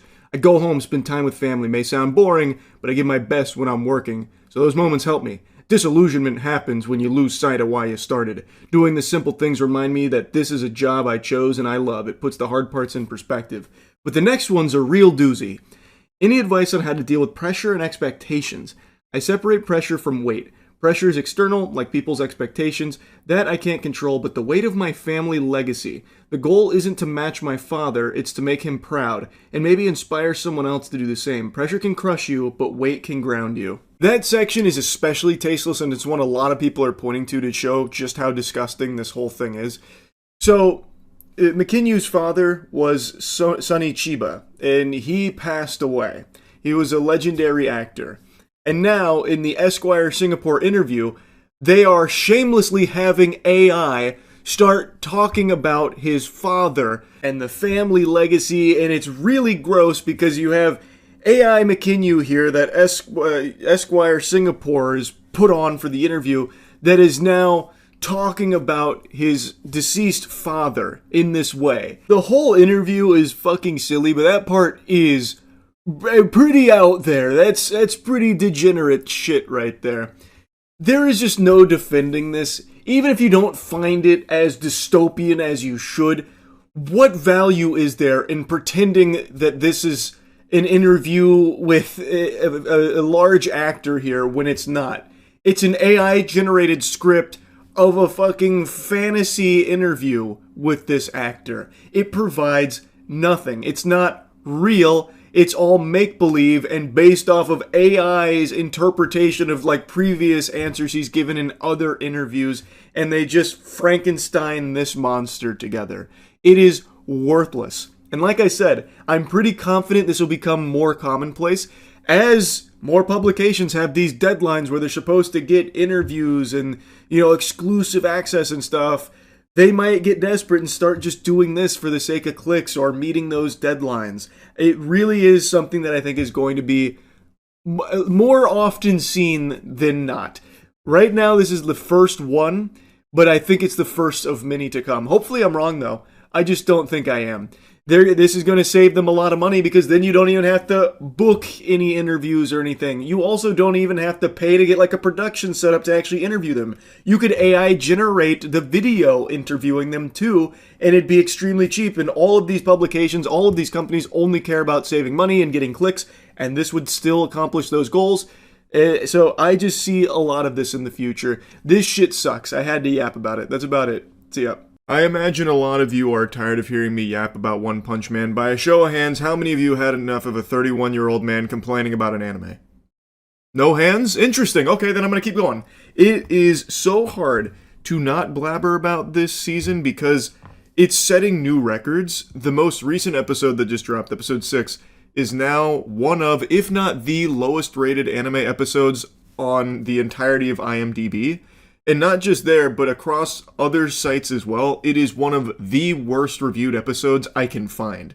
Right now, the most recent episode, Motley Heroes, has a 2.9 on IMDb, which means that it's even lower than X-Arm's debut episode. X-Arm is considered by many, including myself, to be the worst anime ever made. That abomination is an insult to God. It is the biggest, bungus piece of shit imaginable.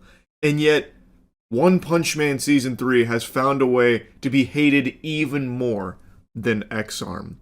And the crazy thing is, I watched X-Arm. I don't know how many of you remember this. I was going through the worst rated anime of all time to find the single worst one ever made. And when I got to X-Arm, I literally just ended that series because I hated it so much. And it actually like blew up my fucking neurons up here to the point where I felt lobotomized watching it. So I called it quits after X-Arm. It was that bad. And yet, I would actually say it kind of makes sense why episode 6 is rated lower than this X-Arm debut. Because at least in X-Arm there is movement. At least you can say you watched an animated thing. You watched something animated. With One Punch Man Season 3, you have to stretch your definition of animation. Because it is entirely composed of still images, almost. And in episode 6 here of Season 3... from what I can recall, I just finished it, there's only 4 scenes that have movement. And by movement, I mean one of the scenes is Child Emperor doing this with his hands. And then the other scene, which has become a big meme now, is King walking into the room, and he literally walks into the room like a fucking Five Nights at Freddy's animatronic hitting some of this. I thought we were about to witness him do a JoJo Siwa's dance move or something. Like, that is the level of animation you're getting with One Punch Man Season 3. So... like, to me, while it is probably exaggerated to a certain degree, being a 2.9, X-Arm being higher in this regard, I kind of agree with it. At least X-Arm moved. There was, like, shit going on in episode 1 of X-Arm. Like, there was a fight and everything, and characters moved, which is a lot more than you can say for One Punch Man right now. Not only that, they fuckify themselves where they have, like, some very cool stills, or at least they did in some of the preview and promo material they had. Like, some decent stills. That was, like, the one thing people were latching onto like a baby to their mother's teat about Season 3, about some cool stills.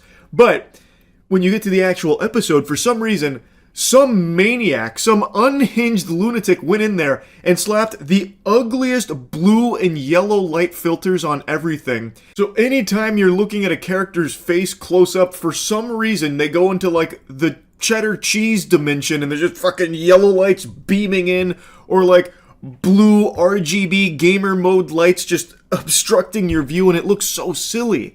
And like another big meme moment from this episode is how they fucked up Fubuki in one of these stills where her face is, it doesn't even look like the same character. It looks like one of those in-between frames from Naruto where someone's face gets like all fucked up where it looks like the Babadook or something like that. And that is like a full still that sits there for a minute. Like, a minute is exaggerating, but it sits there for a while.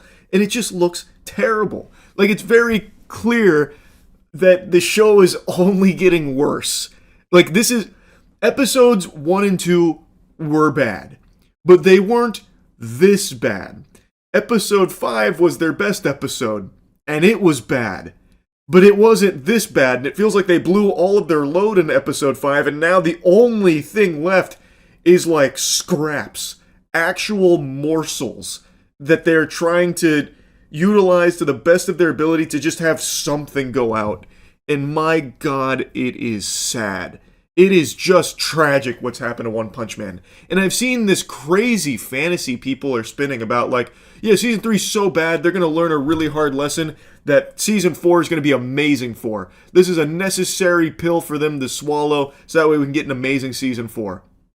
Buster, there's no season 4. This has been a catastrophic disaster, and once season 3 is done, which they should just close the book on it now, just stem the bleeding. There's no reason to even finish the scheduled episodes. Just let it end here. It's not worth it. But once this is over, there will not be a One Punch Man Season 4. Not unless Bandai sells the rights to someone else. They've shown that they're not willing to put any resources into developing a very high quality One Punch Man season anymore. So, now that this hasn't done well and it's been embarrassing, they're just not going to touch it again. There won't be a season 4 unless for some reason Bandai has this big eureka moment where they're like, what if we actually tried to make it good? And then decided to after this. But I don't see that happening. They're just going to wash their hands of it and be done. It seems like that's exactly what they want. They tried to make something extremely cheap expecting fans to swallow whatever shit they farted out, and it didn't go over well. Their gambit didn't pay off. The only franchise that's able to get away with spending $0 on a beloved IP and still having the community lick the sweat off of their gooch is Pokemon.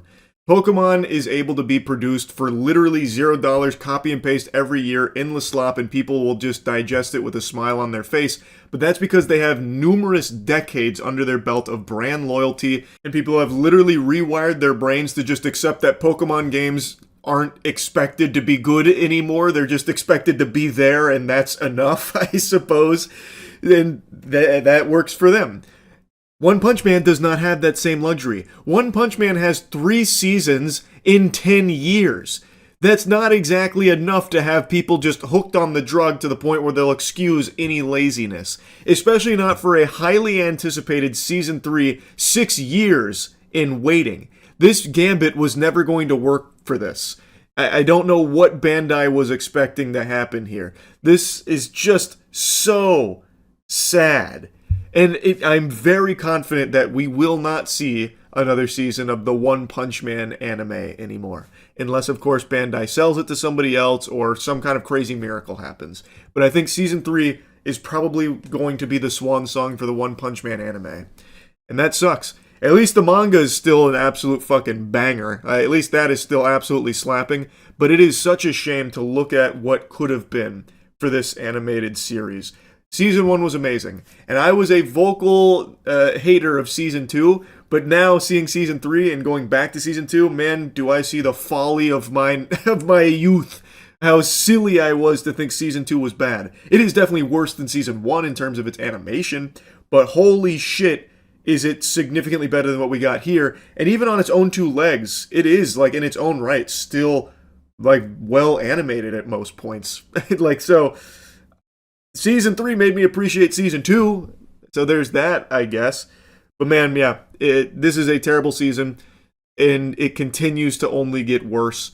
I can't believe... if you had told me One Punch Man would be one of the lowest rated anime seasons on IMDb or across the board, I would have spit in your face. I would have laughed at you. I would have like tried to admit you to an insane asylum, like Arkham Asylum or some shit. Because that's just crazy. But... look at where we are now.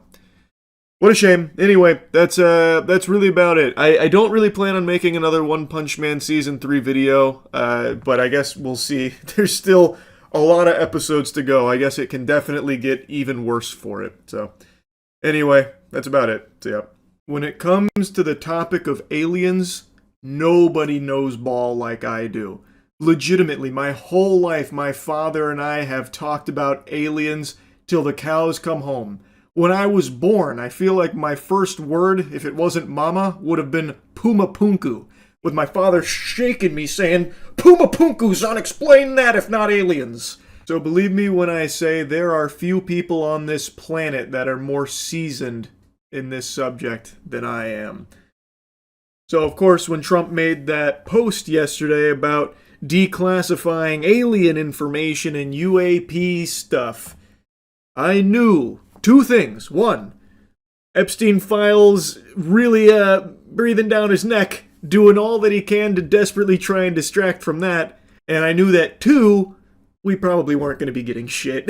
Like, I feel like what's going to be released in regards to aliens is going to be the same shit that's come out already about them, like with the classic footage, like the Tic Tac, stuff like that. I'm not expecting anything really groundbreaking from this, if anything even comes from it at all. Yeah, no, I saw the Trump post about aliens being declassified now after Obama went on a podcast and said they're real, and then somewhat walked it back. The whole thing on the podcast was, he asked, are aliens real? Obama said, they're real, but I haven't seen them. They're not at Area 51. There's not like an underground base unless there's a big conspiracy to hide it from the president. But he said they're real. Then Trump was like, he released classified information. And then an hour or two ago, he apparently made a post about, I'm just declassifying everything. Which is a really convenient distraction from all of the Epstein stuff, which is starting to boil over. That's a really good, like, emergency lever to pull. Aliens! I guess we'll see what they actually release. I have a theory that what they're going to do is the same thing they did with the Epstein files until recently, where they just keep repackaging old material as if it's new. My guess is they're going to do another dump of the same files that were released 2 or 3 years ago, with like the Tic Tac and stuff like that. I am of the firm belief that they are not going to release anything of substance. I just don't think so. I don't see it happening. Remember the small alien corpse? Yeah. That was a really fun hoax. That one was really goofy. Look at this goddamn weird alien. He's got like 3 fingers and 36 nipples. He's weird, right? Made out of paper mache. Do you believe in aliens? Oh, I 100% believe they're out there. I am just of the firm belief that they've never been here. I feel like if they ever have been here, we would never know because their technology would be so incredibly advanced. I just don't think we'd be able to even comprehend, nor would we ever even be alerted to their presence. Like, I don't think they drunk drive onto Earth and just spontaneously crash in Roswell, New Mexico. And I don't think they travel around on like a colander and fly around in Colombia. Based on the tremendous interest shown, I will be directing the Secretary of War and other relevant departments and agencies to begin the process of identifying and releasing government files related to alien and extraterrestrial life, unidentified aerial phenomena, and unidentified flying objects. Fucking goober, these are the same things, by the way. They just switched from UFOs to UAPs. And any and all other information connected to these highly complex but extremely interesting and important matters. God bless America. P.S. Please forget about the Epstein files. Now, much like the Trump phone, there's no guarantee this will actually come out. This could just be more smoke and mirrors and him just giving this lip service to really try and divert attention away from things like the Epstein files or the glyphosate stuff, all of that, and put it instead on, aliens are coming! Aliens are... Everyone, look! Aliens! It's a pretty classic strategy. Listen, you plebeian swine, stop talking about Israel and Iran. Aliens! This is what we should be paying attention to and focused on. Forget everything else. And hopefully most people can see through that. And even if, like me, you do care a lot about aliens and would love new information on it, I think you can and should be able to care about multiple things at once. So hopefully that doesn't immediately make people just forget about everything else, but... who knows, I suppose, at this point. But I guess we'll see. I 1000% believe aliens are out there in the universe, deep in the cosmos, but I don't think at any point in our species' history have they ever paid us a visit. I don't believe they've ever driven past Earth and taken pictures or waved, and I certainly don't think they've ever stopped by Earth for a little vacation. I think those dirty bastards have no way of getting to us the same way we have no way of getting to them. The amount, like, it is incomprehensible, the technology they would have to have acquired to reach us. Like, it's beyond our level of understanding, so even if they did ever arrive here, I don't even think we'd be able to process their presence, and I really don't think they would have crashed here at any point. Like, I don't think, they fucking torpedoed their space cruiser into some dude's backyard and then, one of those perverts came over there and started molesting his butthole, probing him. I don't see that ever having happened at any point, and I definitely don't think we have any, alien wreckage or anything like that, or extraterrestrial beings that we're keeping on ice or anything. So I don't think, even if they do declassify some files, I don't think it's going to be anything like super crazy. But I would love, very, very, very much love to be wrong about that. Anyway, just wanted to yap about it. That's it. So, yep. I saw the comments on the video earlier today. You guys were so nice to me about my hairline. Oh my goodness, I was blushing. Making a 31-year-old man feel like a boy again. So to celebrate, we cracked open a $35,000 box of Magic the Gathering cards. Whoopee! Charlie flushing big bucks down the shitter again for the sake of banger content. And perhaps a bit of mental illness. Little column A, little column B. But you're not my dad, you're not my therapist, so I'm gonna keep doing it. This is something you don't see very often for obvious reasons. A, the boxes don't exist in large capacity anymore. They're extremely rare. And B, they're absurdly expensive. It is a Magic the Gathering box called Legends, which is legitimately a piece of Magic the Gathering history, which is my favorite card game. I have an entire channel dedicated to Magic. And this is part of our series Box Brawl, where we open every set of Magic and then build decks out of our pulls. We each get 9 packs each and make decks and have a brawl with them. So, this is our most expensive Box Brawl to date. The whole thing is up on the Skill Check channel. Hold the opening, that's here on this channel. So if you want to see these cards in action, you can go there. I don't sell the cards or anything like that, but if you were to tally up the total from our pulls, it doesn't even begin to scratch the surface of what was lost financially when purchasing this box and opening it. The second you pull the plastic off, your money just... And that's part of the fun, baby. That's part of the thrill with Box Brawl. So I'll show you the opening here. And like I said, this is like a very important set in Magic history. This came out in 1994. That's the same year I popped into this world through the old birth canal. Now, when we were opening it, I didn't remember how expensive this box was because it'd been like over a year since I had purchased it. So at the time, I thought it was $15,000.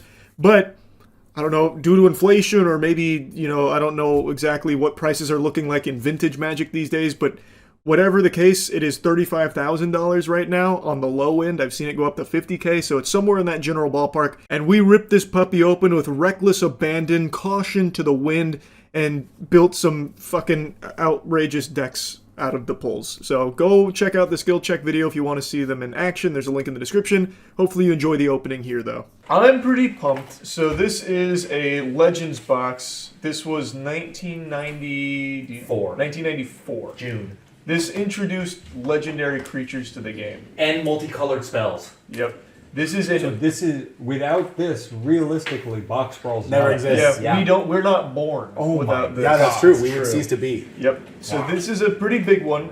The hits in this one are chunky. Yeah. So there's a Tabernacle. Yes. It's a few thousand ungraded. We're in the 4 digis? We're in the 4 digis again. Yeah. Matt, this is a big... Matt is out of bed. And I think that like the number of these boxes that are just existent or that people know about is like... very low. Pretty low. Look at how... I know, look at the... Oh my plastic. It's such thick plastic. It's not like the saran wrap that they use now. This was before we knew plastic was bad for the environment. Yeah. Crazy. So we do have a crooked pack, but I think it's because it went from here to here. They weren't as good back then. Yeah. So yeah, this came out in June 1994. I came out in May 1994. Whoa! I came out in August 1994. Congratulations I to you guys. just barely beat this box out into the world. I was already at Friday Night Magics when this box was launched. Not really. Yeah, no. Alright, so we're going pack. Yeah, I think I think we'll do it that way. Let's see what we get. I think Mine are a little twisted, but that's fine. There's no foiling in this. This predates that practice. Okay. So I think our odds of getting like a big hits are pretty high. So and we're looking for Tabernacle. Tabernacle, Chains of Mephistopheles, Moat, The Abyss. Oh no! A lot of white and black Urborg. spells. Wow. Okay. Wow. A legendary land. Wow. You don't see a lot of those. Is this a how to play? Look at the first rules clarification. It's shit. 2 paragraphs about bands with other. Bands. Do you think anybody's ever played Commander with a Legends box? I don't think so. I was going to say, win. I don't know how many boxes of these have even been opened on camera. I bet you there are probably more Alpha box openings than there are for Legends boxes. Do you want to know why? Because this is a 3-mana 2/6 with no other text. Yeah. You know what that means? a good game. Yeah, Zach actually passed out for how long. He passed away. So they don't have any like indicators what's common, uncommon, or rare? Not at all. I think the pit scorpion was our rare. So looking at my pack on accident, the first card under this one was the rare. Oh, okay. Oh, yeah, wait, that makes sense. Yeah. So then the Tucknear Deathlock, the Summon Legend, is the rare. So wait, that's actually really good. It's really not bad. It's a 2/2 4-mana flyer, and I can pay 2, and that's the old tap That's the symbol. old tap symbol, yeah. Target creature gains +2/+2 until end of He's got a flyer. Yeah, that's good. My first card, Palladium Moors, the Naya Elder Dragon Legend. That's Holy sick. shit. Wait, that's probably a big one. Right? It's a That's Flampler. sick. It's a flying trample. You can pay Naya or it dies on every upkeep. And I got Pendlehaven. This is by an artist that I think I have a... I love Pendle. You have a mat. Yeah, I have a playmat. Dwarven Song, Dreamcoat, Equinox again, Giant Turtle, Huge. Divine Offering, Pit Scorpion, yeah. Enchantment Altruism. Whoa, Glyph of Destruction. That That's looks cool. sick. Duskwood Boars. It's like a band symbol from the Amro Kithkin, Transmutation, that's a cool card. Remove Soul, and the Crookshank Kobolds. All right. Beautiful. So we're going to pull off the rules straight into the big hit. Yeah. Whoa! Victus Asmadi. It's a ghost song. Whoa! It's a flying. I can play. I can get a bunch of stuff for paying mana. Jesus, all these legends are flyers. Yeah. It's A all in- 7 mana, 8 mana flyer with 7, brother. You got Casimir the Lone Wolf.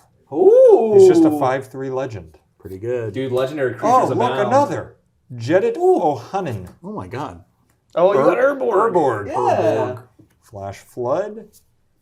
Crimson Kobolds. Duskwood Boars. This is so cool. Yeah, this is really cool.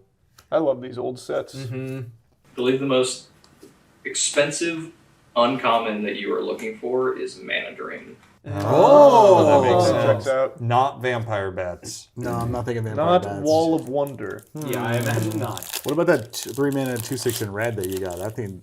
Yeah, that's going to be a beater. Oh, what did you get? Uh-oh. Is this good Uh-oh. face? No, it's just Rasputin. Incredible. This is the biggest pull right now. Yeah, I think it For- is. He's how this. much? He's this. Oh god, sorry. He is 110. 110, not bad. All right, Zach. I also pulled your favorite card. Yes. Barktooth Warbeard. Oh, that's Patrick Star. He's 7 mana legend 6/5 with no other text. Wow. Nice. And I got a Pendlehaven. Hey. How much is this box? I'll double check. I think it's 15K. Yeah. 15K. It sits around there. So, oddly Hornet enough, Cobra? if some of the hits are a few thousand, You could get close. you could get closer on this box than most. Yeah, 15, Let's it's just 15K. say I'm not thinking that we're gonna get there so far. Name just in pencil. Yes. You just wrote it there. This is back, and this was for a long time. A lot of the artists just signed their name on the art on the Yeah, card. so like, many have it. even in the commons, even Yeah, in the it's rares, true. like it's on most of them. That's cool. Yeah, it's really funny. This guy, I think, put a year. I think this says 93. Yeah. Is Reverberation anything? Or is that just a big bunch of trash? Really big. At least I got another legend. The Riven Turnbull. Oh, and he Oh does yeah, something. this guy. He's a 5/7 and he can tap to add black mana. Wow. Would you like to swing your 5/7 or Well, get he's one a black 7 mana? mana 5/7. So either way, I Oh, think yeah. the game is over. I would like to summon Zach for a cameo that he may rip a Zach, pack. Bring him in. Pack, bro. Come Bring on him here, in. boss. All right, let's rip this. Also, I can't believe no one has said Elder Dragons are in this set. Yeah. This is where Commander Yeah. comes from. Nico Bolas. Yep. One of the big Yeah, Uh, Nicol any of the Bolas. Elder Dragons What? could be your commander, and that was the Yeah, idea. Palladium Ores. That's cool. All right, we're looking Victus at Asmadi. Ramses Overdark. Oh, good. What a stupid name. Destroys a target creature which has an enchantment card played on it. Well, that's my first D&D OC. Abomination. He was an abomination. I don't know why it Winds sounded of like you said Change. abomination. Abomination. Backfire. Abomination. Glyph of Life. Abomination! Remove soul. Active volcano. It looks like a Nice. tropical island, but it's not. That's true. Barbary apes. Yes. If apes. monkeys or something like that. Big. Thank you, Zach. Nice, Big Zach. pack. Big pack. Overdark is really going to help. Here comes the big pack. Nope, that's Sentinel. Don't nobody care about that goofball. What the heck is that? Yeah, I don't know. Wait, but the he next looks. one looks cool. I mean, he looks really fucking sad and stupid. Let me see. Yeah. Chase, I want you to open this pack. Okay. Yeah. Be careful because the one under that is the rare. The one under this. Yeah, It comes at you quick. Yeah, he Comes at you quick. starts It comes punching. fast, like many of us. Oh, that's cool. Rogar. Yeah. Keep. Put them in the right piles. Evil Eye of Ormsbygor. Wow. That's all one word. That's amazing. Ormsbygor. Backfire. Back shots. Casimir the Lone Wolf. Giant. Wow, that's a guy. Oh my god, that art is Oh my so god. Is he cool? He's got a beer belly. Oh my god, that's revolting.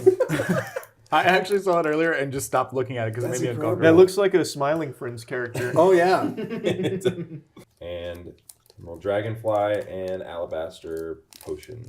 Thank you very much, Chase. Nice. Thank you. Nice. I might be playing kobolds, dude. That's Yeah, so that guy's sick. cool. That's really cool. Let's get a real hit now. Yeah, that's Chase of the other channel appearing at the Skill Check channel Yes. on Charlie's channel. Yes. This is Inception. All right, guys, you want to stop fucking around here? Yeah. Kabam! Axelrod Gunnarsson. It's my favorite. I did not make that up. That's Axelrod Gunnarsson. Damn it, he's gonna be worthless. He's an 8-cost Rakdos. He's got trample, 5/5, and each time a creature is placed in a graveyard during a turn in which Axelrod damaged it, you gain 1 life, and he does 1 damage to a target creature. Player. Okay. Hammerheim. It's a land. You think this is repacked? We haven't gotten Bloodlust. anything big yet. Winds of Change. I think we got $100 Rasputin. We got a lot of packs to go. Could be repacked though. It's a certainty. How long ago did you get this? Like 6 months ago, probably. That guy's long gone. Yeah. Yeah. All right, Danny. It's go He skipped go. town. So what's the before I Tabernacle. Tabernacle. what is the price on this box so I know what I'm getting 15K. into? Oh, Yeah. that gets you up in the morning. Yeah, It's yeah, a yeah. little bit of a. Let's get him in there. Yeah. Maybe that was the trick. Damn it. Oh shit! It now just changed. Yeah. No, nope. Nope. Wall It's garbage. of opposition. Ooh, a wall is the rare is tough. Yeah, that's maybe bad. the rare is Yucky. the second position. Yeah, it's actually going to be. Where's your red pile? Oh, this is a bad repack? Oh, Lady Orca. Yeah, I got one. Yeah, already. no, this is definitely repacked. I think. If Danny can't pull Yeah. Every time we open a box, it blows my mind that magic still exists. Like they Charlie? made it through this time. You get anything? You want to tell me about the art on this card? Oh, what the fuck? That is a nude woman. It is just a naked I'll woman. tell you about that. Fully nude woman. I've seen one of those before. Oh, shit. Oh, shit. Oh. He's bullying the cards. Oh. That's not working. Wait a minute. Oh, but it's Boris Devilboom. Of course. Summons a minor. With an E or an O. I can pay 4 to put a minor demon token into Oh. play. Holy And shit. Storm Seeker. Mountain Stronghold. These are new. Yeah. All right, Drew, take it home. All right. I reversed my pack like how Oh, Ryan thank did. God. I was going to say that was ass. Yeah, it was Bloodlust. terrible. Red Mana Battery. Red Rocket. Whoa. You mean like Fallout, right? They're talking about Fallout? Giant Strength. Dude, what did they do to fuck that guy up so bad? Well, he's just shit. Cold of Carekeep. Oh, it's like the long road or whatever. The shit in the road. Yeah, the long walk. Yeah. Surely it gives us at least a mana All drain, shadows. right? Yeah. I would Flash hope counter? so. How much is Turtle? mana drain worth? It is 210. Surely it gives us at least 10 of those, right? Revenant think so. Archer. You think we're up to like 500? Maybe. Oh, Mountain probably. Stronghold and Angus McKenzie is a hit. Is it? Yes. 260, I think. All right, We're back. Angus McKenzie. we baby. are back. Everyone is cheering because it's worth money, but when you're going to see this in the game, that card just says a person doesn't do combat Yeah. damage. This is going It's to be fall. horrible. It What is the fall. fuck? Every Let turn. me see. What is it? Creatures attack and block as normal, but none deal any damage. All attacking creatures are still tapped. Oh, Divine Intervention! Yes! How big? How big? No, it's not. It's not like that. It's an 8-mana enchantment. It says put 2 counters on this card. Remove a counter during your upkeep. When you remove the last counter from Divine Intervention, the game is over and considered a draw. Our first draw. That's very cool. I am playing it. 135. Oh! Oh, I forgot I had a pack to my left. Maybe it was sitting to the side. Oh my god. The sticky pack. Oh, All Hallows Eve. Oh yes! That's I big. love that card. That's really big. That card is so cool. I think that's bigger than Angus. 500. We're back, baby. I mean, let me just get through here quick. I don't see anything that good. Yeah. Sick rare though. Sick. That's a cool rare. Dude, Yeah. All Hallows Eve is so Huge. sick, dude. Oh, Nicobolus! Oh! You How have many? to play him. That's the guy. How many schmeckles? About 200. Woo! OG Nicobolus. Jesus. Look at those pips. He's lounging. 2 blue, 2 black, 2 red, 2 generic. Yeah. Oh my god. Yeah. Godspeed. Not bad. Not a terrible box. Yeah, but so much Would fun. have been worse. That was cool. Yeah. So, if you want to see us play with these cards, you can go over to Skill Check and actually watch us sleeve these make decks, play them, which is crazy. Nobody plays Magic this old. That's true. It's just us. It's just us. I'm gonna play all planes in Divine Intervention.